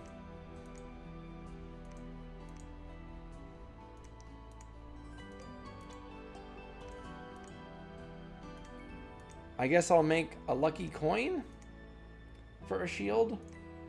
We obviously want to throw the best stuff we can on our god.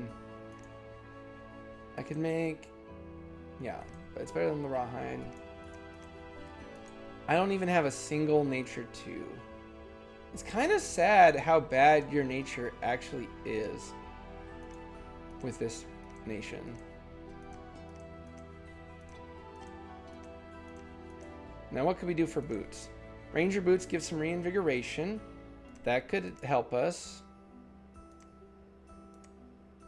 Yeah, we'll make some ranger boots. And that'll be... We'll have one trinket slot left. Well, actually, we can... Okay, so have you seen this? The bow slot is now separated from the other slots. So we could put like... We can give a Just Man's Cross to our god, and they would waste their turns using it. Maybe the Mirage Bola. Ammunition 50 does false fetters. That's an interesting item. I kind of want to make that. I'm gonna make that. I want to test this out. We're gonna make a Mirage Bola, and we might just throw that on a commander who's not a mage, and let them make some false fetters rolls. What other things are like that we could do? We have the steel ovens. We should make advantage of it. Except for our research is still the lowest. Don't think about it. Don't think about your research. Your research will think about itself. We could make a fire in a jar. That gives us a temporary fire gem. Our god has good fire paths. they could definitely take advantage of a temporary fire gem. Yeah. Yeah. That seems like a good trinket to have in their slot.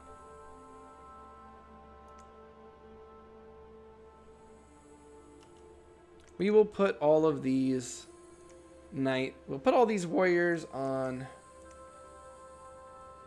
this Ophagian. We will send his troops out to clear that province that just got taken. We'll assume they're gonna move. They've moved every turn before. You gotta take some risks. You can't just sit back passively.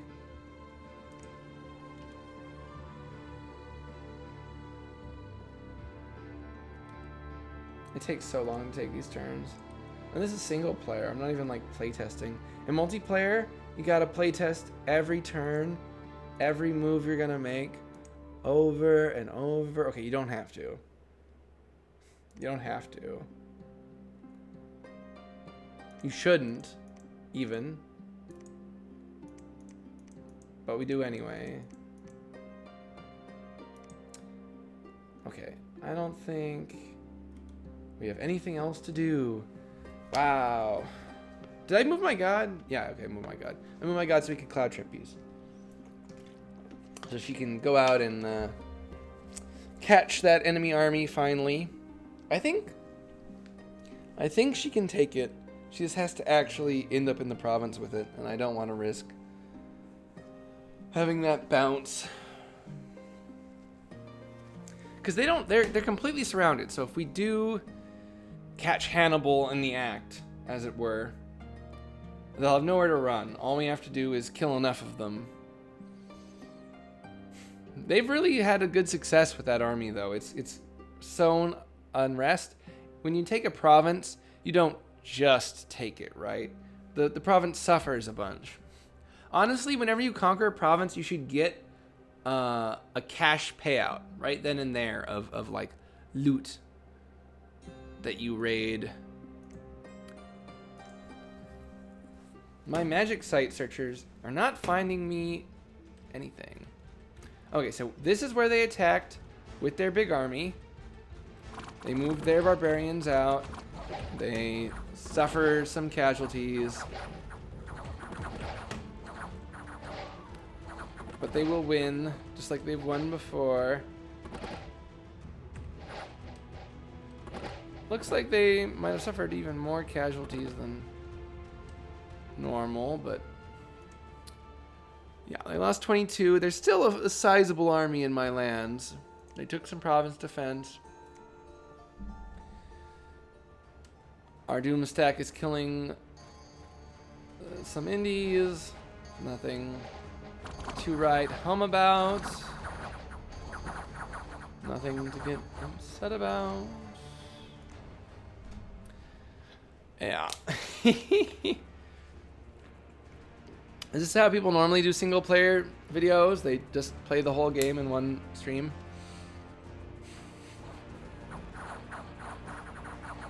Alright, so we do take them. If they had stayed, they might have caught us chasing into them there. Raga attacking Meringon. So this is us. We've moved a scout in to see them break the siege on their fort. Because Meringon sailed troops across to siege. It looks like they're walking their ranged units in. I mean, they're flying units. They're not flying them onto the back line. Or they have them set to fire. So I don't know what Raga is thinking, sending their elephants in just unsupported. I suppose they're doing fine.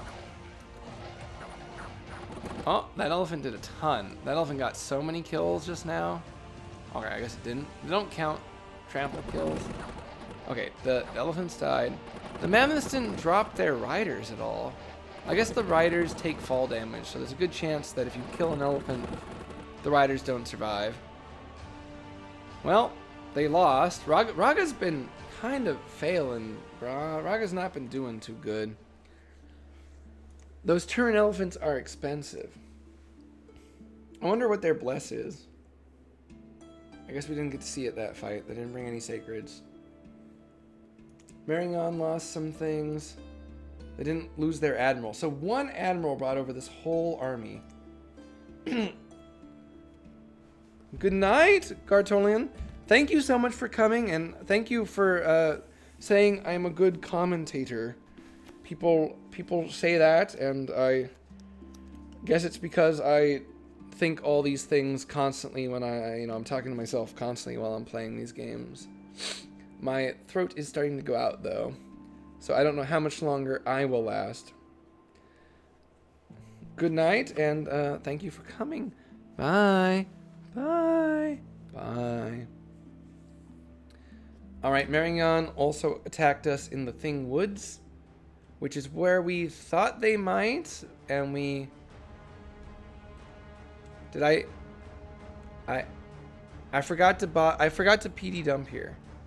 I was gonna PD dump here, I promise.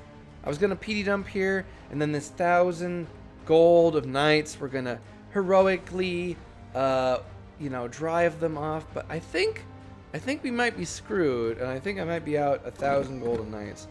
Which, the gold isn't that important, but the production. Ooh, their drakes are torching their own units up pretty bad. We've driven off their pikes, but of course we're faster off the battlefield, so they won't make it off before the battle is over. Yeah. One of the problems with being Cav, well, they took a fair amount of casualties. Some of that was self-inflicted, and a fair amount of that was mercs. The Fire Drakes got 38 kills, and we only lost 20 men, so you know that there was a fair amount of casualties with the Fire Drakes. Drakes are really hard to use. Drakes are really good units. Do not underestimate the value of a Drake. I really want to do a Drake maxing game where I take a dragon, get Drake research, and start spamming them. There's a magic item that we will get at Construction 5 that lets us have that gives you Dragon Master, so we could theoretically get 3 Drakes a cast with a Dragon God. I haven't even used them since either 3 or 4. Now, some nations get commanders who can make undisciplined units obey, undisciplined animals obey. So if you were to play like Pythium, they get their Hydrotamers. The Hydrotamers can actually give Drakes orders. I think that changes the way they're played, legitimately. Is I would want to take the ability to get Drakes with Pythium.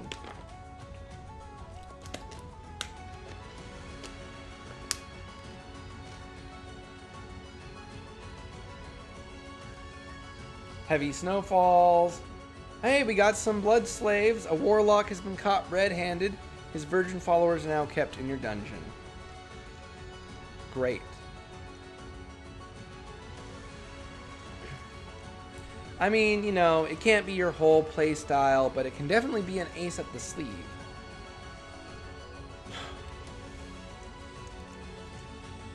They are just marching through. Okay, I get it. Wait, I figured it out. I figured out why Marion declared war on us. His real goal was Raga this whole time, and he just had to march his army through us to get to Raga. This determined general is going to march over here, and then he's going to pick a fight with Raga. So knowing that, we can deduce where they're going to go. They're going to go here or here to try to get to Raga. I'm just betting, okay? Now, if they're smart, they'll go here, because I can't do anything about them going here. The Ancient Master?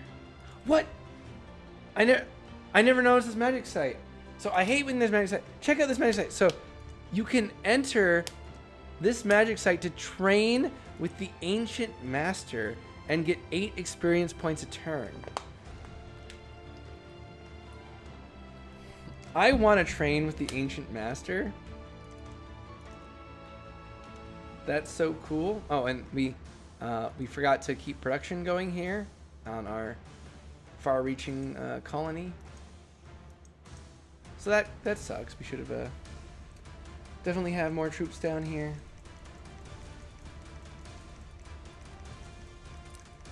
I think this is going to be a spot for us to spam our archers. We also have this spot over here. We can spam archers here too.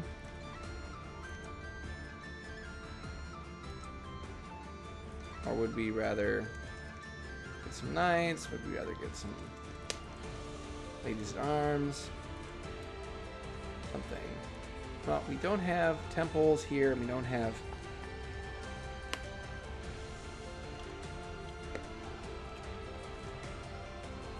labs. So that means we can make our commanders here.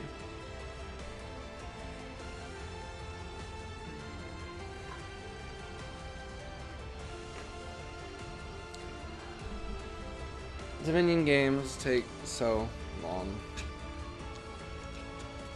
I've got to kill this guy. We've got to catch this guy.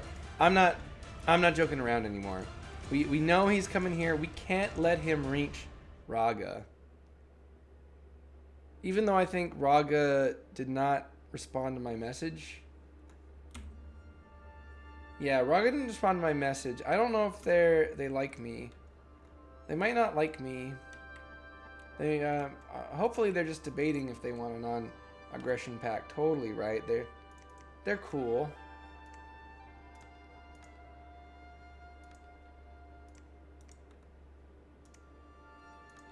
Alright, we'll move this guy here. He can start training with the Ancient Master. And we'll bump up the province defense. This, with those archers, should be able to do it. Now we could also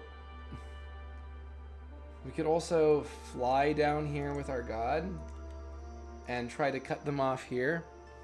But that feels like, I don't know, not a worthy thing.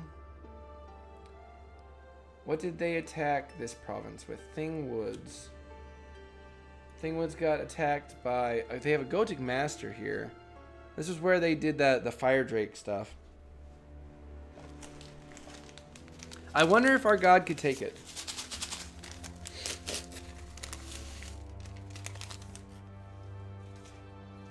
I wonder if our god could take this stack. Gotic Master is a little bit of a priest, but their bless sucks. They have a lot of units here who would die to my god. I don't know if they have things that could really defeat my god. I don't think my god would die. That's the real breakdown is. They might be able to defeat them.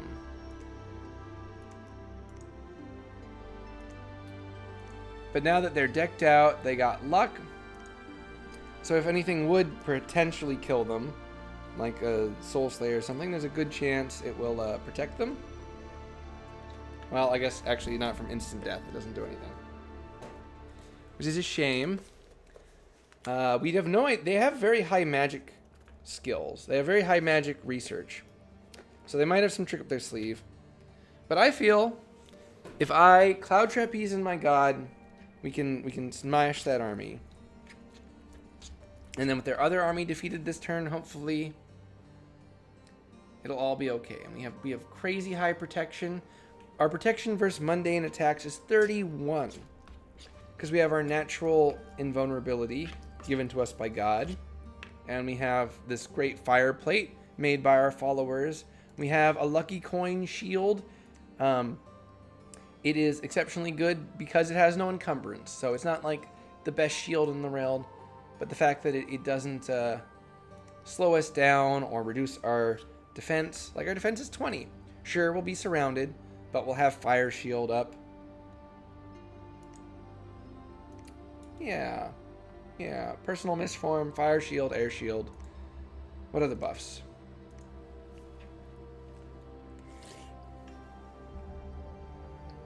What other buffs can we get?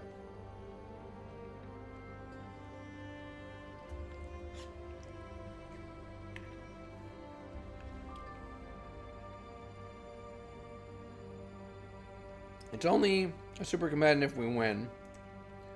What's their bless again?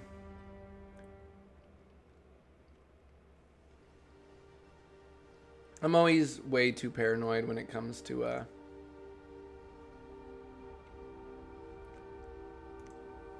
Raga's bless is known. Morale +1. So maybe they're waiting on stuff. No, it's only one-handed. Charcoal shield would be good if we had a single earth mage in our nation. Okay, they don't have anything dangerous in there, and they actually don't have fire resistance, which is the one thing I thought maybe. Alright, we're going to cast it. We're going to cast Cloud Trap. We don't have 3 air gems in our whole nation.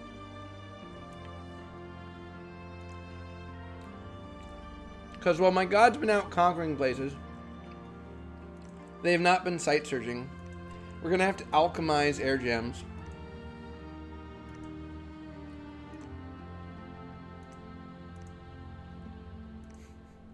Yeah.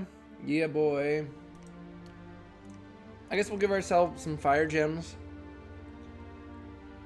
We can't give ourselves any air gems, but, you know, we get to walk around with a sack of fire gems. If we should need them.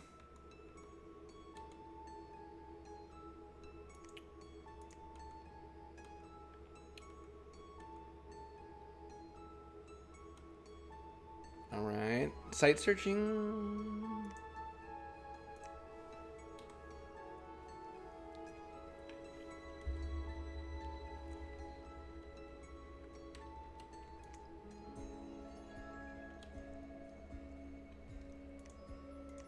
Continue to improve our economy, our infrastructure plans continue. We'll move this army in to chase them. We would probably lose if they stood and fought us. But I don't think they will. And I think they're gonna go here, so we'll pump. Oh, it's Lion Tribe. We actually can't just PD dump it. It would be there'd be no point. They can't actually defend the place. They don't have the. They would just fold. We'll go through the lizards. It looks like the snow is about to thaw. Then we won't be able to cross here.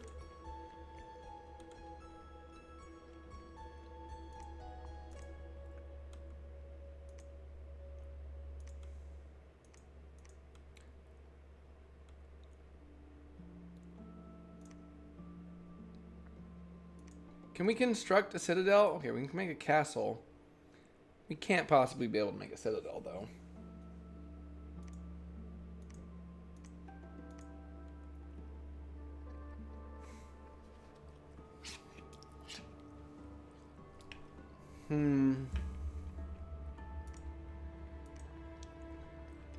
Here's the heavy stingers.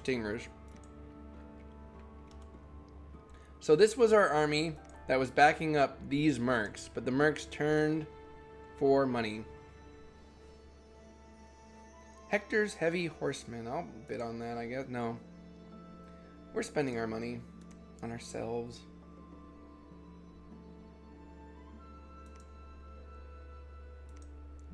Wow. The local defense of this province is exceptionally powerful and very well organized. I don't know if I've ever seen that. Exceptionally powerful.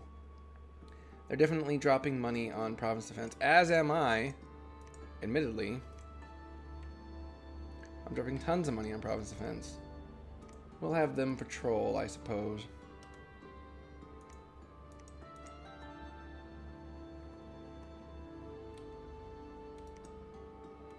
All right. These guys are gonna get away with it. They're gonna move there, and I have to let them get away with it because I can't send my god over there to stop provinces that don't matter.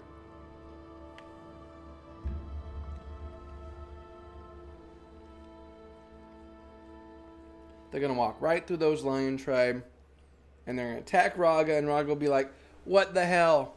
We are never gonna consider a non-aggression pact with you. You were harboring our enemies." You're nothing but a road to the Marinjan war machine as they pass through your porous borders.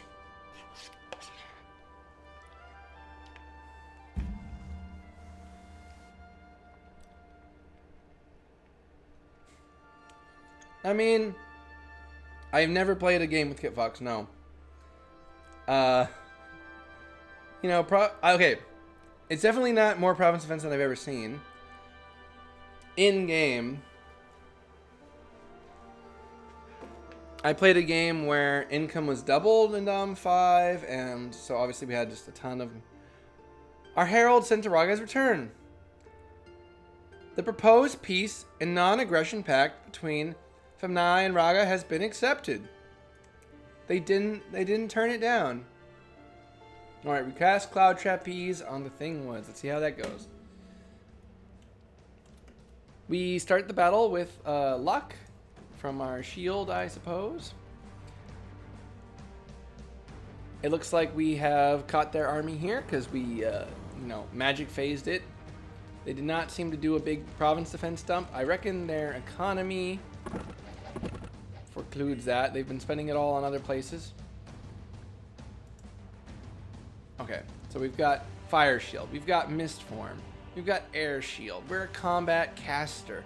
We've got Reinvigoration from our boots. We don't even have Fatigue. We're at Fatigue 10 after casting a full suite of spells.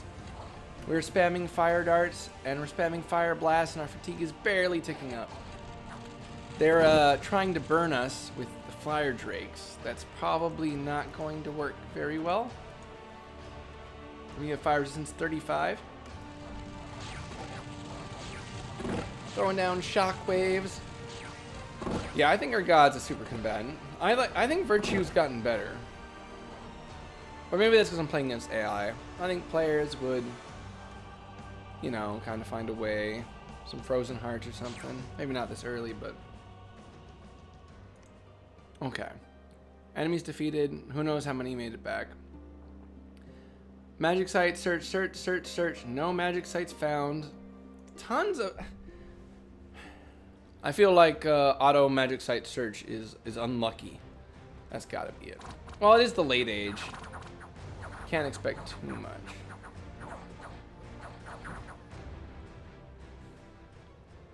What is this? This was me attacking them in Dr. Pert. Okay, so this was the forest that was coming out of the fort, and we sniped their commander. Just province defense, just province defense. This is Raga once more trying to break siege. Okay, now they're definitely breaking siege now. I used to use Virtue in single player and it feels stronger to me too. Okay, yeah, I played Virtue in single. I've played Virtue in multiplayer. I like Virtue. Virtue is a cool god. Okay, they're definitely going to win this fight, but it's interesting to look at what Raga is fielding. They've summoned Yetis, who have a chill aura. They're kind of cool. Big HP sinks. Good magic resistance. They are kind of evocation bait because that high HP, but oh well. That's kind of what their purpose is. The Fravarashi, so Kalum holy units have a chance that their soul leaves their body and comes along and helps them. And their soul can be a caster. I mean, I think it's always a caster, but it can also occasionally have random paths. It can roll paths as well, and so... Yeah, I don't know if they changed that. I don't know if it's like always air astral. It used to not always be one of them, I think. But yeah, so you get free casters along with your priests sometimes. I don't know if they've changed the math on it. It was fairly complex math, at least I think, on if they came or not. Now, they definitely brought overkill here. Tons of elephants, and they even brought a fire drake. It's a good thing that fire drake never got a chance to fire. It would have butchered them. They did get some losses. They lost one of their Yetis. I don't know why they had it deployed at the front, besides them being AI, but they did.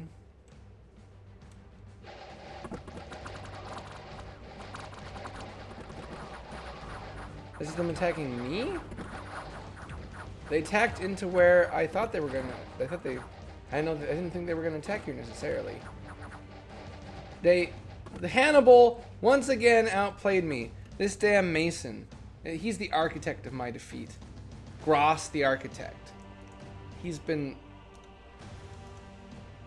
Once more, Gross pulls out a win against me. Only 4 losses. He drove off my archers. He drove off all of this. How is he doing it? He doesn't even have mage support. I guess I haven't been fielding mage support either, but still, it does feel ridiculous. Oh, they sailed some troops in. This is a sail-in attack, I think. Maybe not. No, yeah, it was sailing. The missionary here has sailed around, and unfortunately, just because he brought some scorpions in a boat with him, did not mean that it was all going to work out. Now we will drive off these lizards. I bet we'll get cursed. They'll probably curse my prophet or something. No, the lizard didn't curse me. I'm used to the lizards always cursing me.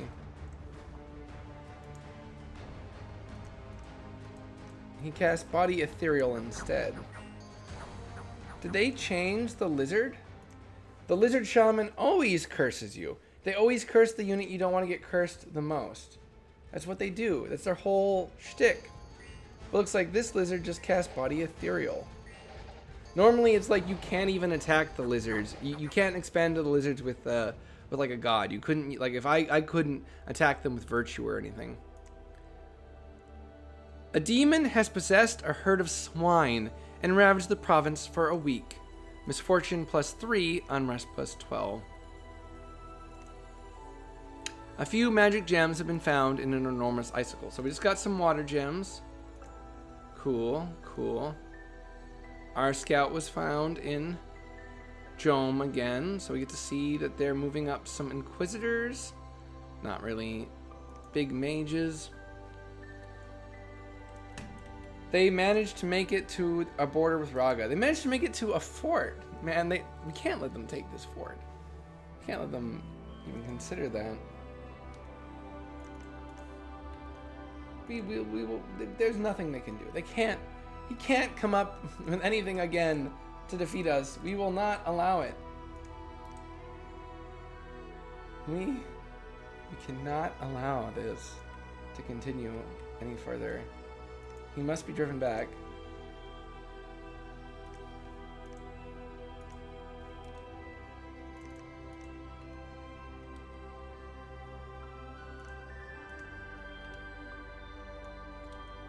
We must stop him.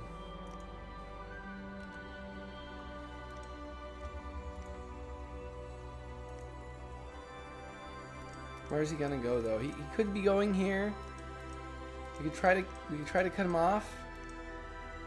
Or is he gonna attack Raga? Like, is he really going all the way here just to attack Raga?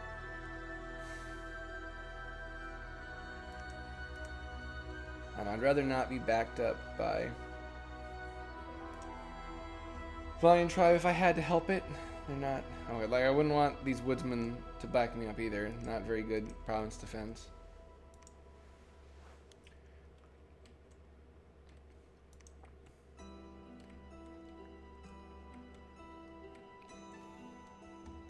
Where we are on the score graphs.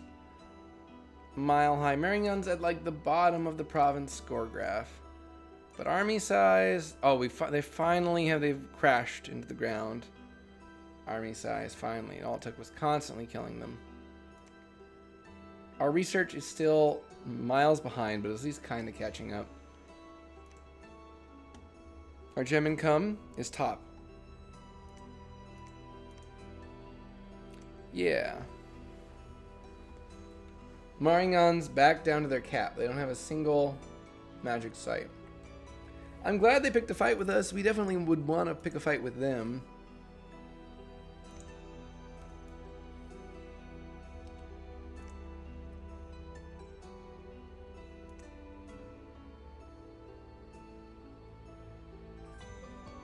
True Shot Warriors. Huh, that's better than Wind Guide, I'd say.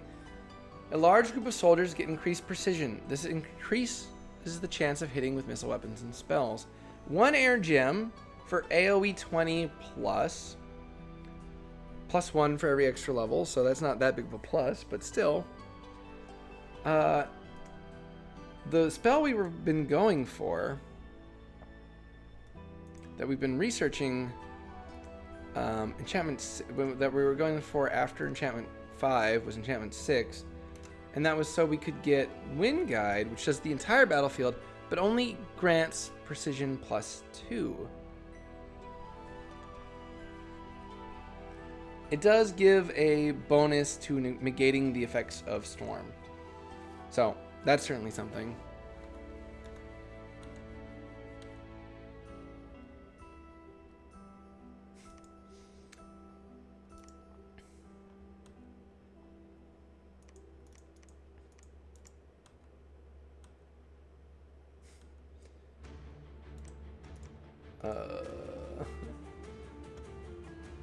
Okay, we can cross the water. No, we can't cross the water. It thawed before we got here. We marched up here trying to cross the river. The rivers, they taunt me. I say one of my biggest mistakes this game was going cold 1, misfortune 1. While the income that we would have gotten from not being cold 2, while the income we've gotten from not being cold 2 has been substantial, it wouldn't have been anything useful, honestly, because we've always had a bit too much money after the very early game. Whereas misfortune has cost us a ton of things with bad events, which isn't all misfortune's fault, you know, and sometimes you're going to get bad events anyway. But having more cold would have meant this river would be frozen.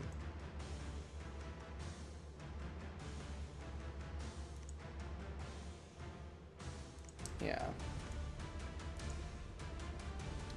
Where am I sending my god?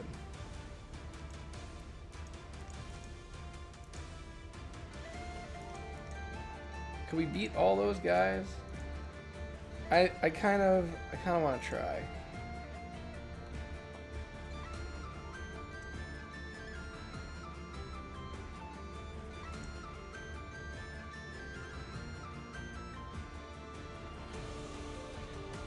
We have the level to get Simulacrum to cast it. I wonder what it does, really. We're gonna cast it. We're gonna cast Simulacrum and see like what the actual mechanics are.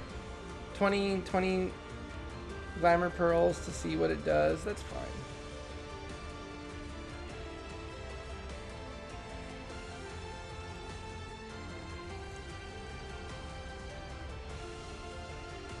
We're just gonna fly that in there. We're gonna patrol here. Hope they try to take us. This troop here is gonna continue to patrol, I guess. Yeah. No. What am I doing? You know what? I probably have huge armies in places. I'm so fatigued. I've been forgetting that I've been making troops this whole time. No. These have to go out. This is 1,000 gold of troops. They have to move. They have to march and get out there. These troops too, they need to march as well. They have no commander. These commanders will do. This Fey Queen will lead them out.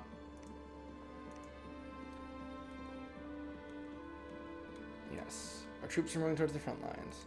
And these troops too. They should move out as well.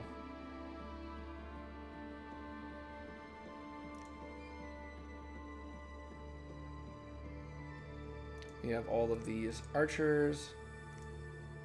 And we're almost at the point where we'll be able to cast flaming arrows on them, and then that'll be cool, I suppose. We'll give some of our mages fire gems so that when that time comes, they'll be able to cast it. Let me put you on conservative so you don't actually use those on anything.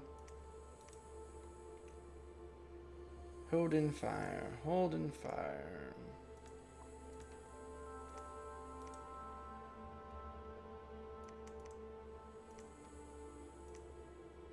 Hold attack rear. So there's a way you can tell how your opponents are veiling units. They aren't perfect. They give away the game often.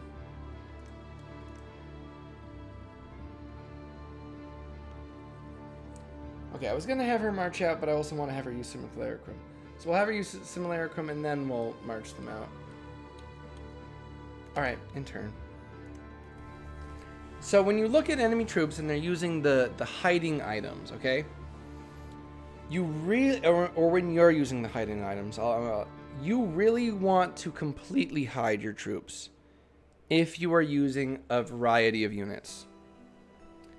Because what happens is,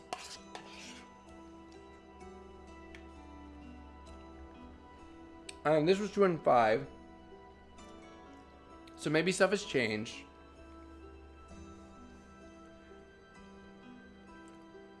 Say you have 100 units in a stack, and you have a mix of units. You have your soldiers, you have your archers, you have some elephants, you have your commanders, and you have an item that lowers the size of your party on, to them by like 70.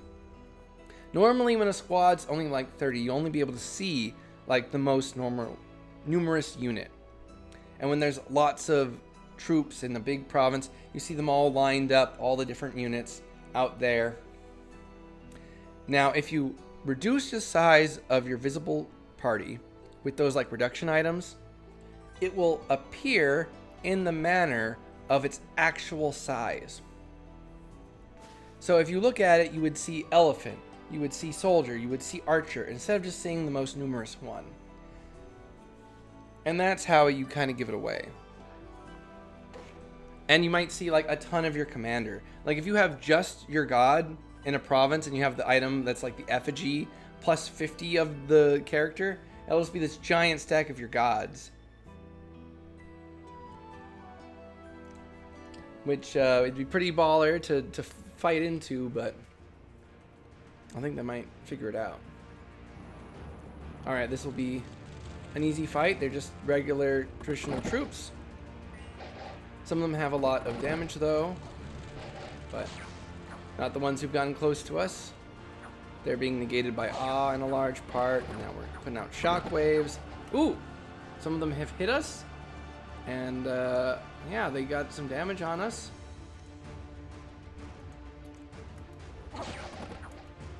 Ooh!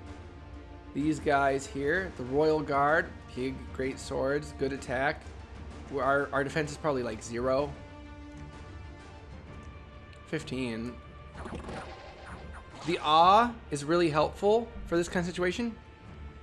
Normally, you take tons of harass penalty when you're attacked on all sides like that. Odd negated attacks, unlike attacks you defend or like block or something, don't give you that harass penalty. The multi-god is for when you've entered the meme portion of a late game. Multi-gods are very trolly, for sure. Looks like Shockwave has done its work. Alright, we killed 58 units, or we got 67 kills, so that was the passives too. We raised their temple.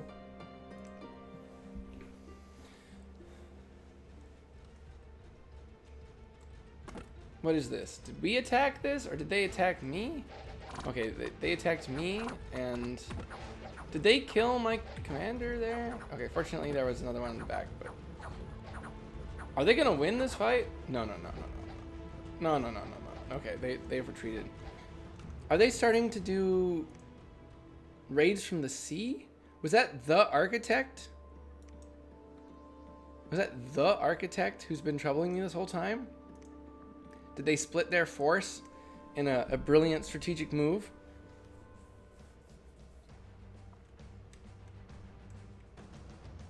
Oh man, did they really sneak on by me and get another win? It's shocking how many victories they're racking up upon me.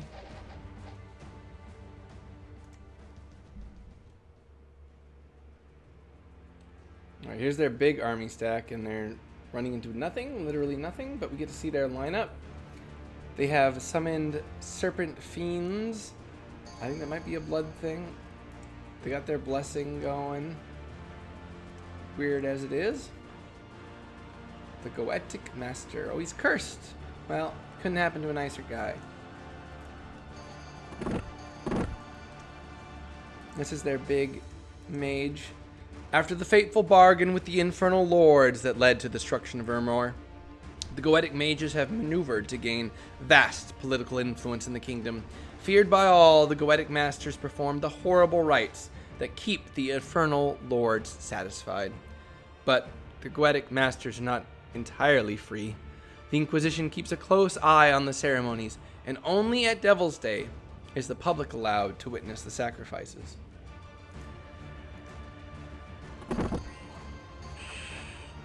So they have a holiday called Devil's Day.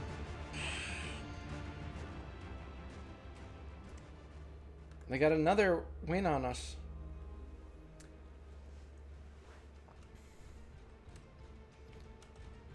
All right, we do in fact pursue them, and my force that's been pursuing them this whole time, I'm glad I sent it out when I did.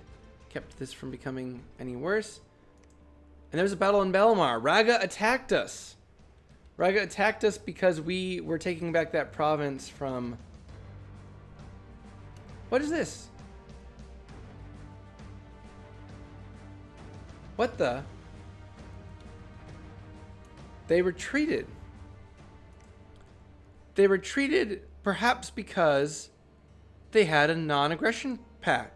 And so when they saw us, they turned around. The armies of Raga are routed immediately. Wow. Okay. I was pretty opposed to the diplomacy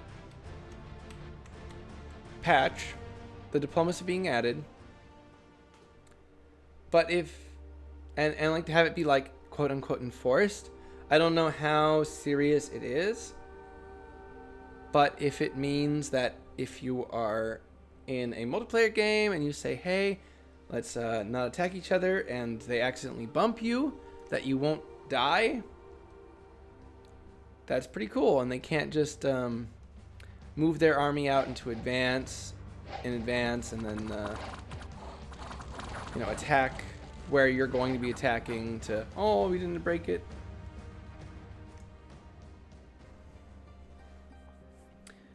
Okay, we beat that one. We did predict them to attack there, at least. They just didn't send as much of a force as we had expected. We got some earth gems from an event. Hell yeah, we got...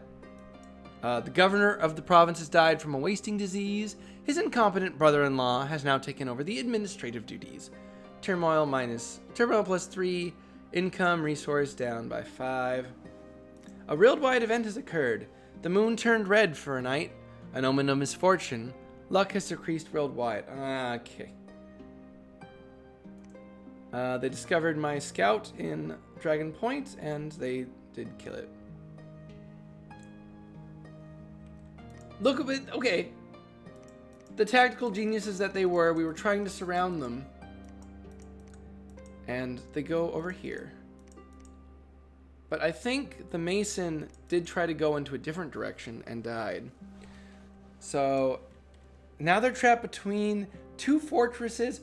1, 2, 3, 4 turns away from their nearest province, which itself is trapped a turn away from their army. Oh, welcome, raiders. Welcome. Hi. Hello, free of me. We are playing some Dominions. Have you ever heard of Dominions? It's the worst game in the world, and I recommend you all to close your eyes. Do not perceive the game we are playing. I guess I can show some of the battles from this last turn before I spend the next. We had a whole bunch of battles here. Here's my god. You were playing Dominion 6 too? I did not know you were cursed. I thought you were sane from the little I've seen of you. how was your Dominion 6? What were you playing? What nation were you running? Were you playing some single player? The graphical power of a modern 2024 strategy giant. We're running a Virtue God in LA Feminie, the female splinter faction of Ind. Thank you for the raid. I'm sure if you were playing Dominions, you're completely exhausted and have played way too much. Yeah, Pyrenees. They're a new one. That's very cool. I haven't seen them at all. I haven't played them at all. Actually, okay, I did see them because I went through like every single faction and looked at them, but whether or not any of that is still in my head after however many hours I've been playing Dominions. So look at my god throw down shockwaves on these poor Marinese soldiers. They are cleanly routed by my virtuous god. Oh, you did the cave cow strat. You did the cave cow strat. I had someone in chat on the first day it came out. I was going through them all, and I did actually, yeah. I think I did see them. In fact, I did like a little quick guide on them very quickly. I was trying to work on some guys. Actually, I never updated my title that I'm now just playing some single player. Yeah, the cave cows are very cool, and the giant sheep guys are pretty cool. That's definitely a very interesting scaling nation. Did you run into issues being able to actually move your cave cows around? I heard it's hard to get enough commanders. I'm really liking that they put in a few commanders who are capable of leading undisciplined things better. It's unfortunate that Pyrene did not seem to get any of them. Not that that would have been balanced if they could give their orders to their cave cows. Yes, we've been dealing with this awful dude. It's been 1, 2, 3, 4, 5 turns of outplaying me. This one general has managed to make it through all of my country. I've been like moving troops into his way. Occasionally I predict correctly and he defeats them somehow anyway with what I claim to be vastly inferior troops. Now he just tried to split his force this turn, and so he finally misplayed and we were able to beat him in one of the spots. It's not even a strong army, but this guy has just outplayed me throughout, predicting where I would go. We've been chasing him down with our soldiers. What happened to my commander here? Did my commander in that last fight where we were chasing him perish? Or when he went back? He might have killed our commander who's been chasing him this whole time. That's what the Mason turned around for? No. That couldn't be. Dal Corpor. This is where we finally got him, right? This is finally where we outsmarted Gross the Architect. It's not that bad yet. I think there are some craftables that make it easier. Yeah, you can put leadership items on people. Definitely recommend it. I think there's a like Beastmaster whip. Oh, speaking of constructibles, was that my commander? No. Couldn't be. He would no. He's not that kind of commander, right? This is the dude, right? No, this is a militia.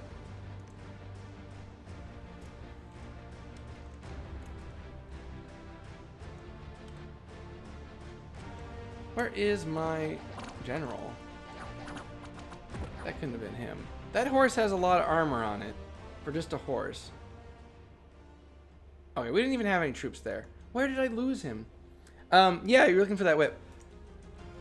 So if you are in the foraging screen, you can press a button and only select for the crafting type of a certain thing. So you can be like nature only. And I think it is there's the rat tail, which gives Taskmaster +1, boosts boosts your control of animals, and it gives you animal awe. There's a lot of neat things. I've been really blown away by this one, where you can move your box over and like completely move squads around. That's cool, and you can give them orders from in here. That's new. Some of it's new. Yeah. Oh, okay. So I was saying we got the steel ovens on our second province of this game. The first province we attacked, we found the steel ovens, which gives 125 resources. So we were immediately able to start producing way better units, way more units, and it provides a construction bonus. So every time we forge an item, we get a 20% discount. So everything that's 5, we get for 4.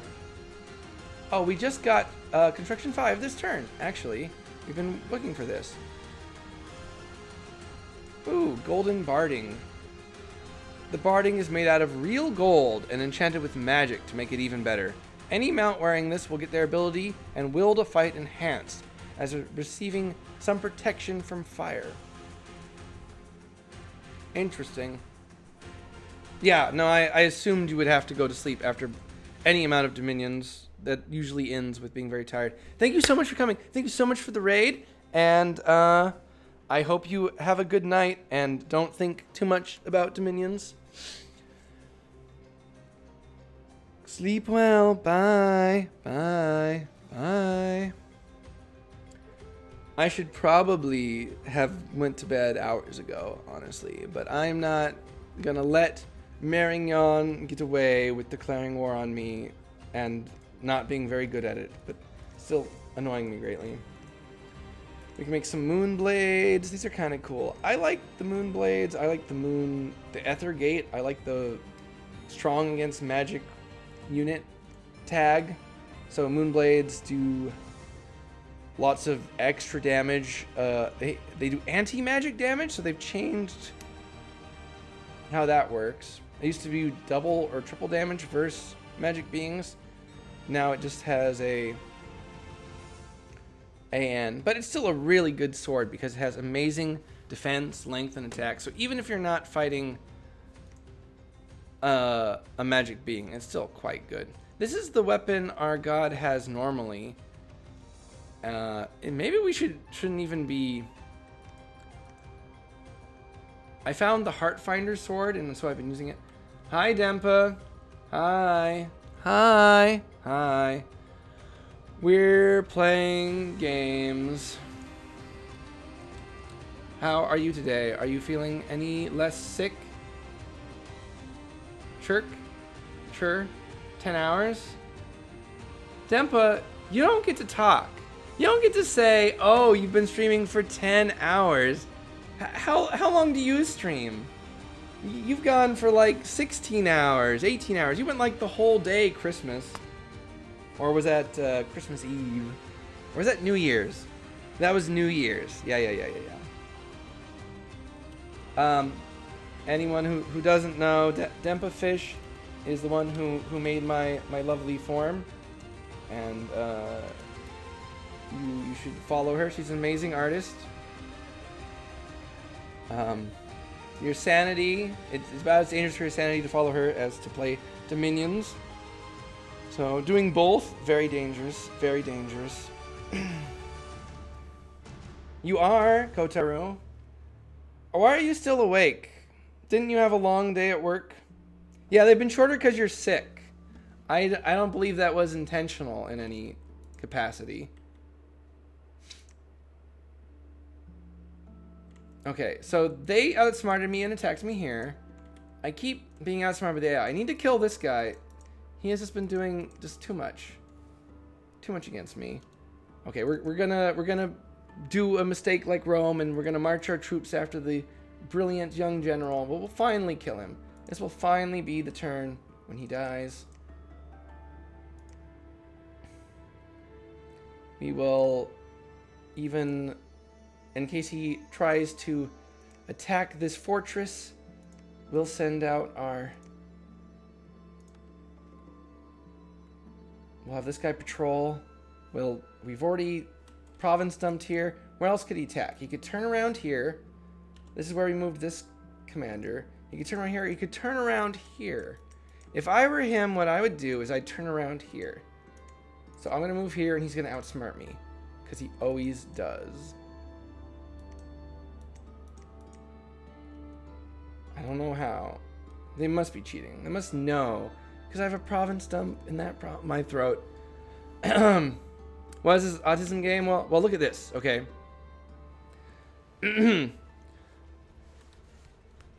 So, in the times of chaos, there were many gods, and they fought, and the world was torn asunder.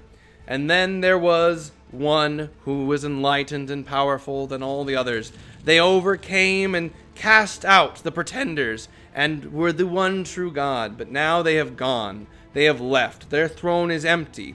So all of the mighty and powerful and ambitious mages, gods, monsters, idols of sorcery, everything that can possibly be considered a god, is making their play for it. I am playing as a virtue. I was one of the heralds of the god. Why did they leave? That's like, okay, there's like an iceberg like 20 miles deep. We're not going to get into it. I am playing as a pretender.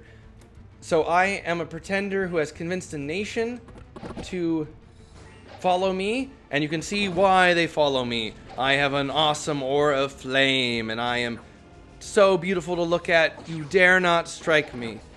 It's a self-insert.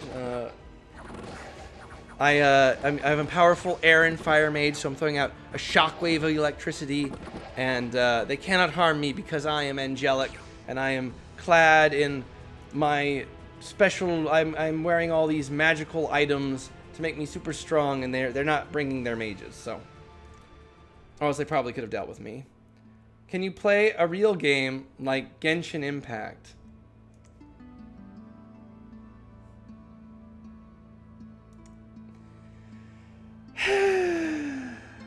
I'm not good enough. I'm not good enough at games to play Genshin Impact. I'm sorry.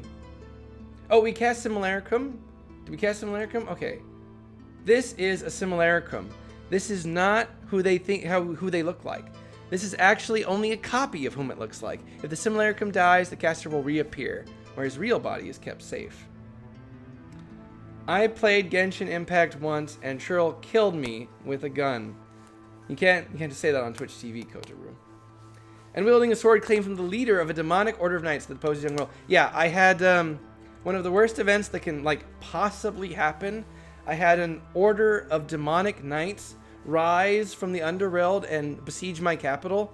If I had not properly foreseen this and built a fortification, I would have lost all my income. It actually was quite hard to remove them. They are very difficult units to fight. But we did manage to beat them, and if they had managed to get the Heartfinder sword to hit me, it does 999 damage. So that would have been unfortunate for my god, who can otherwise deal with a lot of things. Okay, we can finally lead out our army. I wanted to test Simulacrum before we did. We are now going to send out our forces. Now, we do have to worry about troubadours. There's lots of sexy men who know how to play the ugly stick about, and they will try to seduce our sage queens. So we must give them bodyguards. The unseen, the veiled ones. These are girls so pure, they've never even been seen by a guy. Now that is an idol for you. These are the Unicorn Bros, best friends. They have a great deal of glamour about them. We will assign our best mages some guards.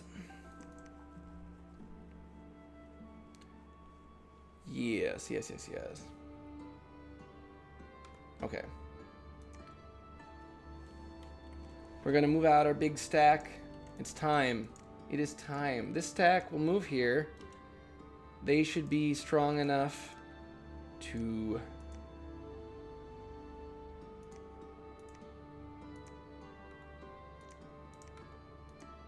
They should be strong enough to beat back this army should it move here. I say that, but it would be iffy. They'd at least be strong enough to do really good damage to them if they attacked there. I don't know if they'd be able to win. But we can't defend everywhere at once. We can probably assume they're not going to attack into here.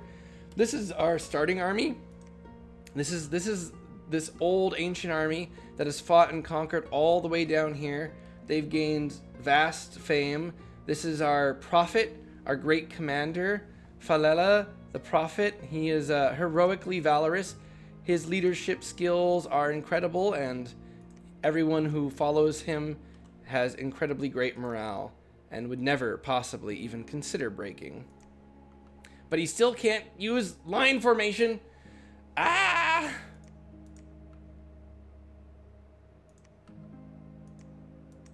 I wish they could get better as a commander and then use line formation.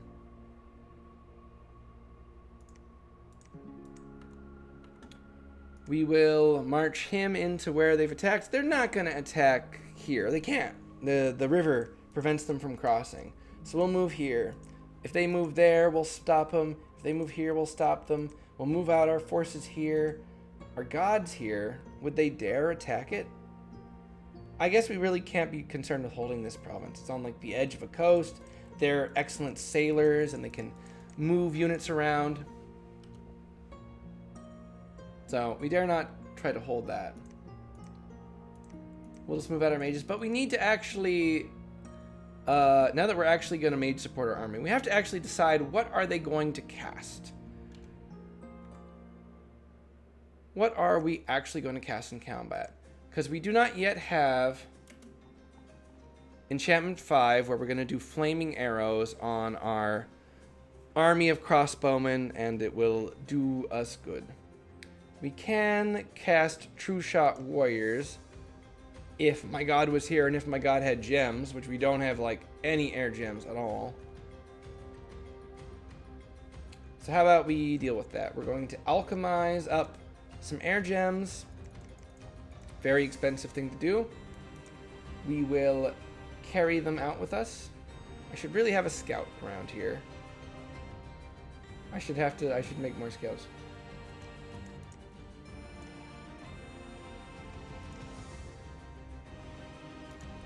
We'll fly our god in.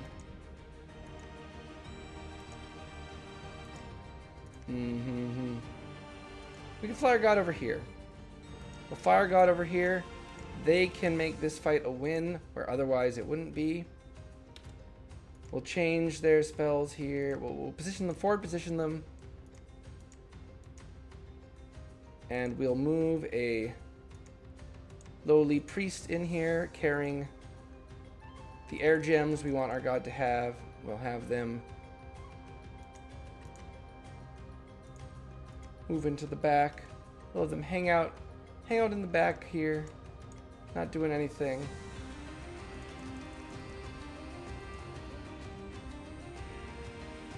Just to bring those gems in, so that my god will then be able to wear them and sail out, fly out and use them. We have a mage down here. They are our only nature mage searcher. Did they outsmart us? Wait, did I read my messages this turn? Yeah, okay, yeah. We're totally gonna overpower them. Cast a spell. Wait. We can do Vile Water if only we had Water 2s. Vile Water is a great spell. You make these gelatinous cubes of acid. It was one of the best spells in the game because it used a gem type that you didn't really have much use for. Whether or not it is still good, I have no idea. Not at all. Get to start making...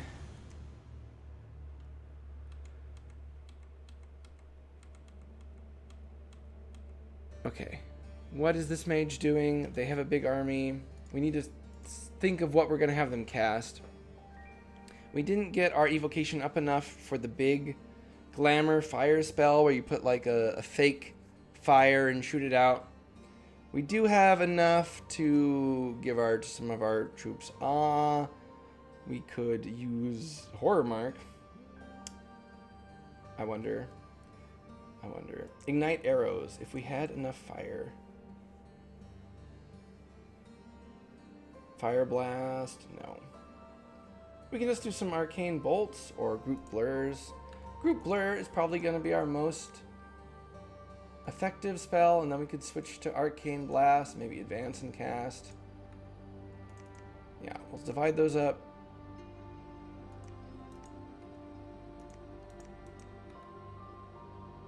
These units will hold and attack. We can have these ones attempt to get around. We don't want to waste our buffs on them.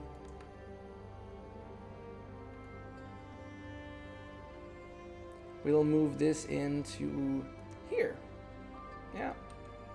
I think that is not everything. We also need to still give these mages some spells to cast. Because we're going to move in our mage support with this army. And we need to actually kind of assign it. Okay, we have a massive blob of crossbowmen. They should be able to defeat anything. This many mass crossbowmen, we just need to make sure that they're buffed, that everyone is giving them what they need, which is Blur. No, Blur's not going to do anything against ranged stuff.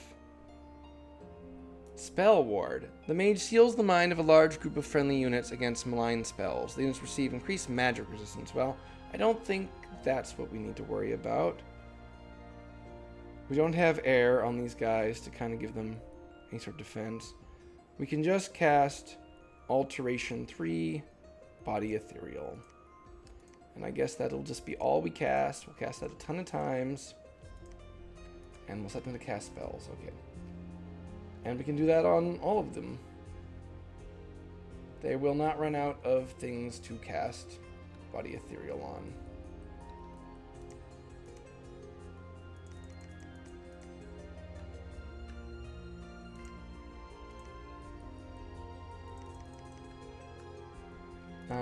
You have considered actions. Okay. Should we bump anything if they attack? We should be able to win that easily. Ooh, we should, here we have this large group of Cav.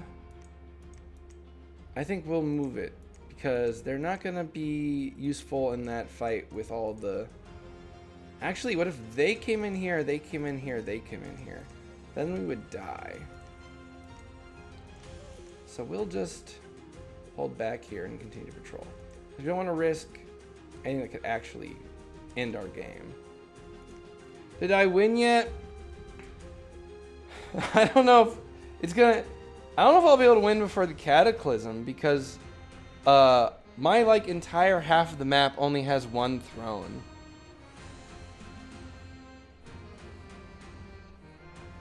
So I honestly don't know if it's even possible to win before the Doom Horrors come to eat us all. But I can sure throw up the best possible defense on the throne I've got on my side of the railroad and let the Doom Horrors eat the rest of them.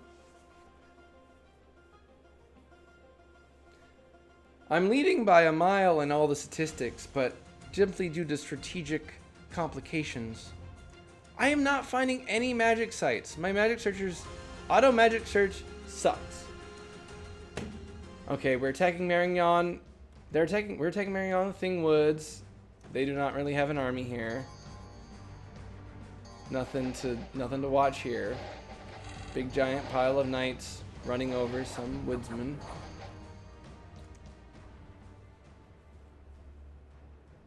What was the strat? Go to route defending a throne. So the way that the Doom Horde thing works, it might not work out if anyone else is actually kind of big. If anyone else can get multiple thrones, it's kind of a crapshoot. So when you reach the Cataclysm, okay, so 5 turns before the end of the Rild, the Doom Horrors that perhaps the god was going out to... Did we lose? We lost? What was this? We lost here. We attacked. This is the... Yeah, we're the female only nation. This guy outsmarted me again. How many times is this AI general? He should not be able to defeat us here. Like, look at the outnumbering. We're the female only nation. Since the time of Magnificent End, women held power in feminine rulers, sages, religious officials, and soldiers are all female. Despite their Amazon ancestry, archery has never been popular among the nobility. Feminine, and most archers are commoners equipped with simple short bows. So we lost here. Now that's crazy because we won fights that were very similar to that many times in the beginning of the game. It's just this one dude and his super elite troops that he has led. All right, here's their big army. And did we predict where they were going to come? We did. We thought, hey, they might come here. And if they did, we might need our virtue, which is our god. And I should have had these guys on hold. I'm always doing this, especially in single player, but it looks like they will smash that wing, and the rest of the troops don't want to break formation and get surrounded, so they're holding. The Cav has punched through. I should be playing this at a slower speed. Let it be dramatic. These are our sacred units, the Veiled Ones. They're the Veiled Ones are sacred spear maidens, never seen by man nor beast. Sequestered and trained in the Veiled City from a young age, the spear maidens are taught the basics of glamour magic. Not until they are skilled enough to fool their eunuch guards and sneak out of their compound are they allowed to proceed with their training to become Veiled Ones. Sacred, elite warriors who fight with spear as well as tricks of the mind. The Veiled Ones are rarely spoken of and never seen. Their skills at deception and stealth might even surpass that of the Veneer. And they do. They have stealth 90 and they get double blurred image built into them. Pretty cool troops. This wing held up. This wing held up against our Lady at Arms and has held on very long. The barbarians, the Marinese Royal Guard, have lived up to their names and done very good defending there. But as we've routed that side, and our cavalry has made it on to their heavy crossbowmen, who might be those mercs who betrayed me. We have finally crushed this army, and their trouble on us has come to an end. The heavy crossbowmen are pretty hard to run off. They have nice, huge armor and shields and swords. Yeah. Our god did not do much there. Or did they? Let's take a look at that again. Oh, that was not the one.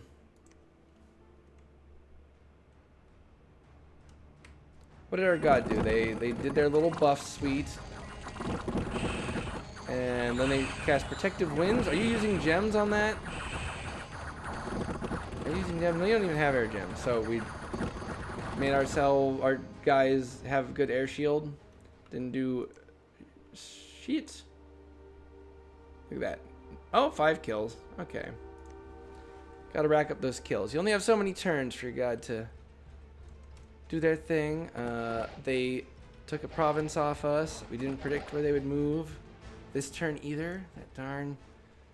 They're sailing units around to attack us.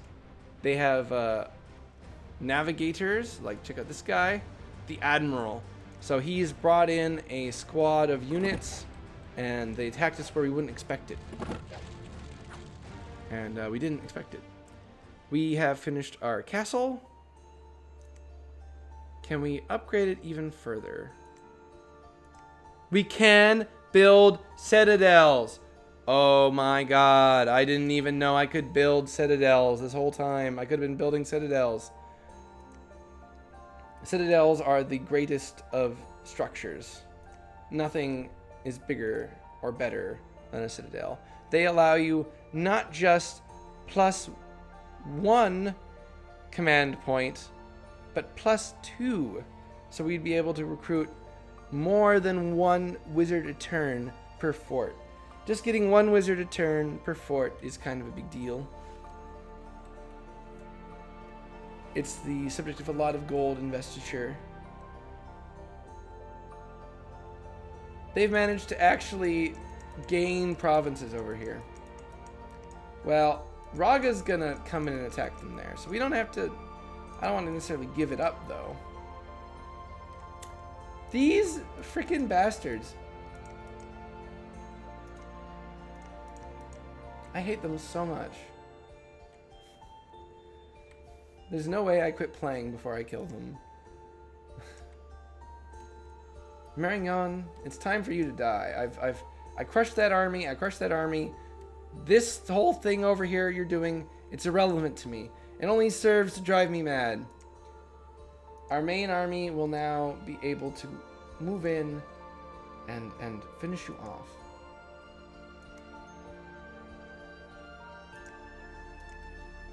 How big is this army here? Okay, so this was that province that they took that they sailed around to. We had just taken it last turn. It wasn't a very important province. We'll move this army along the coastline, clear that up.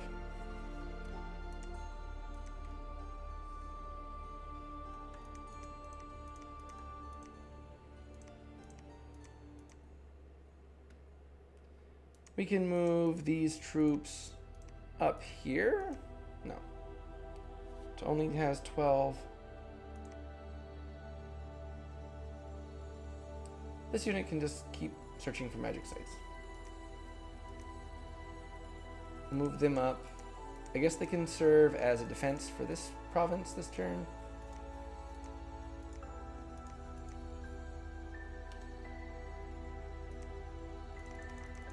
We'll have them cast Blessing, Blessing, Blessing. Stay behind troops. Failed ones, and then if we're doing that, then they can cast Blur, Blur, Blur. Stay behind troops. Okay, they can move there, they'll move there, they'll move there.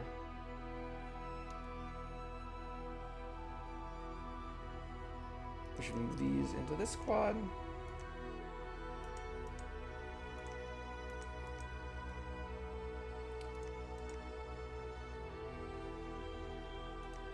Guard commander.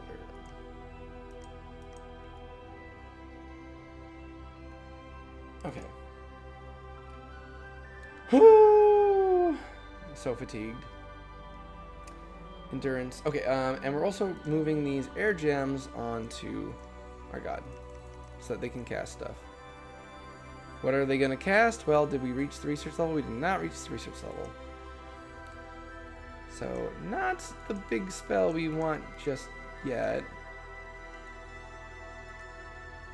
Unless we just say cast spell, cast spell. Have them do misform and then we'll have them cast spell.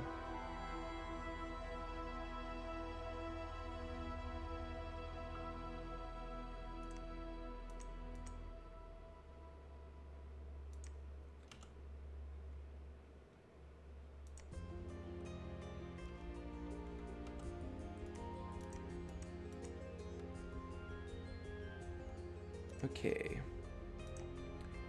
This army, this whole stack here, will move towards the capital. Well, we're gonna start heading towards the capital. We don't want to attack into this province because if we're trying to bring our god here, they have a really high dominion, and we also know that they've spent a vast fortune on the local province defense here. And this one's got a fortification under construction, so we want to shut that down so we don't have to siege it. I would wait around for it to finish so I could take it for myself, but I've tried that before, and sometimes it doesn't work out as well as you would. What happened here? Why don't we have a lab? Ah! My M key is stuck. My M key stuck sticks sometimes. Ah!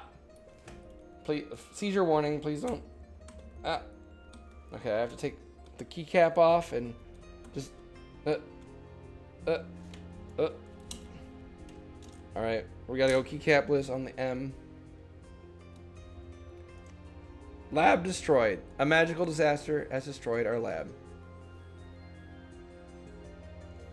We got a circus came to town. That's cool. That's cool. Umbra was discovered and attacked in Vedheim. Oh, we might get to see what the Vedheim bless is. So, if your scouts get patrolled out in a province, well, then they come and they kill them. And sometimes that can be cool because you can see what their blesses is or things like that. Like here, we know kind of what they're doing with their troops. We got some blessing going on over here. Okay, are any of these sacred? So here we have a unit who cast bless. Do they have anything to bless? Is she blessed? Okay. We can see that their bless is morale, solar weapons. Okay, solar weapons are good against demons and undead. We kind of would have loved to have had that this game, because then we would have been able to defeat the undead that had sieged us. They get blur, which is a good defensive thing. They took true sight and spirit sight, so you know the AI is memeing if they did that. They took awe. Interesting bless for Vedheim. I don't know why they keep taking true sight and spirit sight, because spirit sight is infinitely better than true sight, and they both cost points to have. Okay.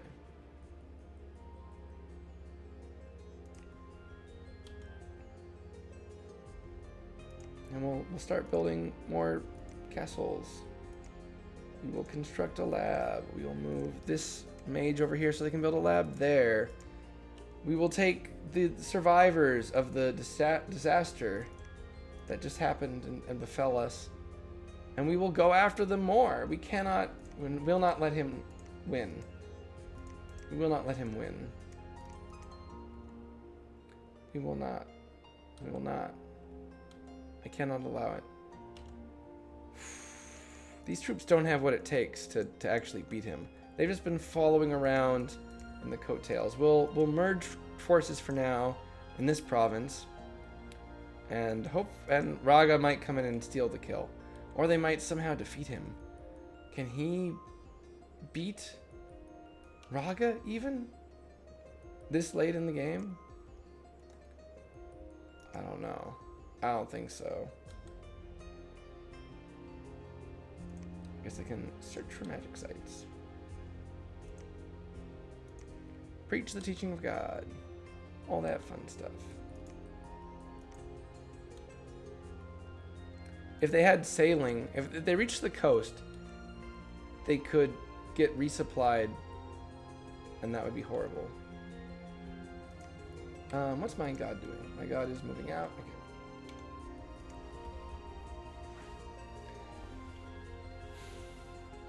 We're gonna try to get on their capital.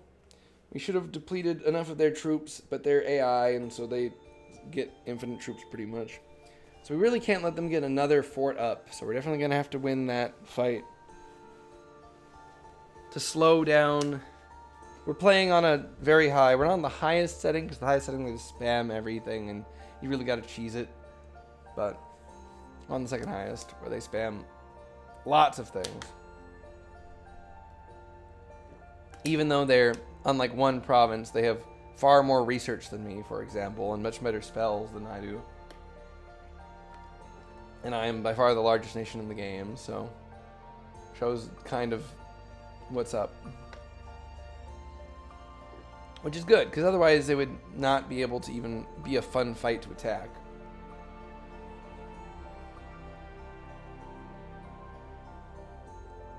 Which is kind of how it can go in multiplayer sometimes.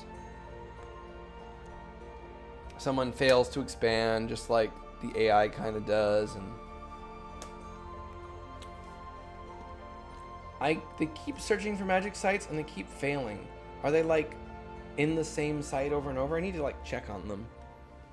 So they're attacking Marignon. No, we're attacking them. We're attacking them. We're not Marignon. This is the province by the coast that they sailed onto. Ooh, that fire drake is doing good work against us. Horse retreated. The horse. We lost a knight and we lost some city guards. And the city guards are big heavy hitters, but their accuracy is kind of bad. Okay, here we've got a huge fight. Now, this was a mistake. These are not supposed to be here. Yeah, so here's our wall of crossbowmen. In one more turn, our god is going to make all these crossbows shoot flames as well. And that's kind of like been our strategy we've been going for this whole time. We kind of picked a target.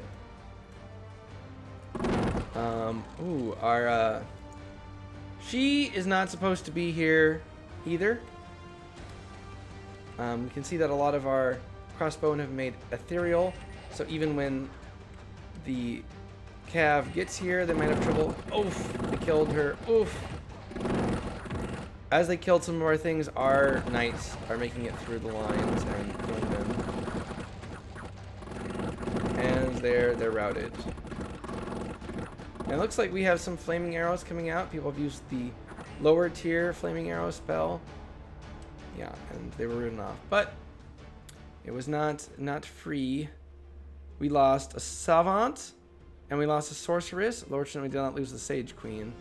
We lost some veiled ones who were horribly out of position. And we lost some crossbowmen that they got to us. They had a fair pile of heavy cavalry. This represents a grand of units. And we did finally kill that fire drake that keeps giving us trouble. They have attacked us. And I think the area we were coming from. No, yeah, yes. The area we were coming from, but we were bringing up another force in case they did, and it looks like that worked well. We flanked them with the horses and routed them. We lost one horse. One knight was killed, but her horse survived her. Survived by her horse. Alright, this is us trying to take down that darn general. Surely this time. We've got him now. This is just some defense he left. He did have a commander here. He was recruiting one. This is him attacking out. This is that Lion Tribe province we knew we couldn't defend. Because the Lion Tribe province defense just isn't that good. And look how depleted his army is. And yet, he's still taking provinces from us. It's ridiculous how effective they've been of a military unit. We found some nature gems in a oak that was split by lightning. The tax collectors did a magnificent job and managed to tax the hidden reserves of the local lords. So we got half a turn's income bonus from an event. Heh, unluck. Cursed stars and red moons, that hell doesn't stop us. We got a new famous hero. They have stone skin, so they get extra protection. Very cool. And we've taken a great silver mine, so that'll bring us in a good amount of income. We're now off their cap. Now the real war begins, when they can bring out their mages, and they might actually have some. Okay, so Raga has taken that province that we hadn't taken, and I imagine these guys are gonna come up here and try to escape, and it'll finally be the end of them. It'll finally be the end of them. We throw a huge amount of problems and there's no way they escape. And Raga will kill them here. It'll all be good. They managed to take the Ancient Master and the Unfound Door. So the Ancient Master is a warrior, you know, a legendary warrior living in the mountains, and you can train there for him. Alright, we're done pursuing him.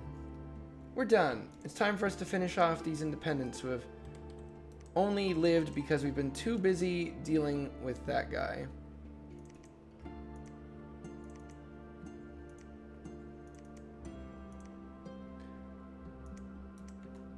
That is simply how it has been. And it has been horrible. So we should be able to cleanly move up. Move out. Get on with our lives. And isn't that grand? We will soon be rid of him. Surely, this time, for real. The Raga might get the honors.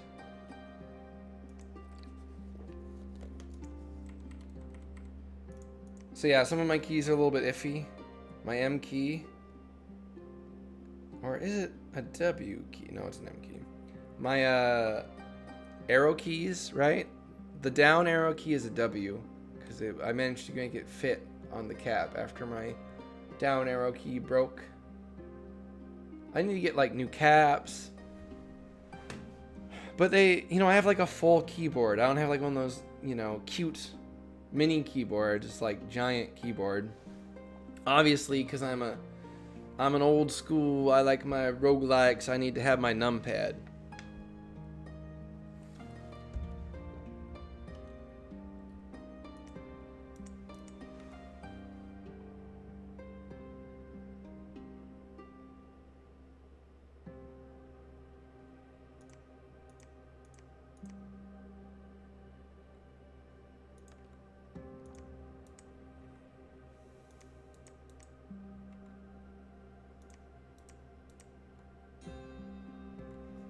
Okay, the squad here of units will merge with that army, and then this army will try to wipe the spot off. Now, do we move our god in here? I think we pull our god back. No. Our god is now able to cast the big spell. We just researched it this turn. So, down here in enchantment, we just reached Flaming Arrows. Yeah, I got 10 key, I got 20 key. I've got my 11 button, I've got my 12 button. We're on base 15. We got all the buttons we want. So we can finally cast Flaming Arrows. And then we can even cast Flame Ward. So should they have more of those darn... The caster enchants the arrows and bolts of a larger soul, making the arrows fly swift and far. Ah! Okay, we're going to skip the fire bolts there. We're going to switch to throwing some far flight arrows on them. And then we're going to do conservative magic gems so that we don't use up all our gems now that we have these spells. Like, it looks like we kind of used up... As long as we have our fire in a bottle, we'll be able to cast flaming arrows. So, that's all good.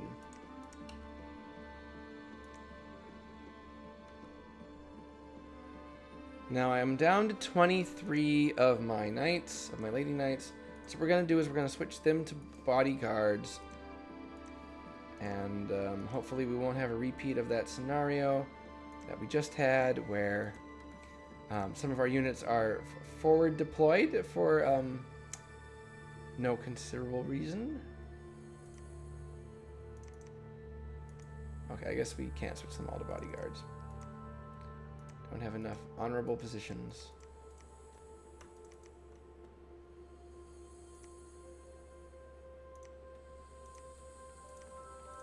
But I don't want them to run forward, is the issue.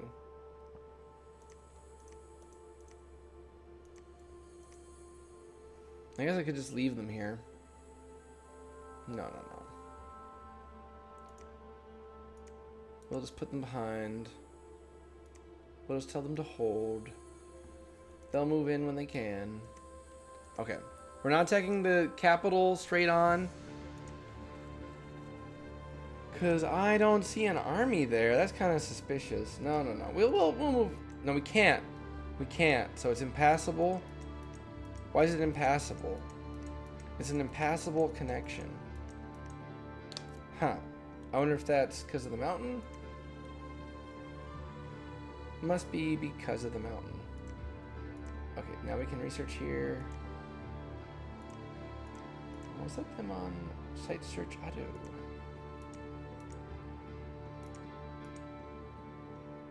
I'll set her on site search auto. Auto site search. Yeah.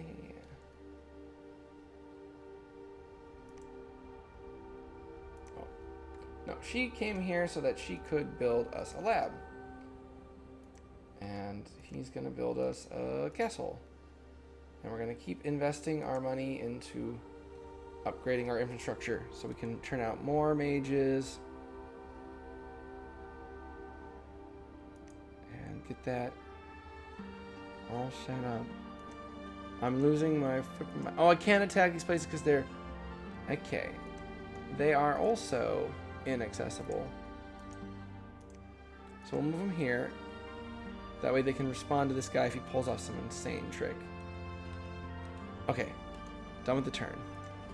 One more turn down. How many turns has it been?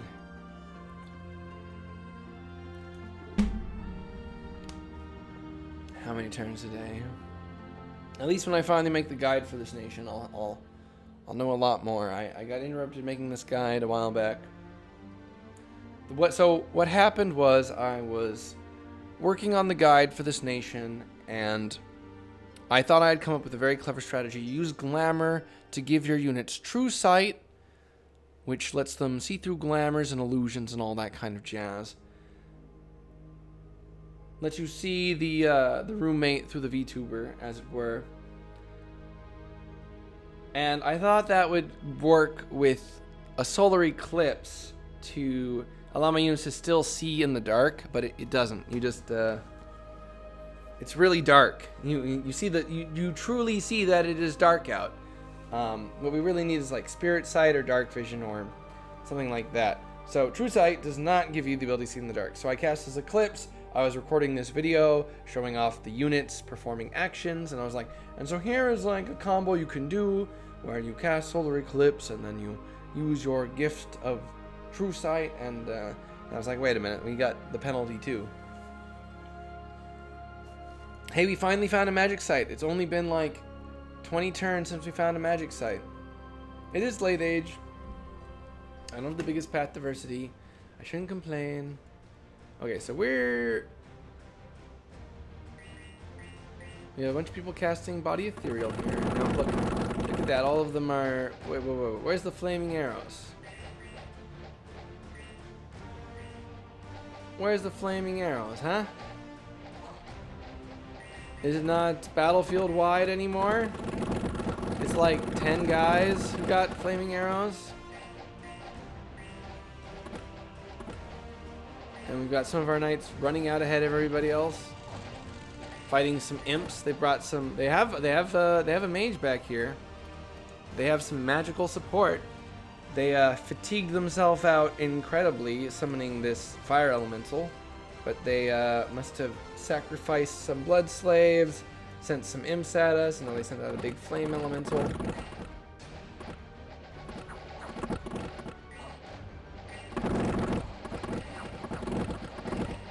You're throwing down protective winds. That's actually pretty useful here. Putting up an air shield that makes us 80% resistant to archer fire. Archer fire is much less likely to hit us. Our god has run forward to kill the fire elemental. You know, advance and cast is doing pretty good work.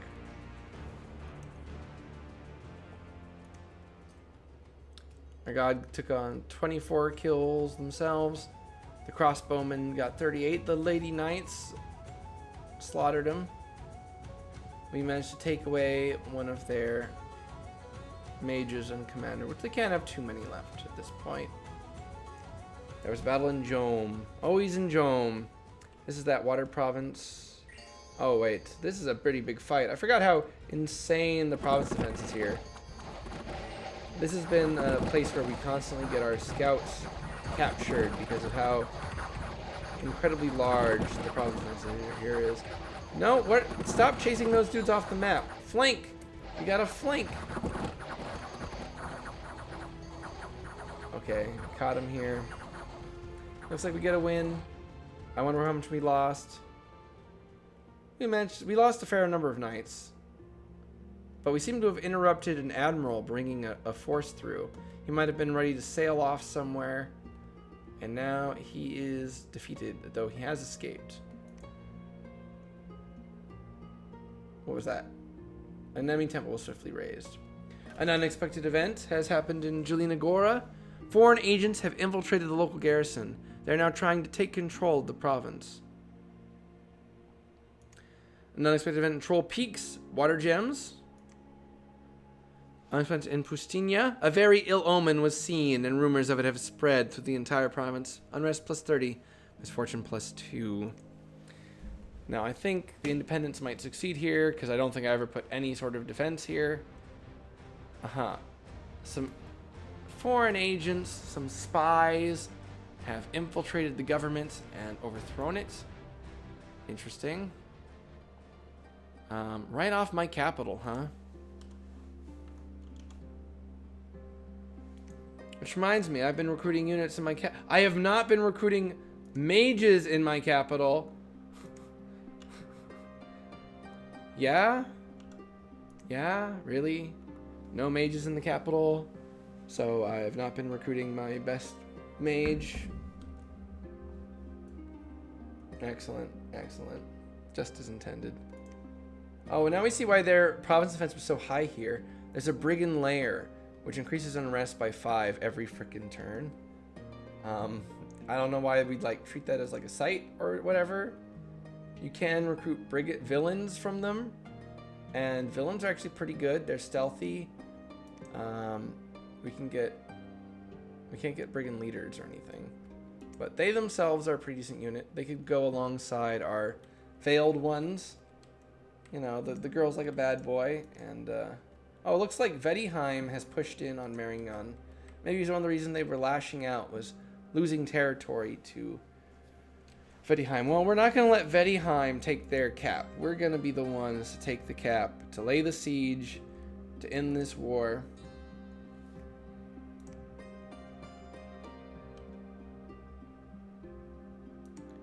So Flaming Arrows is only area of effect 20 now. So we're going to put our crossbowmen in a box.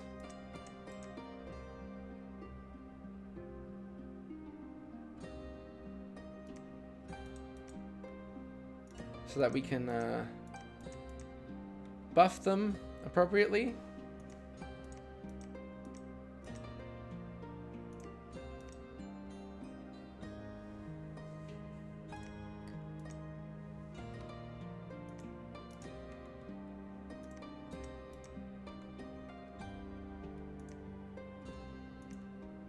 Yeah. That'll be cool. That'll work. We've put all our mages at the front of the blob. Why have we done that? So that their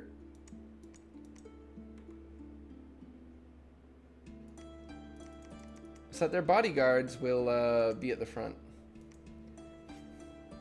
That's why.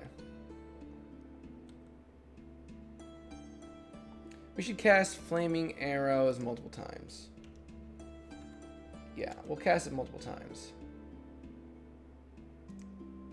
Flaming Arrows, Flaming Arrows.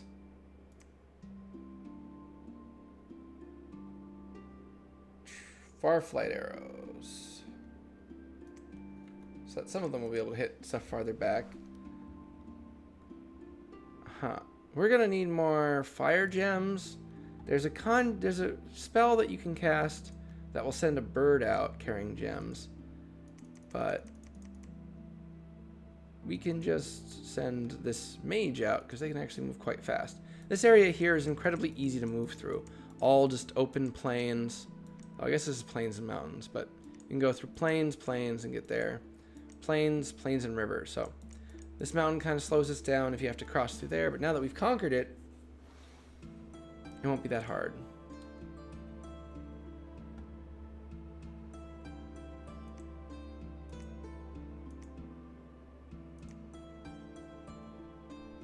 We can go back to building mages here.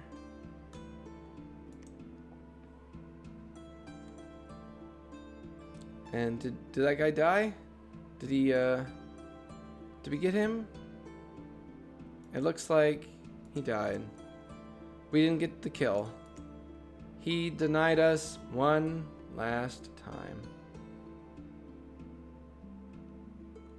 Not surprised. Not surprised in the slightest. Oh, and we've marched up our starting army all the way that they can join this fight. Our big battle for the capital is upon us. It is upon us. We don't need to worry about blessings now.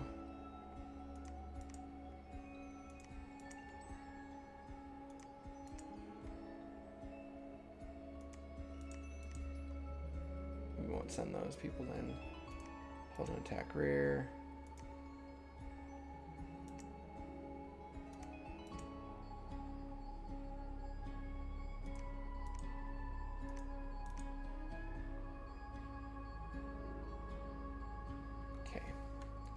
We'll let these... Actually, we want them on the cap, because we're going to want them to preach down the enemy dominion there. Or, yeah, let's have them build us a lab. I mean, a temple. Getting a temple here will help us overcome their dominion, and we'll move them in. Okay. This is it, right? This is it. This is it. This is it. What are we researching next? Enchantment 6 gives us Wind Guide, which is the entire battlefield. Hail of Burning Embers. The mage enchants the arrows of all friendly archers of the battlefield. So they've replaced flaming arrows with a smaller... They've nerfed flaming arrows to be smaller, and what was flaming arrows is now called Hail of Burning Embers. We can also use Mass Flight if we get to Enchantment 7. With our Glamour, we can cast Nightmare Masks, gives a number of units Fear, give a number of units Aura, a big AoE Bewilderment roll. I'm looking at the things and other paths we have. We can use anti-magic if we get Enchantment 7. Okay, we'll go Enchantment 7. We'll get our anti-magic. Anti-magic's a great spell. Gives all your units magic resistance. Yeah, magic resistance is nice. What happened here? Oh, that was the province where they rebelled against us.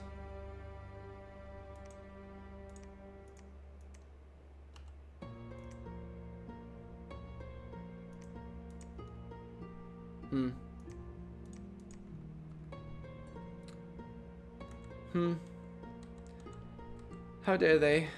We will not punish them as we did in that one game, though. I was playing multiplayer yesterday, and one of the provinces refused to convert to us. They kept denying our dominion, and then, after I had conquered them, they rebelled and seized their province back. And when I finally did take them back, I just raided them every single turn until the population was just a shell of its former self. 500 unrest. Just burned the place to the ground. Right off my cap. A farmland even. Gotta show them what it means to go against you, you know. You can't just let them get away with it. Not now. Not ever. Okay. Aha, we found a magic site finally. The singing tree, that's a glamour site. Marignan, the battle at Marignan. So what have they fielded against us? It looks like we've encountered just the PD. That's a shame, that's a shame. I was hoping for a bigger battle.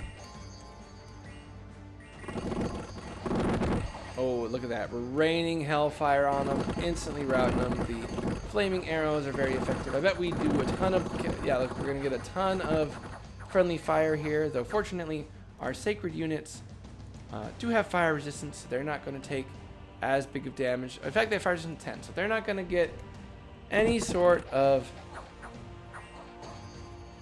It's war. It's holy war out here, okay? You can't have the people in your own capital province, not in your own cap circle, not giving respect. So we friendly fired it a bit, I think. We took this province off the Indies, not even gonna bother. You can't keep doing the war after the war is over. Watch me. Watch me. Oh, an unexpected event has occurred in Marignan. A scorching desert wind has swept over the land. Many have died from drought and wildfires. That's not a random event. That's someone using a powerful spell, Breath of the Desert, which is something I was talking about that our god can do, being air fire, which is a kind of a rare path to have at high levels. A large group of people have started to worship a false pretender. The leaders of the group were swiftly killed. Taking names. You don't wanna mess with me, Misty Bog. Don't make me remember your name. We were discovered and attacked in Belmar. Looks like there's a huge pile of troops there. We have finished construction of some citadels, some castles. We have started to destroy the wall fort in Marignan. The walls are lightly damaged and more time is required to break them down. The walls are lightly damaged. We're going to need more troops.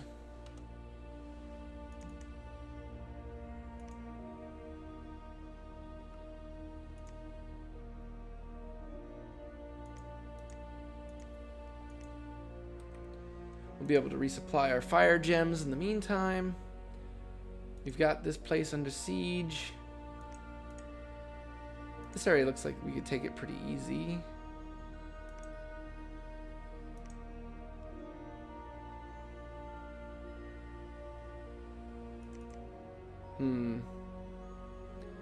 We'll put some of our cav onto... we'll let... No, we don't want our prophet to do it. Our prophet's going to have reduced HP. We really should keep them safe. We'll send this commander. He's actually quite an accomplished commander in his own right. One of the indie recruits who has proven their worth. The token male employee. We will rename him. Oh, he's famous and cannot be renamed. Gonna need a bigger boat for them to escape me. Yep.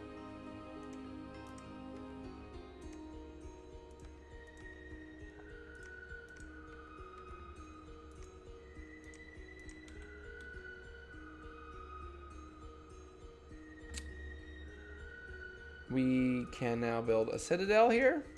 So citadels let you make more units than just a castle. The upgrade cost of going from a fort that can make +1 command point to a citadel is like 900, or is it 1200 gold? It's a lot.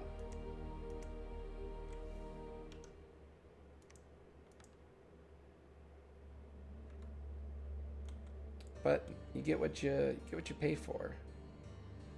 It's it saves you having to buy a temple, having to buy a lab. Saves you having to buy a lot of things. We're gonna keep up production there. I don't know why our mage production, and our production in these forts keeps getting interrupted. But it does seem to be. Oh, and we've reached the point of having enough temples that we can get an additional sacred unit a turn, which is great for us.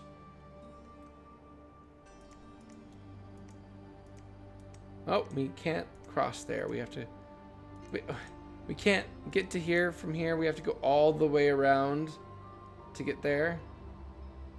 That is ridiculous. At least we'll be able to deal with those guys on the way. Now that we're on their fort, their cap, we're going to try to preach down their dominion. That, you know, we go around, we tell people, hey, we're literally sieging your capital right now of your religion. There's nothing good. No one's going to save you from us. You can't do anything about it. We've won. You've lost. Get over it. And they just have to take it. And some of them will stop believing. And when they stop believing, it'll weaken our enemy in their domain, in their fort. It'll make it easier for my God to be here. My God does not like to be here where people do not believe he is God. It's like when you're a big CEO and you're slumming it and people are not bowing to you. Crazy.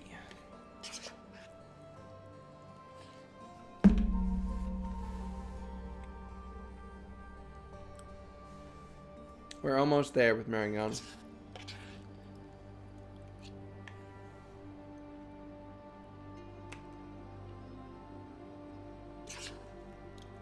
We just need to bring up more troops.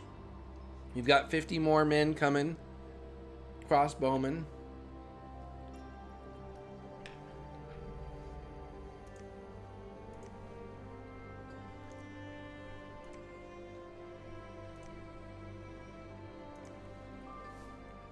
We're attacking them with our little cav here. Just like I thought. Nothing serious. They must have basically no army at all at this point, right? A Black Knight. What the? I mean, we literally have our giant army here, so it should be fine. But a Black Knight and his men have attacked the province. Their capital gets attacked, but it gets attacked while we're sieging it. What is the Black Knight and his crew? So these okay, so they get a Demon Knight attack like we did, but we have to fight their Demon Knights.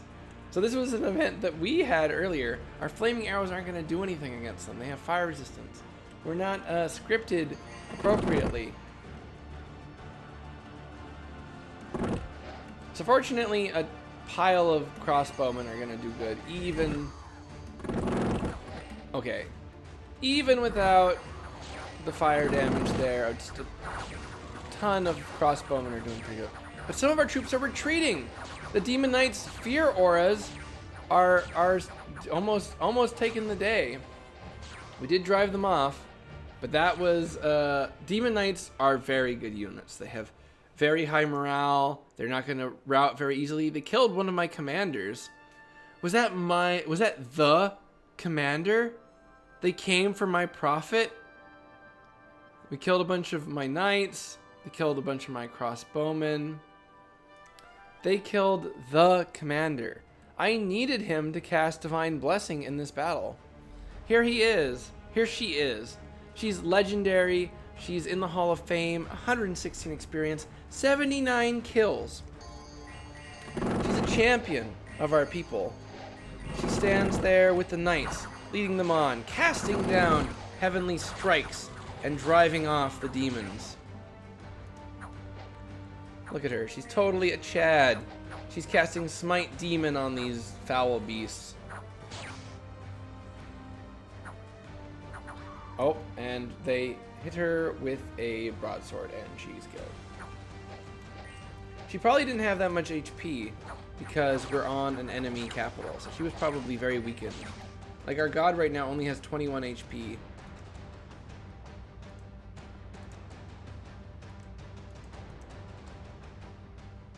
Well, what an end to a story. That was one of our starting units.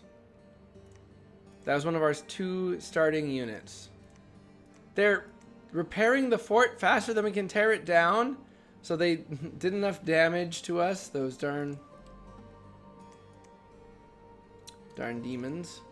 And of course we had some of our own knights off the province.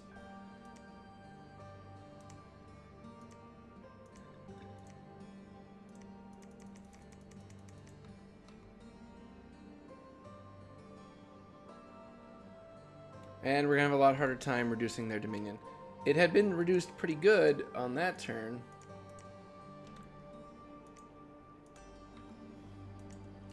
Oh, I think I know one thing that I know one issue. Every time I click over here to recruit these abbesses who can research, I've been forgetting to hit repeat recruitment. So silly. I'm just so silly. That is was probably something I should have been doing for a long time. Yeah.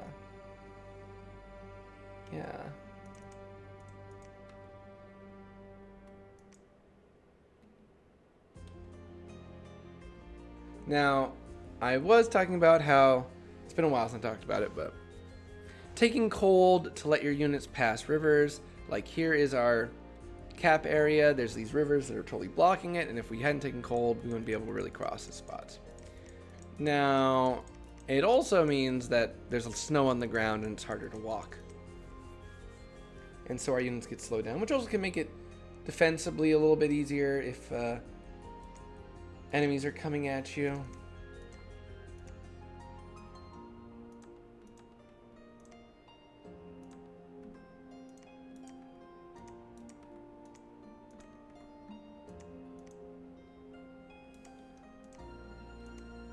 Okay, we're consolidating our lands. It's almost all over. That's what I keep telling myself. It might be true one day. It might finally be over.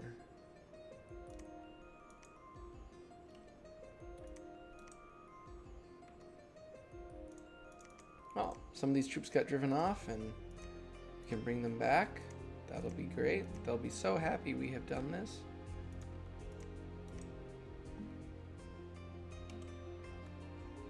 That's right, we need to make sure these units marching onto the square are appropriately positioned. Yeah, they drove off a lot of my units that are needed to be there to siege. So sieging is kind of a pain. Having enough units in a spot to siege it down.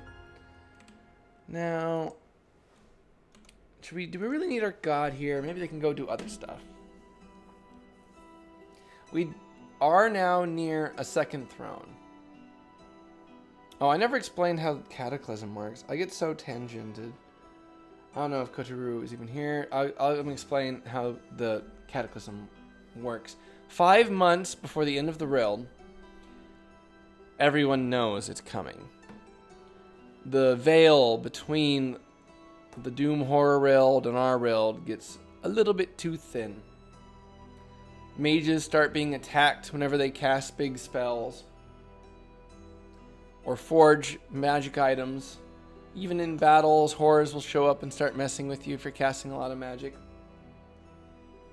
And then, when Cataclysm comes, the Doom Horrors start to attack the thrones. And if they manage to overpower the defenders of the throne, they will eat it. They will destroy it, and the number of points needed to win the game will be reduced. So, if nobody controls a throne and they eat all the thrones, then the game is over. If you control X thrones and another player controls X thrones, you have to hope that their thrones get destroyed before yours, and it lowers the total needed to win enough that your forts can get you the win. Oh, we found a magic site, a monolith. Not the kind that you have to fight, but I think just an astral site, but we'll check that out. We're attacking independence. They're nothing. Attacking independence. This one's a little bit spookier of a fight. We're relying on them coming in at different speeds because we're holding and attacking. And these are pretty elite with female soldiers. They are the lady at arms. They wield pretty good broadswords. They have good armor. They're going to overcome these indies pretty well. But it wasn't totally free. Some of them died. There was a battle in Quelidon. So it looks like Vedheim is fighting with Raga.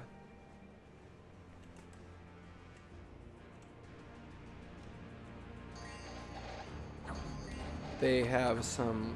Well, okay, is this Vedheim? Who? Vedheim has ghosts, mermen, and a Mound King leading them. So this must be his version of how he got underwater. Is he's using ghosts and mermen to get underwater. We gotta think about what we're gonna do to get underwater.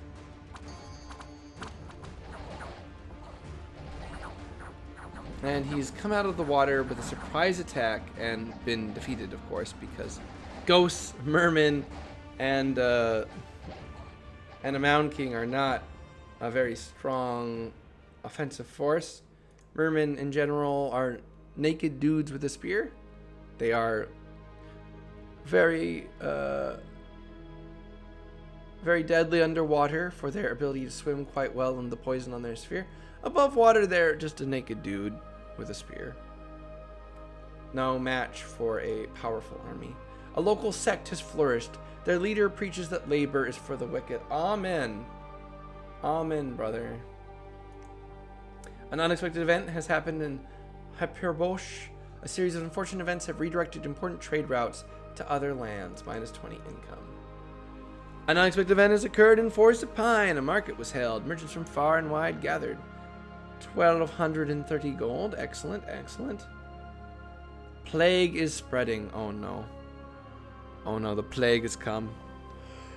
The plague is spreading in the unknown marshes.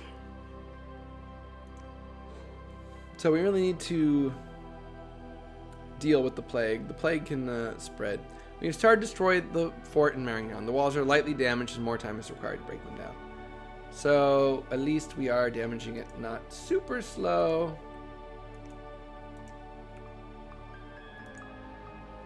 And we will start to preach a bit harder.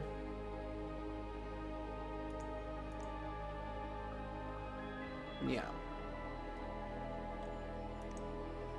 They don't have all that much to say about it. We'll make a Horse's Veil. Ah, this place has the Horse Brothers. That's where they were getting them from. Pretty good, very fast horse cav. They aren't that super strong of a unit, but having very fast commanders like that can be pretty useful for ferrying stuff around.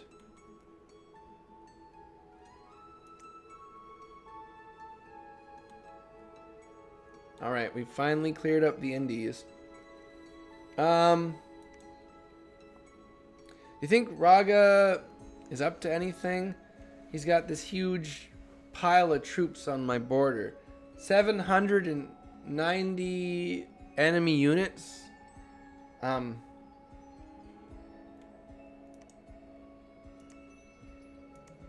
Yeah, 790 enemy units. That's a lot.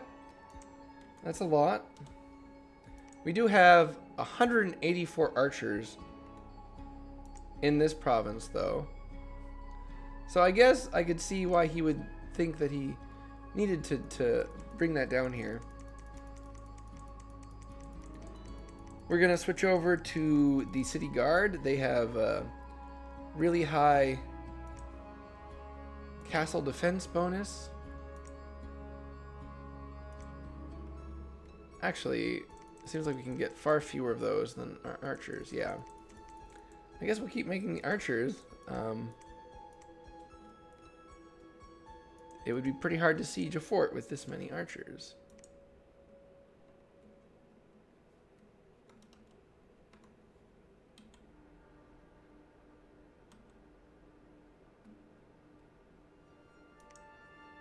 What was the monolith we found? 2 astral pearls a turn. Alright, that's pretty sick.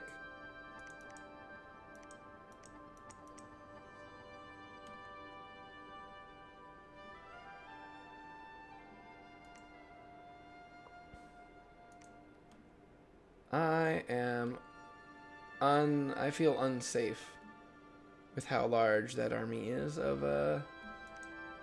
Ragas. Kind of worrisome, honestly.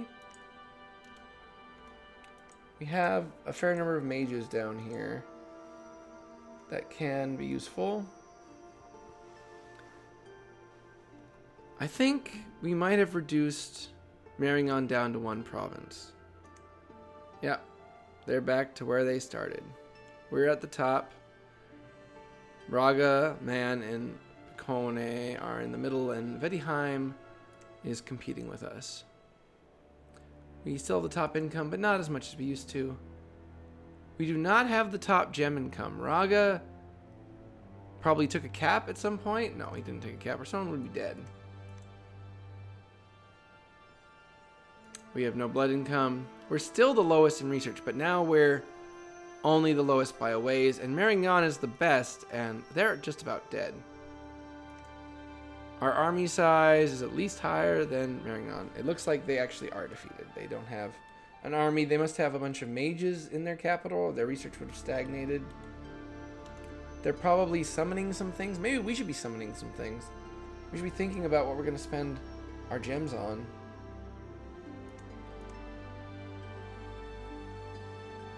A dome of misdirection. The entire province the mage is in is protected by a dome of glamour and illusions. The dome will fool enemy mages and protect the warded province from spells that originate outside the dome and make them target a neighboring province instead. The more magic gems put into the spell, the longer it will last. Friendly spells will also be misdirected. I see.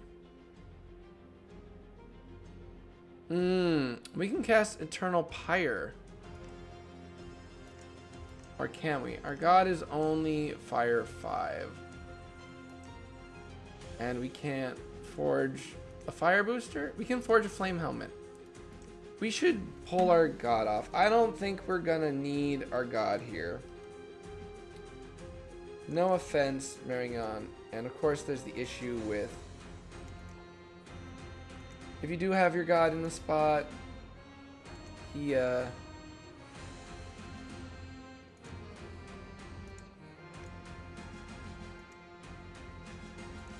issues with that spot not believing in him or her. We can still cast flaming arrows if we had conjuration. Okay, we have conjuration for Phoenix Pyre. Then we can cast flaming arrows. And then body ethereal a whole bunch. That'll be our plan for a couple of our mages. Yeah. And that gives us the flaming arrows we were wanting. Keeps it going. Okay.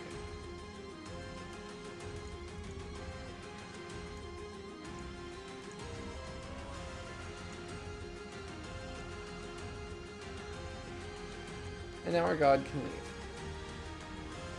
They can go to the iron ovens. Look at that. Look at that great giant move range. 32 flying.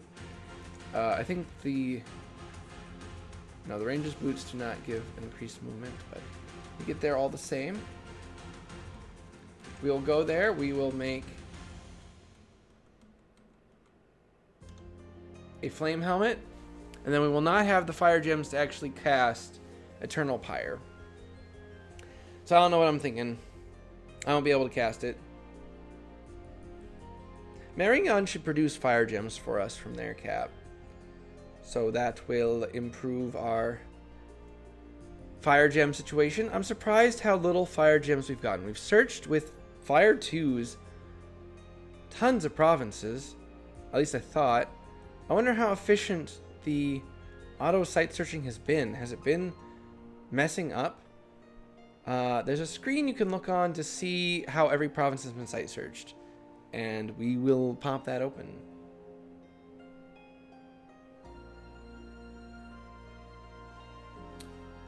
Alright, what's up this turn? Search for magic site, didn't find one. Searched, didn't find one. An unexpected event has occurred in the unknown marshes. The plague is reaping. Found some nature gems in a tree. We have some misomens in the troll peaks. We should really deal with the plague. A cluster of 13 stars could be seen shining extra bright for a week. This is an omen of bad luck and death. We've completed 2 citadels. We have started to destroy the fort in Marion, but work is going very slowly. We need more men or much more time to succeed. So that means they're probably summoning things inside the fort.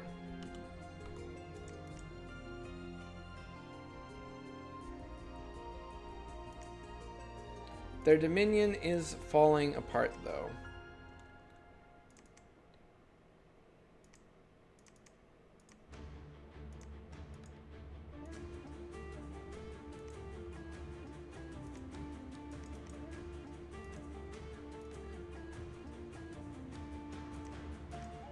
They're down to only 2 dominion in their capital. Not enough. Not enough by a long shot.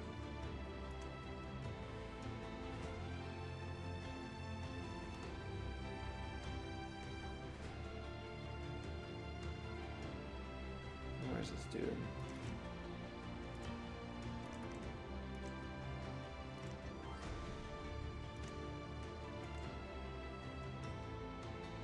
Send this guy over here to pick up some of our troops that ran. Those demon knights really messed us up.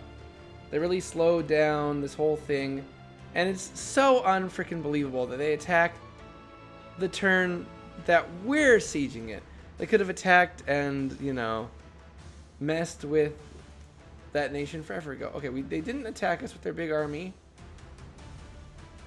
Maybe they truly aren't going to kill us.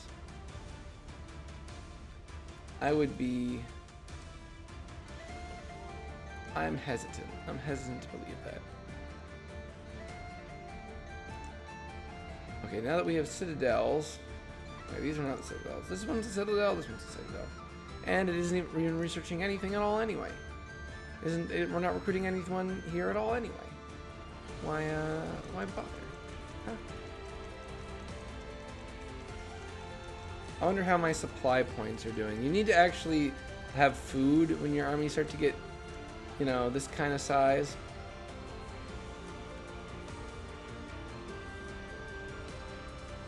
Supply usage 234 out of 1,074. This is a farmland with a river on it. It's about as rich a province as we could wish for.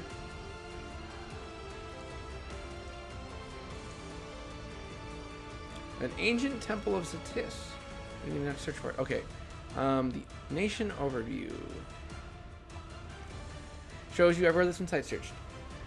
So we site searched Falgoth, nothing. Anmeric, nothing. Holberg, nothing.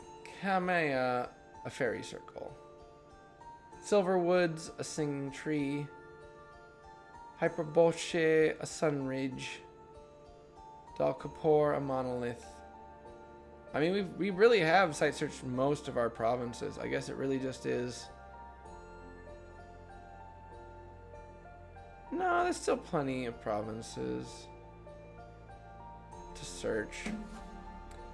Just haven't been getting many fire gem sites.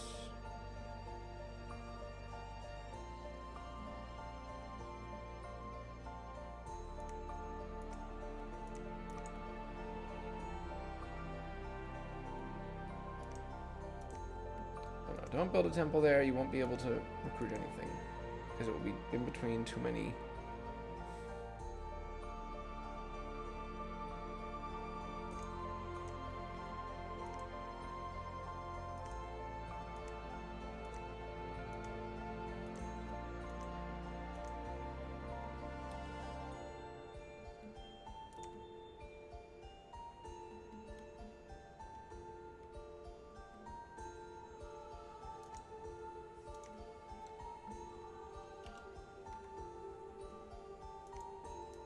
Eep time.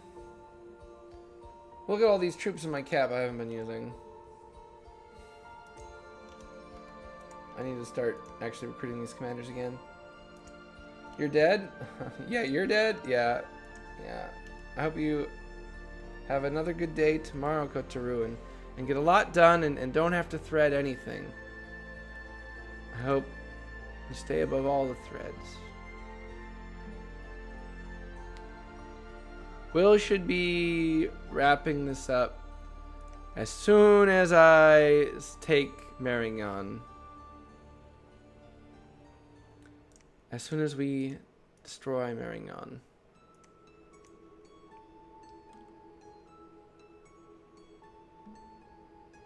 Which should be any second now. Well, you know what? We can siege this place faster if we bid on some hordes, and we have tons of money. Why will they not just let me type in my want? Is there any way to increase my bid faster? Alt. Okay. Not alt, that's for sure. Question mark. Okay, the question mark doesn't work here. Question mark should give me all the commands. We're gonna bid so much, no way anyone outbids us. We need these troops. Because they'll let me go to bed. Okay, the Renegade Sage is not gonna help us siege there, so. 1210, we're bidding 1210. Surely no one would outbid that. That's a whole fortress that you could have for that. We're gonna make a flame helmet. Ooh, we can also make a winged helmet. I thought those were at higher tiers. Now that we have the gems to make a winged helmet.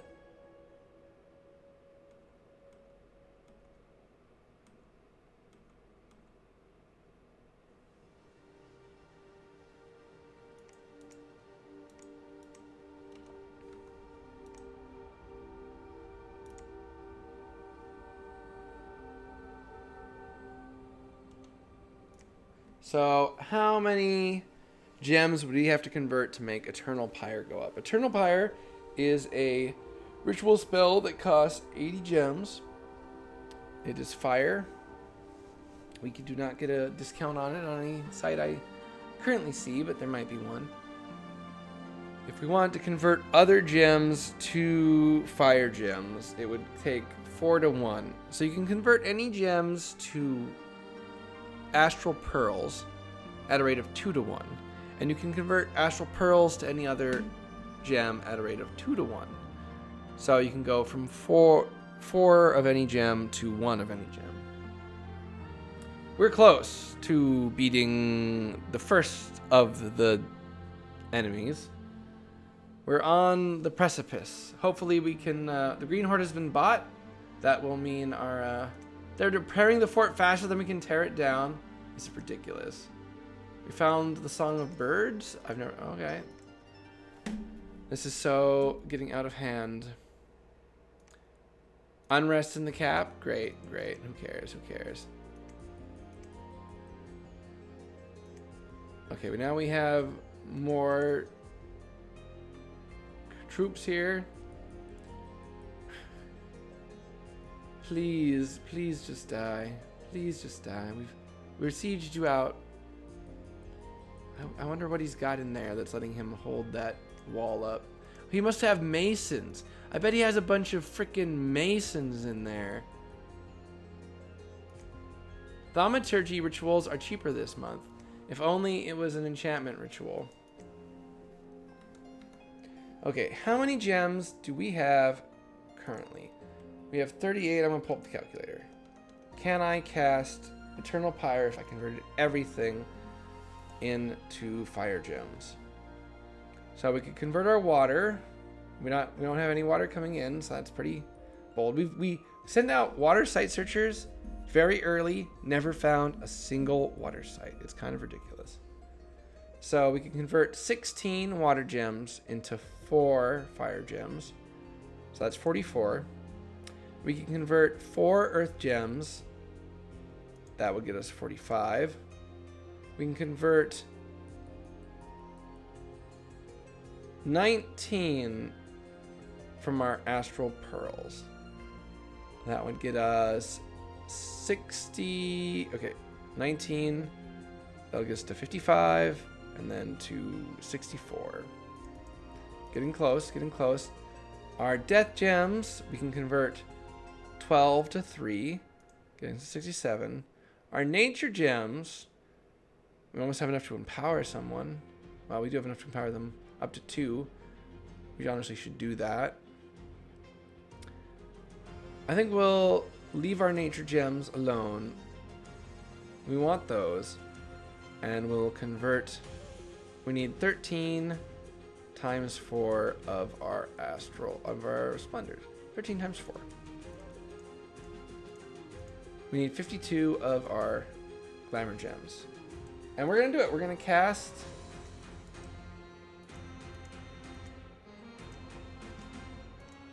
Eternal Pyre. And we're going to convert tons of gems into astral. To convert them into fire.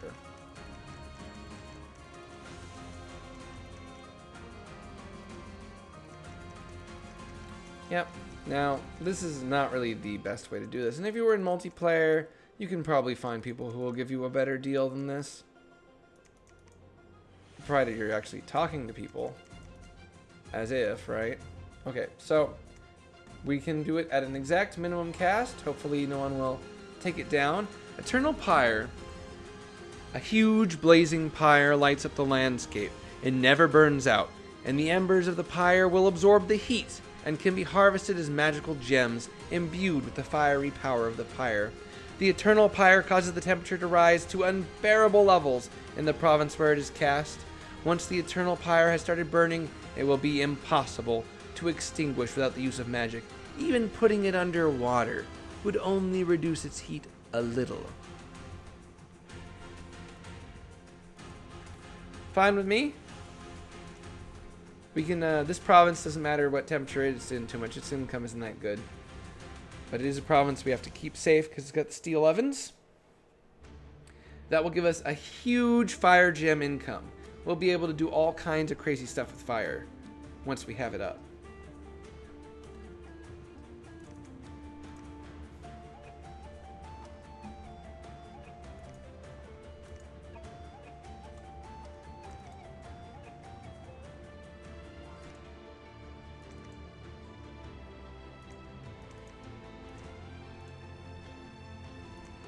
Okay, we'll march out more crossbowmen to keep the siege up. We'll hire more mercs. Anything to get this fort sieged down.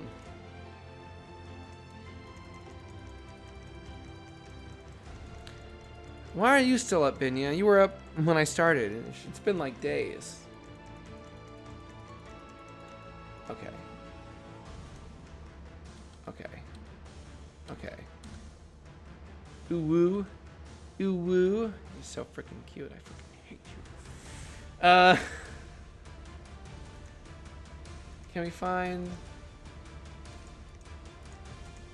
Can we find anything to get us out of this mess?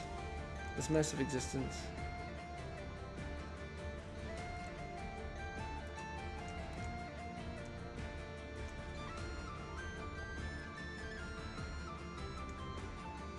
I'm still worried about Raga. They're over there on my border being all scary. But I guess I'm over here being all scary too.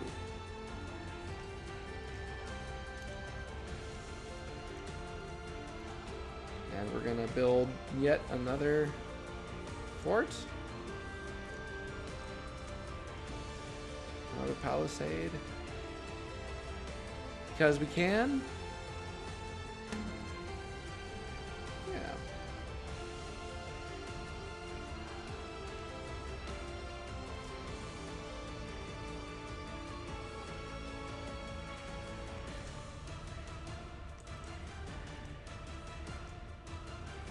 Yeah. 10 commanders are doing nothing. I'm sure that's fine. They don't need to do anything. I guess we can preach down the Dominion there. So the reason we're preaching that down instead of right on the throne, I mean on the capital itself there, is if we preach those ones down, then it will mean the temple's Dominion check will be more likely to balance into that province. It's still probably not the most efficient. Probably would be best to do it on top, but...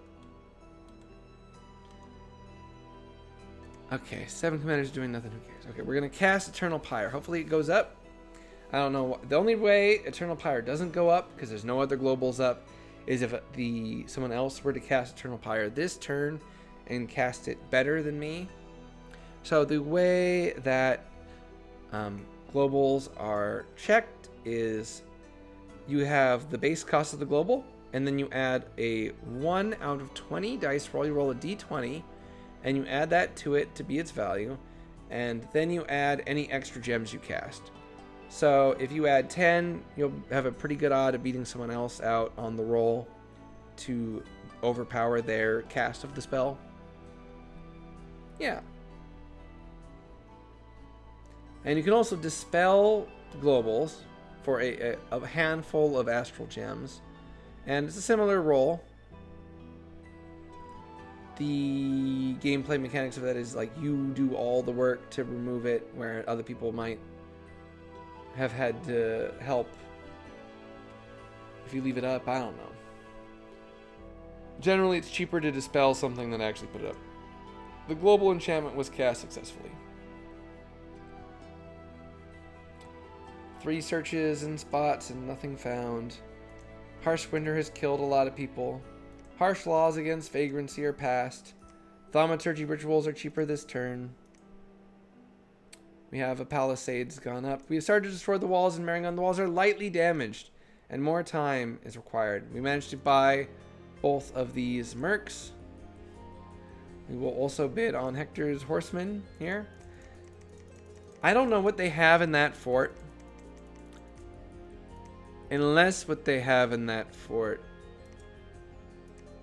is demons. They might be summoning demons in that fort. Perhaps. Perhaps they are.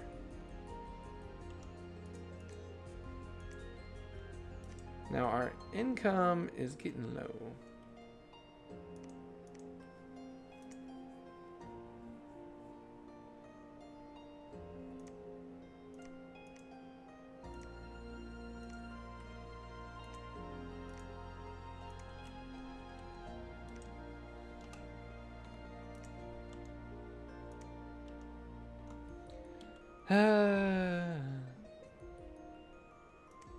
Oh, that's so cool. Okay, that's cool. That's a cool new effect.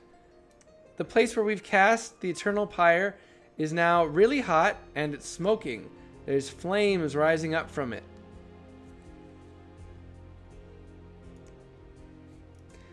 Which is so cool. And the snow is all melted. It's a way you can get rid of the snow in an area. So we got 26 fire gems this turn. Pretty cool, pretty cool. That means we could start summoning fire drakes pretty regularly. I guess that's it. We should look for what we're gonna do now. We have, we've gotten a gem global up. We're about to get enchantment 7. So we'll actually have the battlefield-wide hail of burning embers.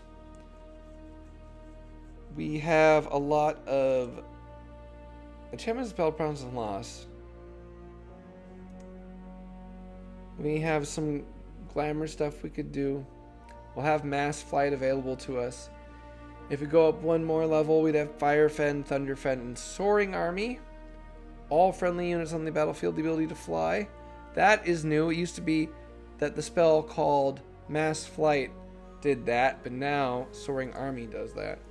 It doesn't look like there's really anything much further down this tree that we want. We have all the fire gems we want. Perhaps we should try to go get to Conjuration 8, where we'll be able to summon the Kings of Elemental Fire and the Queens of Elemental Air if we had the air gems for it, which we really don't. We really don't have that air gems for that. So maybe something else can be done with fire gems. Is there any other big global we can cast? No, not in there. Evocation, perhaps? Second Sun, which would not be something we want. If we went really far down fire, we could get Flames from the Sky, a very powerful spell that's been nerfed by hiding it behind enchantment level, research level 9, where you have to research each thing in level 9 individually. Wow, they really upped the price of the Fate of Oedipus. So the Fate of Oedipus is a spell that lets you poke out the eyes of anyone who casts a powerful spell that lets them pretend to be God. Ooh, Iron Griffins we could make their fire. But unfortunately we don't have any earth. Anyone who can cast anything on earth at all. We could cast Purgatory. All hostile undead beings have Dominion, 10% chance of being hit by fire. Is that really the only other fire global? There's only 2 fire globals? Huh. Only 2 fire globals. And we have the one good one. That's okay. It's fine. We'll go up construction. We'll get to construction 9 and we'll make the unique magic artifacts. Because we have the steel ovens after all, right? That's what we should be doing.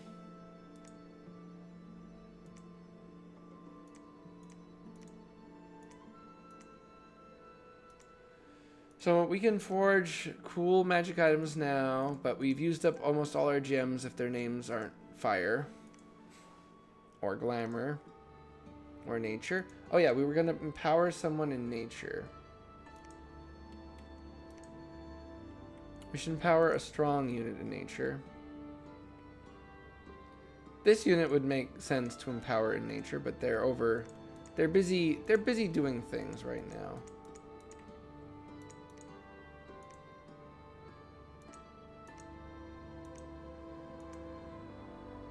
It would make sense to empower them in nature, though.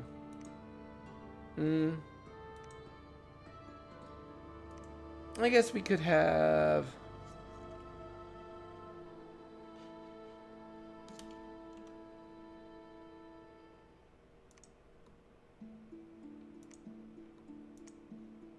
Our lore mistresses can get them.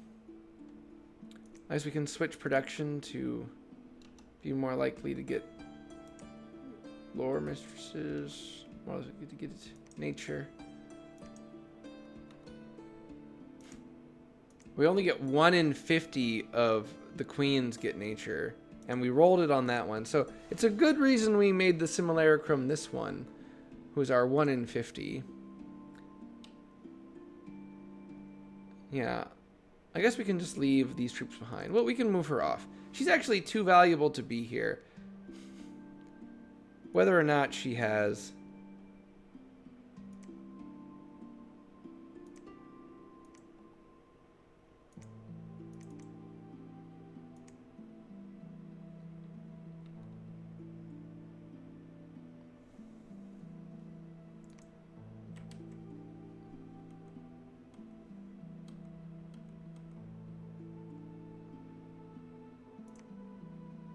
Okay, no more areas for this person to go site search? No. Oh, okay. It take forever for them to get there.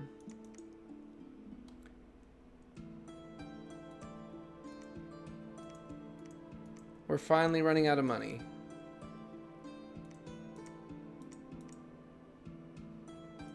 It's finally happening.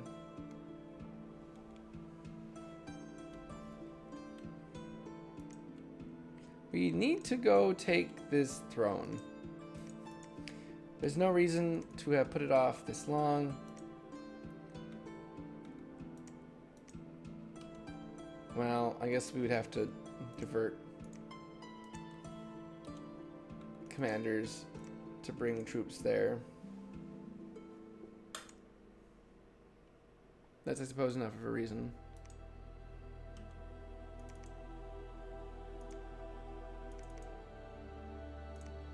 No, we can take it. We can take it. We got our god. Our god's so powerful and strong, and we have all these mages. We can just march on it. We can march on it right now. We'll make a few more items. I could make another flame helmet. I can make a lot of flame helmets. So that's what we can do with all the fire magic.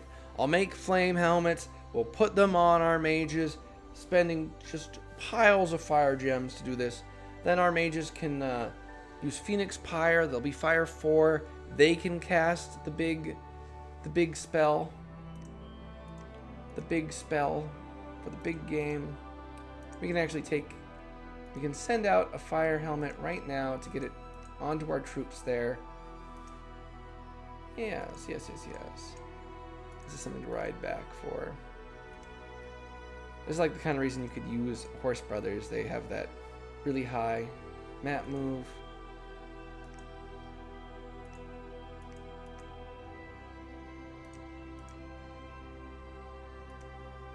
I can give her the fire helmet, some more fire gems, now that we don't really need them. Oh, she can move all the way here. So, I just don't really need to move, but oh well.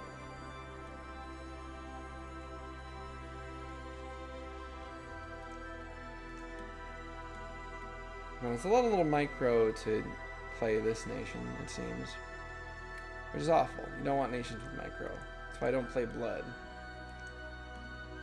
I play Blood. I just don't like it.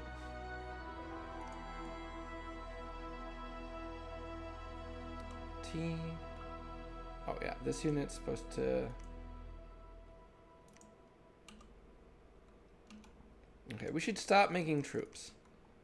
It's about time we stop making troops. And it's about time we start transitioning into summons and into magical things. We can start making, fire drakes. We got all this fire energy, fire mana coming in, fire gems, whatever. We can summon flame spirits. We can get conjuration up. Yeah, what am I doing? We don't need to go construction just yet. We want to have something we can spend our fire gems on that doesn't feel like complete waste. We can summon lions. Summon lions are large ethereal lion radiating heat like the summer sun. It is a magical mindless being commanded by a mage. So we can have a little army of summer lions, and they will be our front line when we finally fight our next neighbor.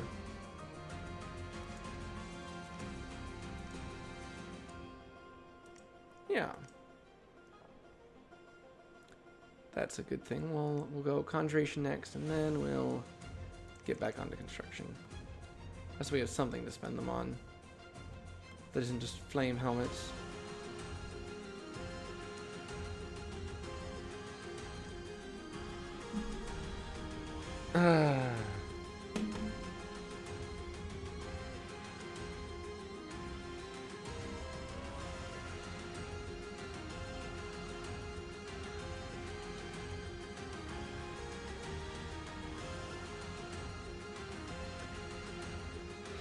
Single player takes so little time at all. This is like the amount of time I spend taking one turn in multiplayer in like the middle game.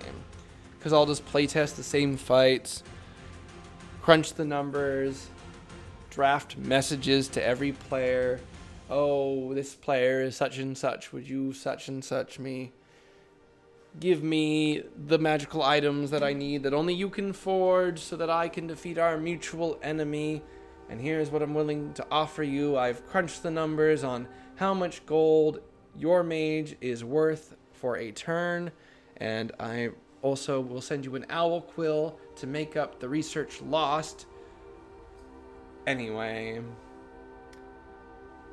the remnant of the dead prophet's power has left this world. You can now appoint a new prophet from among your followers. I mean, who will we give such an honor to, I wonder? We have a bunch of random events that happen this turn. The governor of the province is preparing for war. He got defense bonus. Disease is spreading. Another province is declaring for war. What if they're going to war with each other? Heavy snowfalls have blocked important trade routes. Misfortune. A worldwide event. Thaumaturgy rituals are cheaper this month. We have started to destroy the fort in Maringon. The walls are moderately damaged and more time is required to knock them down. So we're bringing more troops onto them. Oh, they have become diseased. Is the plague spreading to our troops here? That would be bad. As long as the plague is just affecting, the everyday man, then I don't care that much. But when it starts affecting us while we're sieging, that gets it a little bit scarier. Okay, we have to bid on keeping the Green Horde.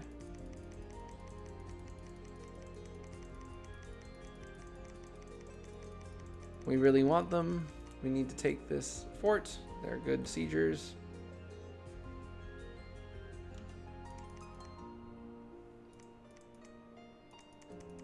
Yeah, time to stop recruiting troops. We have big piles of troops. Troops at a certain point become a liability. Now they are good. Now this is freaking terrifying me. Our enemy, we have a peace treaty with them, right? They have 54 elephants. They have 1,240 enemy units in this army. This army is so vast, it is insane. Now we could never, this army must be starving. A province can't support 50 elephants, let alone 1,000 retainers. That is an incredible amount of supply usage.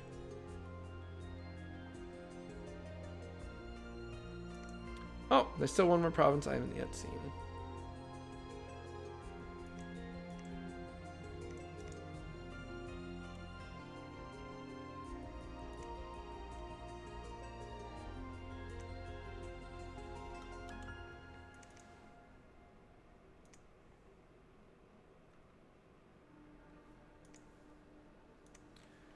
Okay, we'll march out our troops here. So who are we taking with our mages?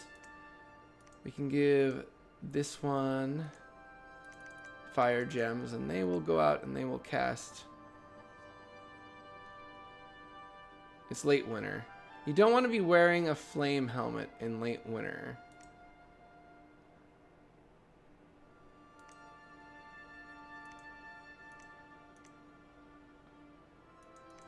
I know, we can put the flame helmet on. We'll put the flame helmet on her. She doesn't have any fire magic past, so she won't have her age affected by wearing it. Whereas our mage over here will. If you are a higher fire mage, right, she'd become old age. If she's gonna become old age next turn. So maybe we should find a younger one, a fresher vessel. Yeah, we'll move her.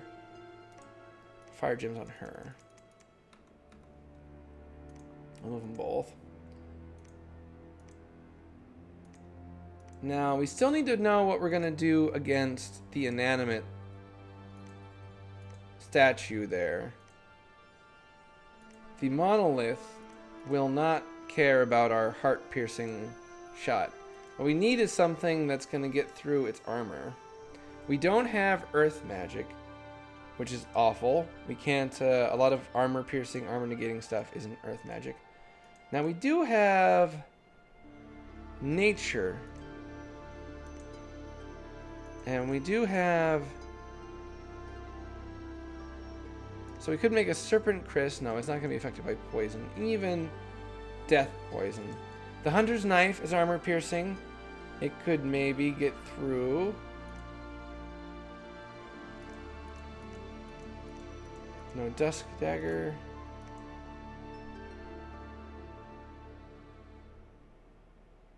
Who could forge us a weapon capable of killing a monolith? Imagine blow. We could try to imagine kill it. The Twilight Glaive. Armor negating, but magic resistance negates. So, and it doesn't affect mindless beings. And this is a mindless being. I don't know if the Moonblade will get... It does hit pretty hard. We have a Flambeau already, which is armor piercing. Okay. So what we're going to have to do is we're going to take our Heartfinder sword off our god. We're going to take our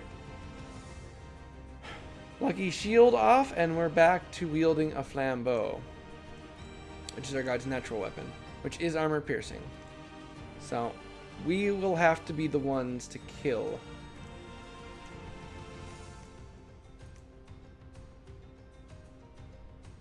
the enemy god, as is appropriate. We don't have air gems to use any sort of...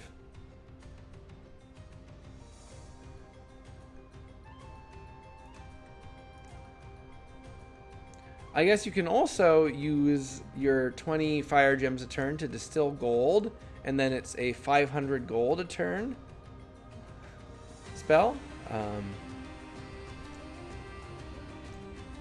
Yeah. We'll summon some summer lions, though.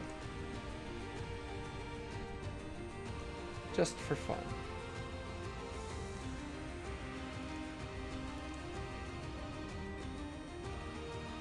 Just to see what they are, what we're cooking with here.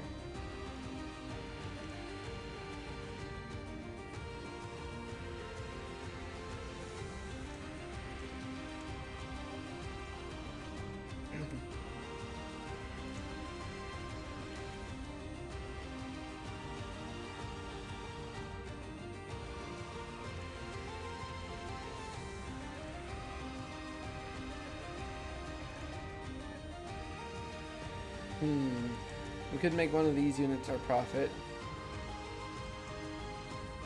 Perhaps we could summon a unit who would be worthy. Like, why did you stop magic searching? This place doesn't have water searched.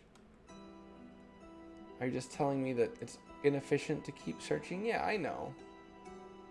I know it is.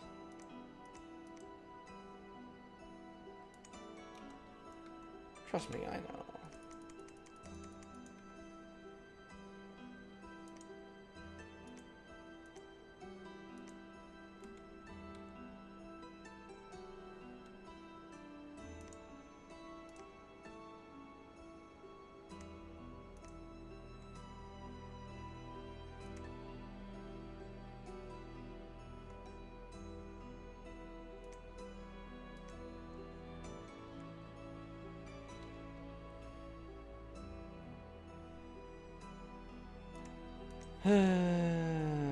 Gee. Okay, we need to also add those to our forces going out.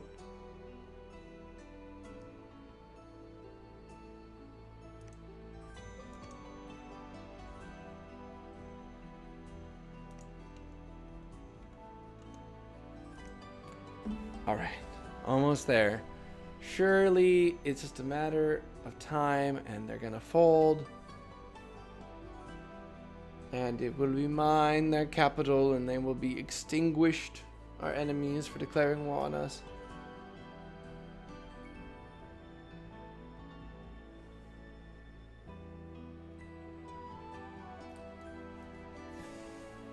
Almost there. Almost there. We're almost out of this. By which I mean this one war. And then I will go to bed. But we are almost there. Prudence has cast Summer Lions. The lore mistress has found a magical site. We found the Sink Marsh. Hey, is that our first water income? You bet it is, baby. There's water income number 1. Thank God. 7 white doves were seen flying east. A sign of peace, surely. An ancient treasure has been unearthed. 51 gold. Well, the extensive bureaucracy of the local government is costly. We were discovered in one of their provinces. They got storm drakes, they got summer lions, they got wyverns, they got yazids. Yazids are a summon sacred unit. Very cool. Yetis, priests. They have ice drakes, they have fire drakes, they have green lions. They're summoning stuff, you know. They've got the what we're trying to go for and transition towards. They already have it. The walls are severely damaged, but more time is required, so we're almost there. We're going to attempt to take this throne this turn, and then hopefully we'll take Marignan next turn. The year has passed, so now we can throw our flame helmet on this mage's head. We're going to have her cast Phoenix Power, and then she will cast Hail of Burning Embers, which will give all of our ranged units. Wait a minute, we don't have any ranged units here. Why would we care? Why would we care about that? We wouldn't. It doesn't have any impact on us. Interesting.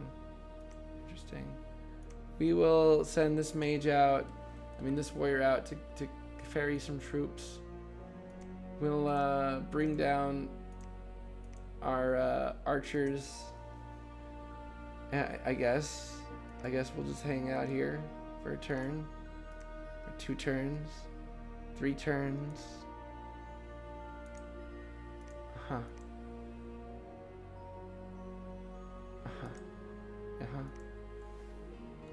Okay, so let's see what the Summer Lions look like. They got 38 hit points, pretty big. Size 4, so there's 2 of them per square. They have no protection, so any damage that does hit them is going to harm them. They have ethereal, so not a lot of actual physical attacks are going to be the ones that harm them. Their morale is 50. They will never run. They are, kind of a spirit. They are not a real being, right? So they're never going to be harmed by fire. Poison isn't going to do a lot to them, but the fact that it can at all is kind of weird. They have a heat aura. They project heat around themselves, which can fatigue things. And if there's enough of it, catch things on fire. And they're stronger in the summer. And in the winter, they have reduced hit points. So right now, the hit points are reduced. And in the summer, they would be stronger.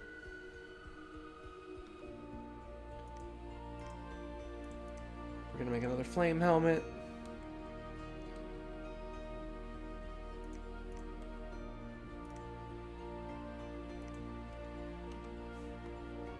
Yeah. Yeah.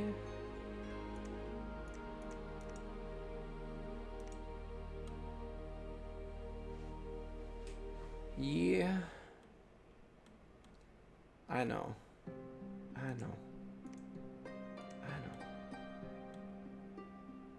I don't think these auto people are actually that good at searching, because I'm seeing all these provinces like right next to my capital and stuff, and they haven't been site searched. So I don't know.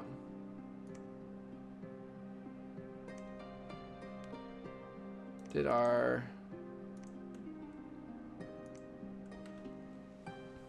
special sage come back yet? No.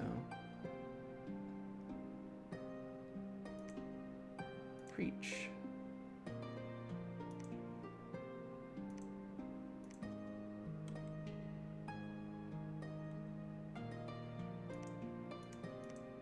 Okay, we've preached that place up to max.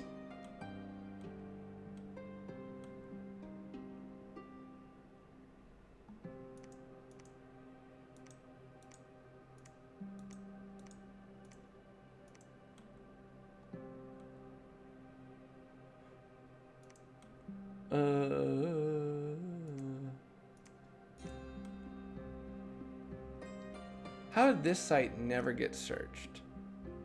It's got an ancient temple on it. It's a swamp. I think that the auto site searcher is not good enough. Because it's not as good as me. It isn't like, no, you're supposed to go to the swamps first and the wastelands first. You don't go searching the plains first. Which is fine if it doesn't.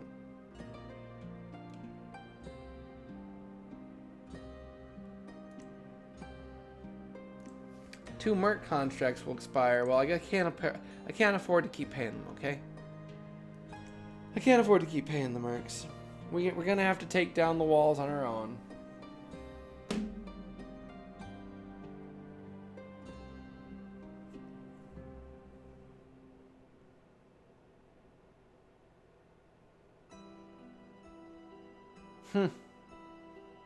I didn't know that. Press F1 in combat to view a list of all units, including the dead ones. From here you can click on a unit and view their personal log. I did not know how to access that. I'd seen some people use it before, but I did not know that was how you accessed it.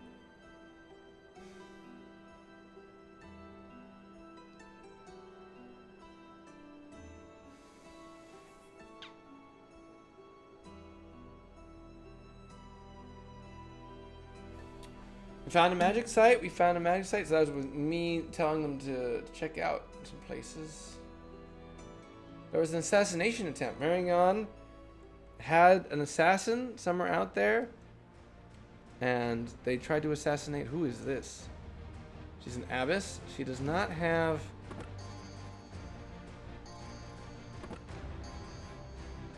She's made herself a holy avenger. She's blessed herself. And she gave herself a sermon on the values of courage. Will she be able to beat this deadly assassin? He's got a crossbow. Oh my god. She was not able to beat him. He did die from her Holy Avenger ray, though. So when you make yourself a Holy Avenger,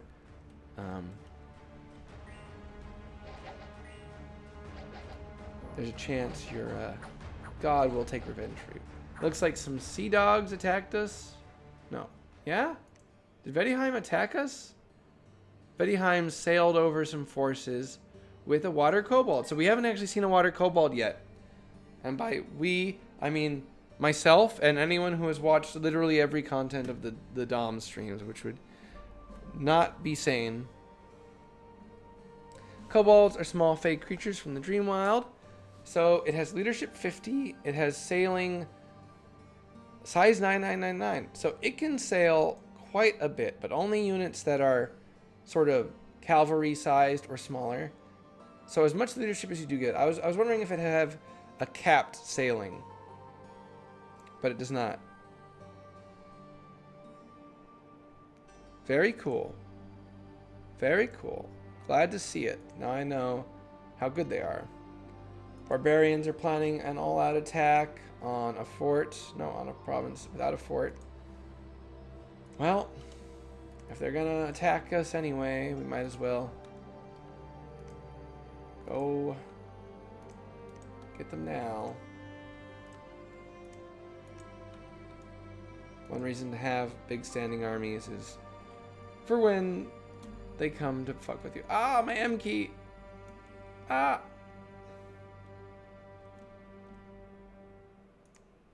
It's compressed.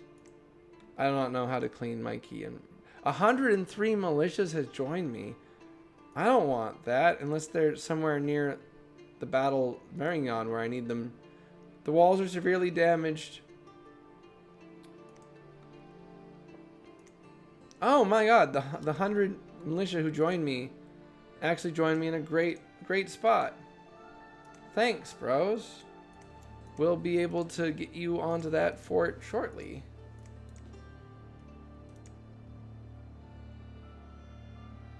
Alright, she's here. We're going to empower her in nature. That way we'll be able to use her to make thistle maces. Thistle maces will let us make our other nature mages do stuff.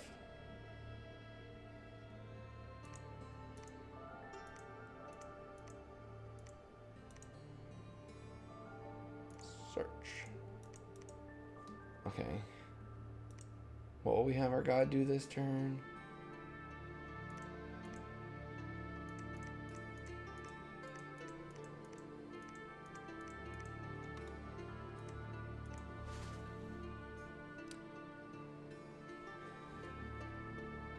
Guess we'll summon some summer lions and we'll use another commander with a flame helmet. We'll have her summon summer lions. And we can just keep summoning summer lions. Then we'll have a big old army of them.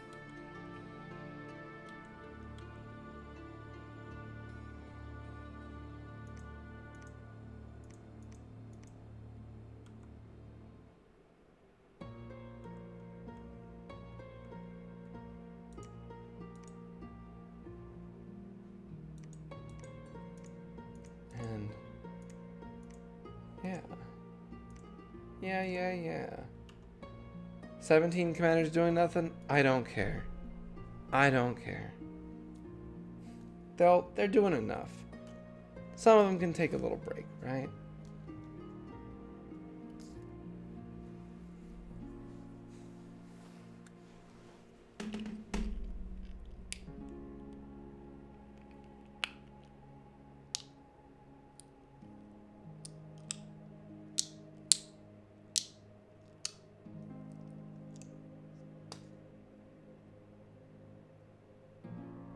I can't believe none of the AIs have claimed the throne.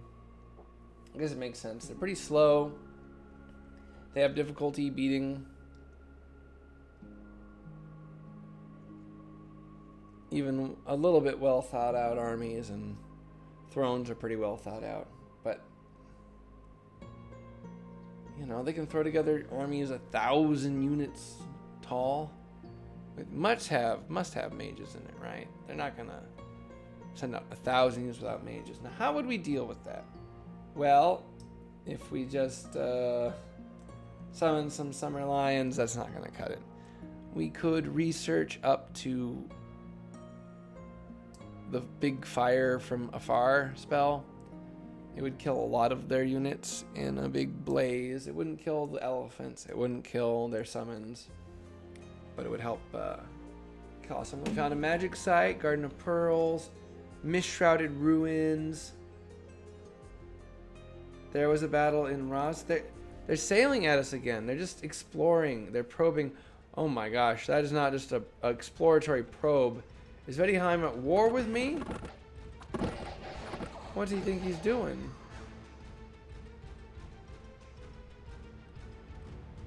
Vettiheim must be at war with me. A barbarian horde has attacked and pillaged our province. I was just bringing an army there.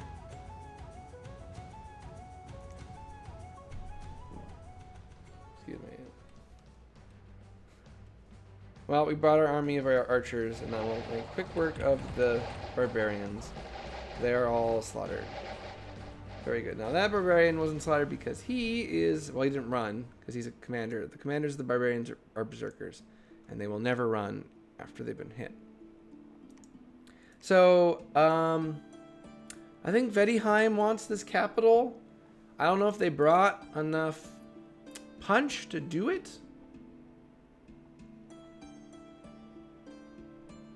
They certainly might try.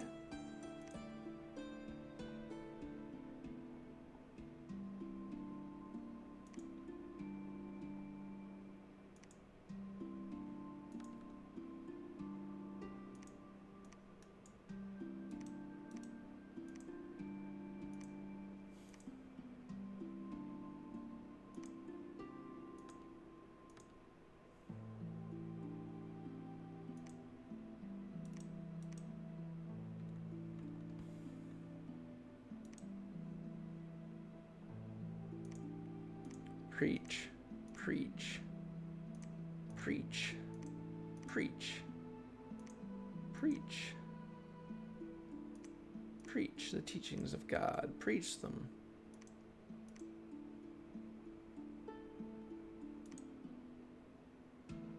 Okay, we moved. We got all these free militia off an event. That is killer.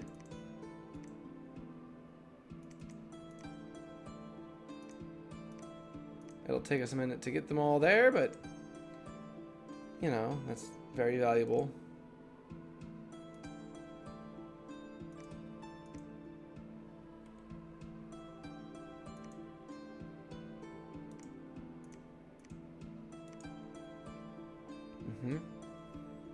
So valuable. Okay, now are we in position to take this throne? Okay, now we're in position to take this throne with our... I almost hit E there. We're going to use a pile of crossbowmen. Actually, you know what? A bunch of crossbowmen could probably take out...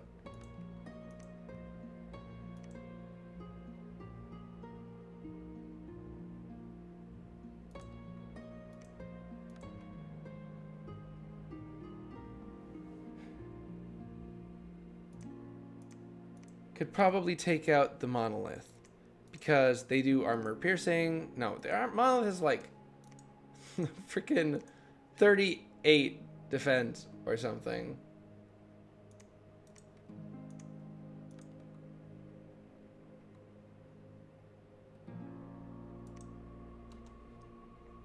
Now our sacred units have fire resistance and our sacred units have shock resistance. We're going into a throne that we've scouted before, and we know that it has lightning damage going to come in the form of the Watchers, and we're going to be putting out fire damage. So that's why we feel pretty confident that we know what we're going to do to deal with it.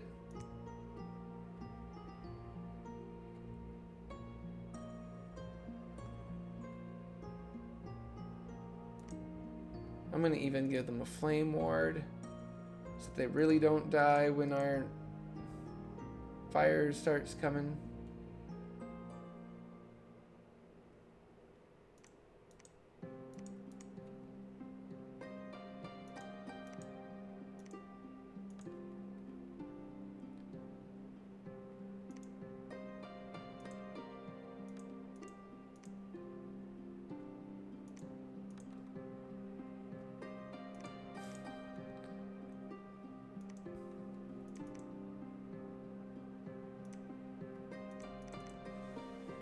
Okay, who's commanding these things?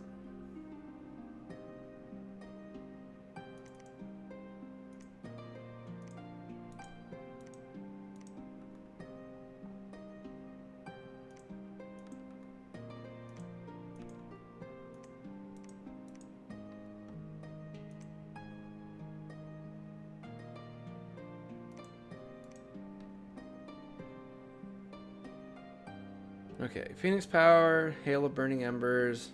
That'll probably pass them out. They can cast spells if they want from then on. This person's gonna Flame Ward onto my Lady at Arms, who are not. They're unfortunately not.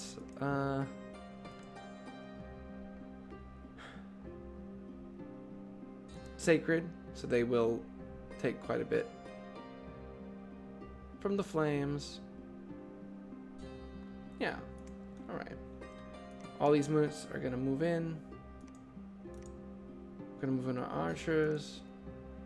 I don't even know what we're gonna have her cast.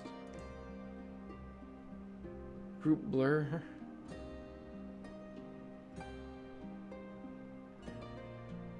Probably not that one. Maybe Gift of Splendor. Give a few units awe.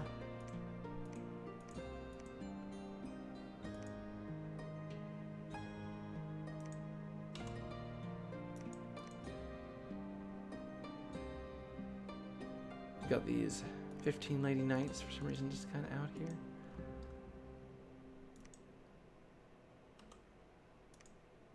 We'll let her Gift of Splendor them if she chooses to.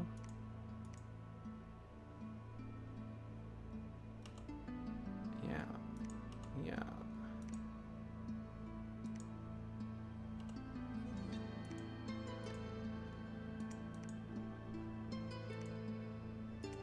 And our god will, of course, be making an appearance in this battle.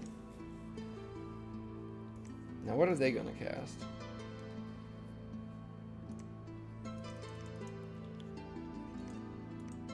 They have shock resistance 20, but even that might not be enough if the Watchers are targeting them. Because the Watchers hit for like 20 lightning damage. So just having shock resist 20 might not be enough. So we will cast protection from lightning so that we can't be stunned is really the reason here. Ooh, we could cast Thunder Ward. Give a large number of units lightning resist. That could be good. Or we could grant mass flight. If we use mass flight, we can have our units jump onto the back line and battle those Watchers in the back, but then the units would just kind of turn around and attack them.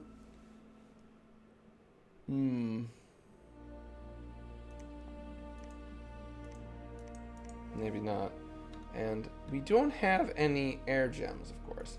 So we're going to have to alchemize up some. Oh, we already had a few air gems. We give ourselves all the gems in the round. I spoil myself, you know.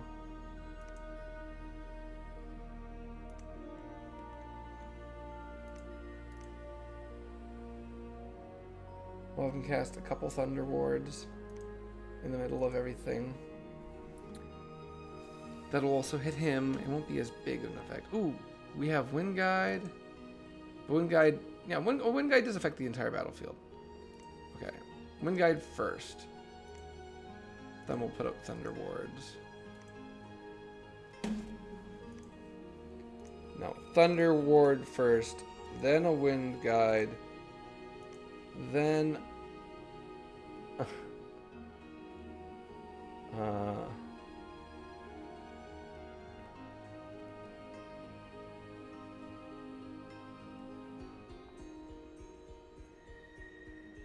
we can cast Heat from Hell. The entire battlefield is struck by heat worse than the hottest of deserts. This heat soon renders all units on the battlefield unconscious, after which death is certain. The spell is most effective in war provinces. I didn't know I could cast that. That's in enchantment? I got Heat from Hell? That's a great spell for me. Got my flame resistance on my sacreds. I could fly in. Pop them out. I wonder if those guys can get here. Nope. They'll have to stay.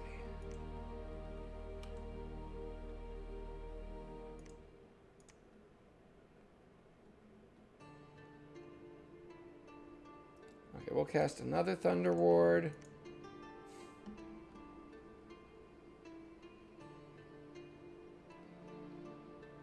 We'll cast another Thunder Ward. No, True Shot Warriors.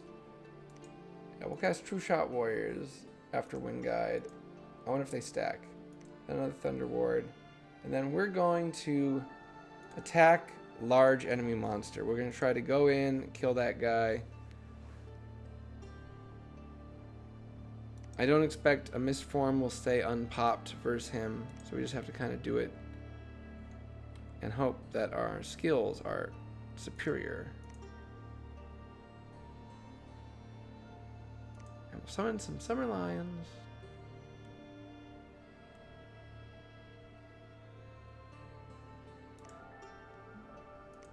We had her get to Nature 2. We'll have her make a Thistle Mace. Actually,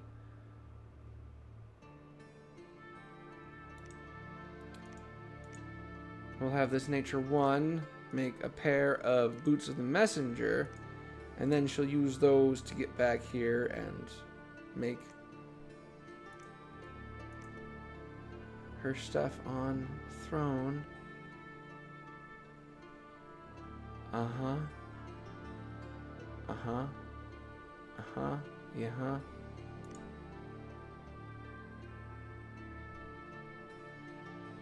Yeah. Uh-huh. Uh-huh. Yeah. Yeah. Uh-huh. Huh. I'm sorry, I'm losing it. I'm losing it. I'm losing my goddamn mind.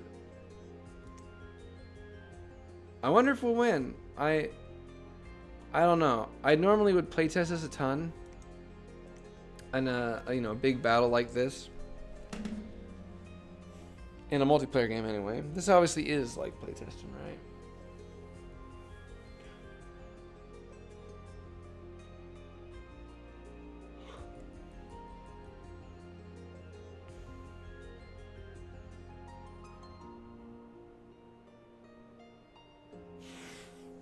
I hope anyone who's been here for even a fair portion of this game has had a good time.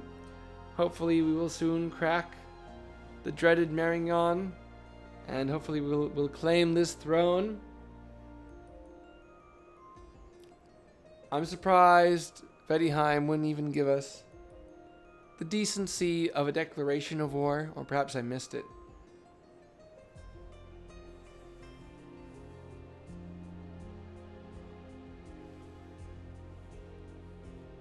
That's probably why Feminie has done so good. They've just been aggressive. Similar to us.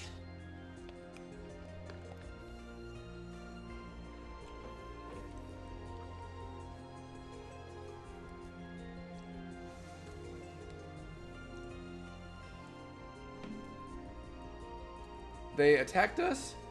They sailed a force in. They're coming along the water now. Well, they didn't sail it. They're in the water. They're coming out of the water. Feminie has declared that they're a water nation. Well, that makes sense. They have water mages. Alright, here's our battle. There's their lineup. They got infinite barbs. They got these big manticores. And they have the dreaded watchers. And an incredibly powerful monolith. But the monolith has a ring of returning on it. So maybe all we have to do is scratch it. And it will go away. It's guarded by a couple vine ogres. So those should be easy pickings for a flambeau. But I worry we might target the... now I'm thinking about it. Oh, what was that big spell? That big spell was the rain of flaming missiles. So there we go. We got our wind guide up. Come on, fire crossbowmen. You need to fire. So they have incredibly good accuracy here. They're guided by the wind guide, and they have flame damage added to their shots. And there should be like 100 of them. So come on, shoot. These ones got hit with the precision twice, so they have magic bonus 8 to precision. That's really good. Obviously, they're very precise marksmen now. The wind is guiding their bullets in, so there's going to be far less friendly fire is the hope. Now, for some reason, I have my mages, or these priests, out ahead of everyone else. Oh, the manticores have started flying. Big mistake. They're just getting surrounded by my guys. There aren't enough of them to be fighting the same units the front line is fighting, and therefore like kind of pinch it. That's an advantage of a double line, which is not intentionally double line. But if you use the double line command in your troop movement, right? If the enemy hits your front and then they try to like fly or flank, they won't be the same. Okay, so the thunder, the watchers are now firing. Okay, the watchers are now sending down their lightning. I wonder if any of these guys got the lightning resistance. I tried to bless them. Ooh, a curse of stones went out on the battlefield. So everyone on the battlefield is going to fatigue out from the curse of stones. That was probably the monolith's doing. That will even affect me. No, it looks like my magic resistance was too high. We are fatiguing out pretty bad, though.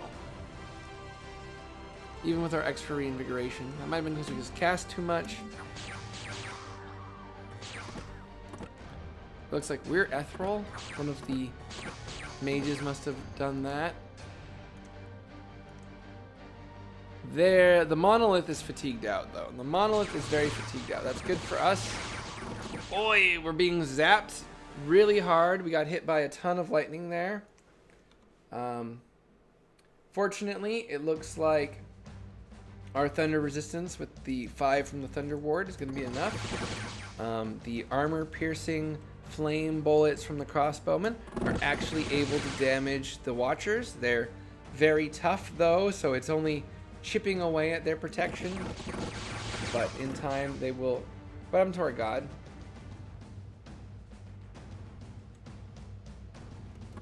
I don't know what happened to our god there. They must have fled, surely. It looks like the monolith was defeated. Did it activate its ring of returning? Oh, look, the Watchers are dissolving without magic leadership on the field. Excellent. We won. Or did our god die? Let us watch that a bit closer. I mean, we won regardless, but... Curse of Stones goes up. The flame bolts go well. Our god runs up, starts kicking butt against the Monolith's guardians. It casts Curse of Stones one more time before it completely fatigues out. We are getting blasted by lightning hits. They're trying to stun us. We're taking tons of lightning damage. They aren't stunning us, though. We're starting to take a ton of damage. We'll probably retreat. We'll probably retreat, right? No? Oh, we might freaking be dead. Yeah. We got owned, son. The Watchers got us. Even through 25 lightning. So I had originally I was gonna use the lightning resist, and that would have gotten us to 30, but I was like, we don't need that. We can get by with just the Thunder Ward. That'll cover us too. No. We probably should have even made an item to boost our lightning resistance for that. But I wasn't thinking that hard. So, wait, no, Virtus didn't die. Virtue did escape. Hell yeah. Still, I should have made the lightning resistant stuff. Even though we didn't die there. We broke the Virtus. Okay, we're doing it. We're fine. Okay. The end is near. The end is near. A worldwide event has occurred during nighttime. Green lights can be seen dancing in the sky, and mages have reported a worldwide surge of magic. The entrance to the fortification of Marion has been breached, so we'll be able to raid it, and we're able to claim it's summer. The throne of the Artificer. What the? This is a new throne. I've never seen this throne before. And it has the effect of the steel ovens. And we already have the steel ovens. Well, that's okay. I will graciously accept a second steel ovens. We will claim this throne of ascension. And we will storm this fort.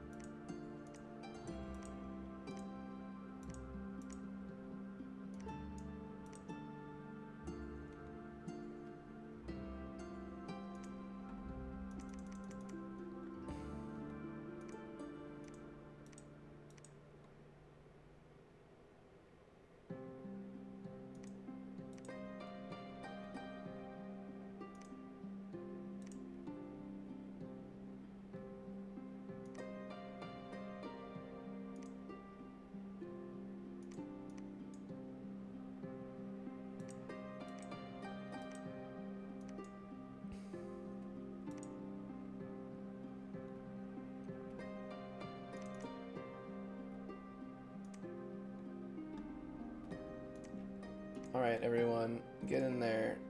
Storm the castle. Storm the castle. You can maintain the siege, though. We didn't even need to bring in all these militia, but we will anyway, just to sit on top of it and look pretty. In case Vettiheim attacks us this turn, I guess, and they probably will. I don't know what's up with that. They're weirdos.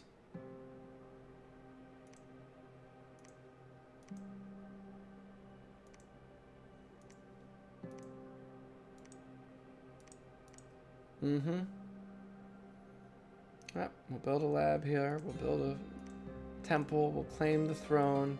All that fun stuff, and yeah.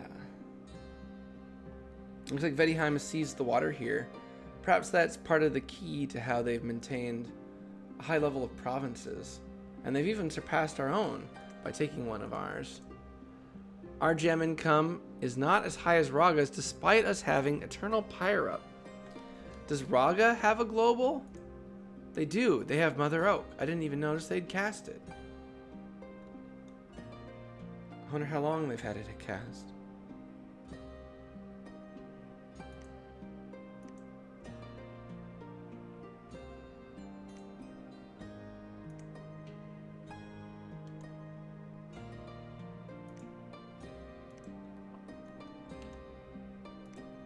We just reached construction 7. We can make the super powerful artifacts. Not the artifacts, the super powerful magical items. The next, we're going to take a while until we get to 9. And we'll probably have to continue that next time. Let's see if we can take Marignan this turn. I have no idea what's in there, and Vettiheim might attack us, and if Vettiheim attacks us, well, they have 200 units right there.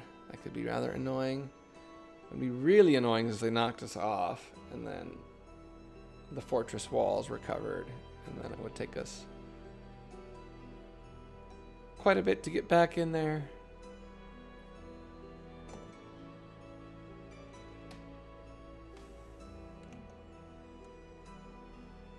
Now, I intend to play Dominions tomorrow as well.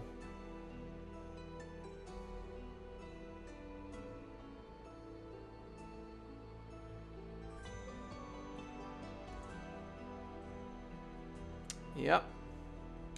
Dominions tomorrow as well. I like these late night streams.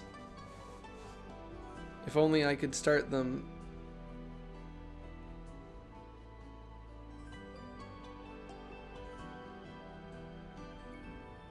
before, you know,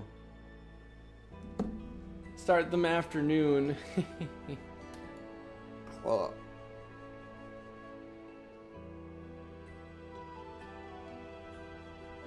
The patron of Prudence, the patron of Pharma, feeder on impurity, has claimed the throne of the artificer. There was a battle at the fort in Marignan.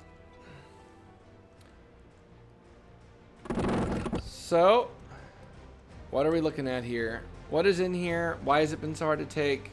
They got some little fiery imps. Imps are small and weak devils. The kind is surrounded by hot flames and can throw darts of fire. So these ones can't fly. They have an alchemist. They have an inquisitor. Is there God here, perhaps? Is there God with us? He doesn't. He won't be. He doesn't look like he's going to be a very powerful God if he's not visible to us already. Ooh, Amarant the heroine. Angelique Q was a simple peasant girl who witnessed the destruction of her home village at the hands of the Inquisition. Before the blazing flames, she swore to avenge her family. For years, she fought the Inquisition as best she could, be it alone or with brigands. But a horrible incident changed her utterly. After witnessing her brigand friends feasting upon the flesh of a slain friar, she abandoned them and went to the Inquisition to confess her sins. She was tested in the house of just fires and was deemed righteous and given absolution. Angelique now serves the Inquisition with a burning hatred of Amorian heretics. So that's a strong unit. I mean, it's just kind of cool.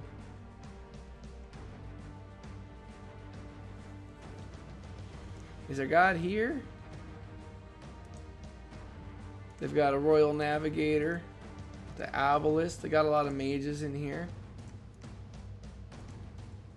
High Inquisitor. Oh, here we go. The Crone. How are you finding music in Dom 6 for Dom 5? It's a little bit more consistent. There's like one track in Dom 6 that's a little bit off balance for like the audio levels. Where in Dom 5 there was many. Overall, I like it a lot. Currently, I can't listen to it because I have forgot my headphones, so only you guys get to hear it. So this is the Crone. This is their god. The Crone is an old hag of such great power. She has taken the role of a pretender god. The Crone is a master of magic and can be adept in several of the magical powers. Umbra, the death caused by lust. Foremost of the Westerners, mother of lies, is a pretender goddess, trying to banish all other pretenders and become a true god. So, 4 air, 4 water, 3 earth, 4 astral, 4 death, 4 nature, 4 glamour, 4 blood. That is an incredibly expensive. Oi, oi, oi, oi, oi, oi, oi. And she's a simulacrum. So this is not actually her. It's a copy of her. The real one is somewhere else, hidden in the ground. But it's probably here. It's probably really here. Like, let's be real. The simulacrum, it probably was cast here in the capital. What are the odds they actually successfully hid? So, they have a bunch of archers on the walls. They're firing at us. We have a pile of crossbowmen. We're firing at them. Our knights are going to run in here and maybe not be too effective. These fire snakes are probably going to be pretty powerful against us. Now we have our fire arrows coming out. Oh, they're casting Fallen Fire on us. Now their research is much better than ours. So they probably have some cool stuff because we're already hitting our 7s and 8s and things.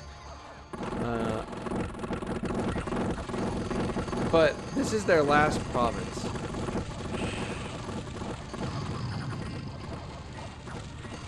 Wow, I think we're definitely going to be routed here. If I just had to look. We are shooting them with a lot of archers.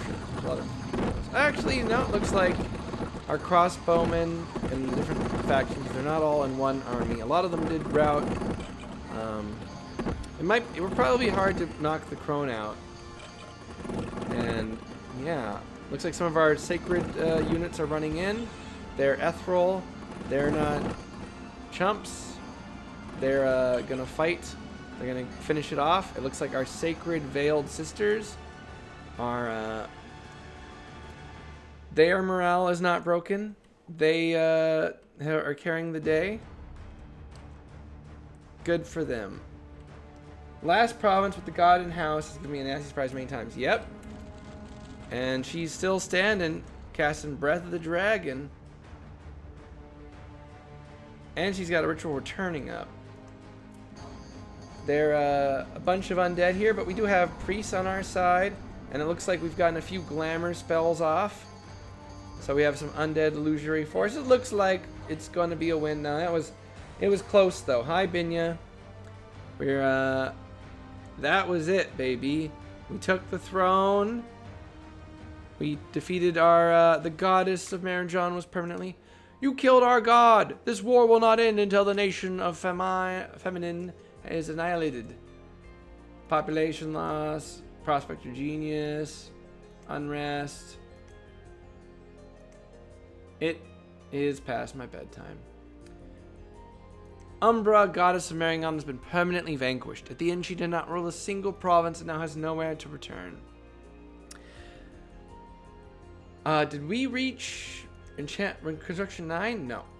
So we reached construction 7. So I just want to, this is an interesting effect.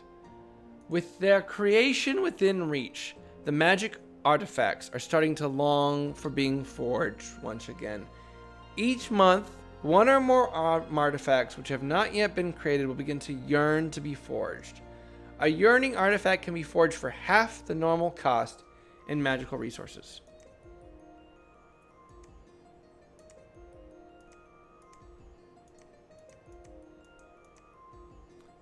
Is there a spot I can see the yearning?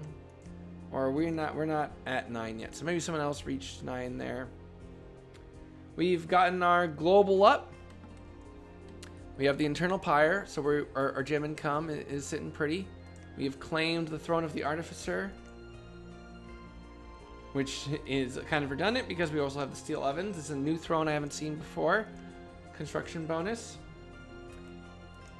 We have defeated our enemies. Oh, the House of Justice, Marignon gets the Hall of Mirrors. I did not know they had glamour and glamour mages and all that stuff over in Marignon. Interesting. That's news to me.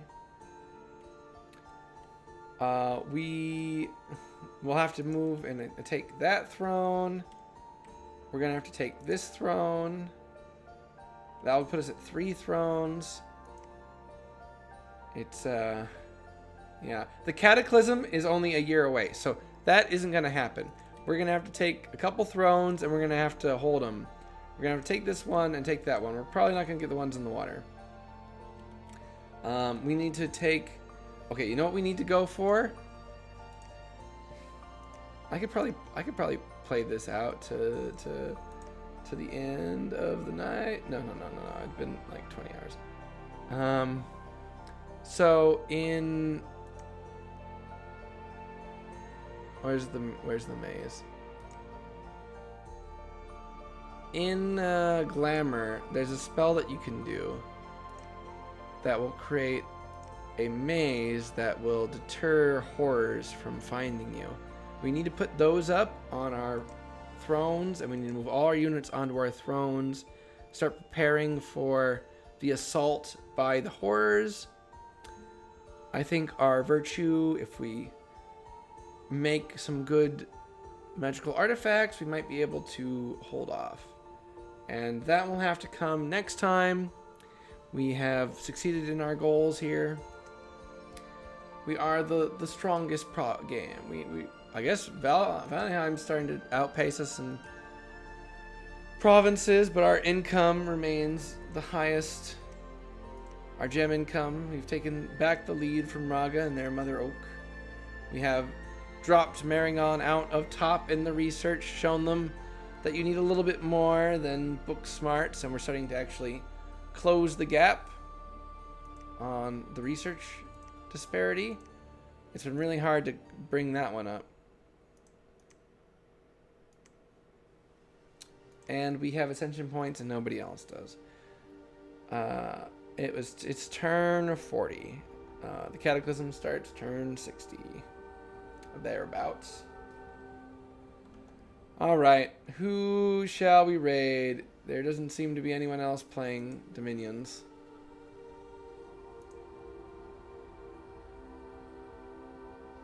Nope, no one else playing Dominions. We will raid the mailman.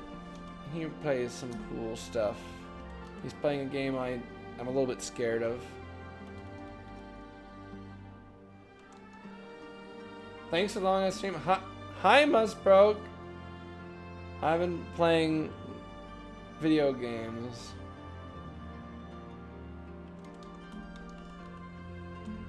I should probably actually look at people's streams at this late at night. Who knows? They might be just about to wrap things up. Thank you everyone for coming. I really appreciate it. Supporting me in my horrible addiction. It is horrible. But I like this game, and I like you all, and I hope that by watching me and seeing me play it, you will never, you'll avoid it yourself, you know? It's like an alcoholic father. I want to be like an alcoholic father figure to you. I want to propagate the cycle of abuse. No, I want to end it. Do not play Dominions. But if you do play it with me, and perhaps, yeah, I know you aren't gonna be tempted, Binya. You would never stoop so low. But other people, they might fall into temptation. So that's why it's important to warn them, you know.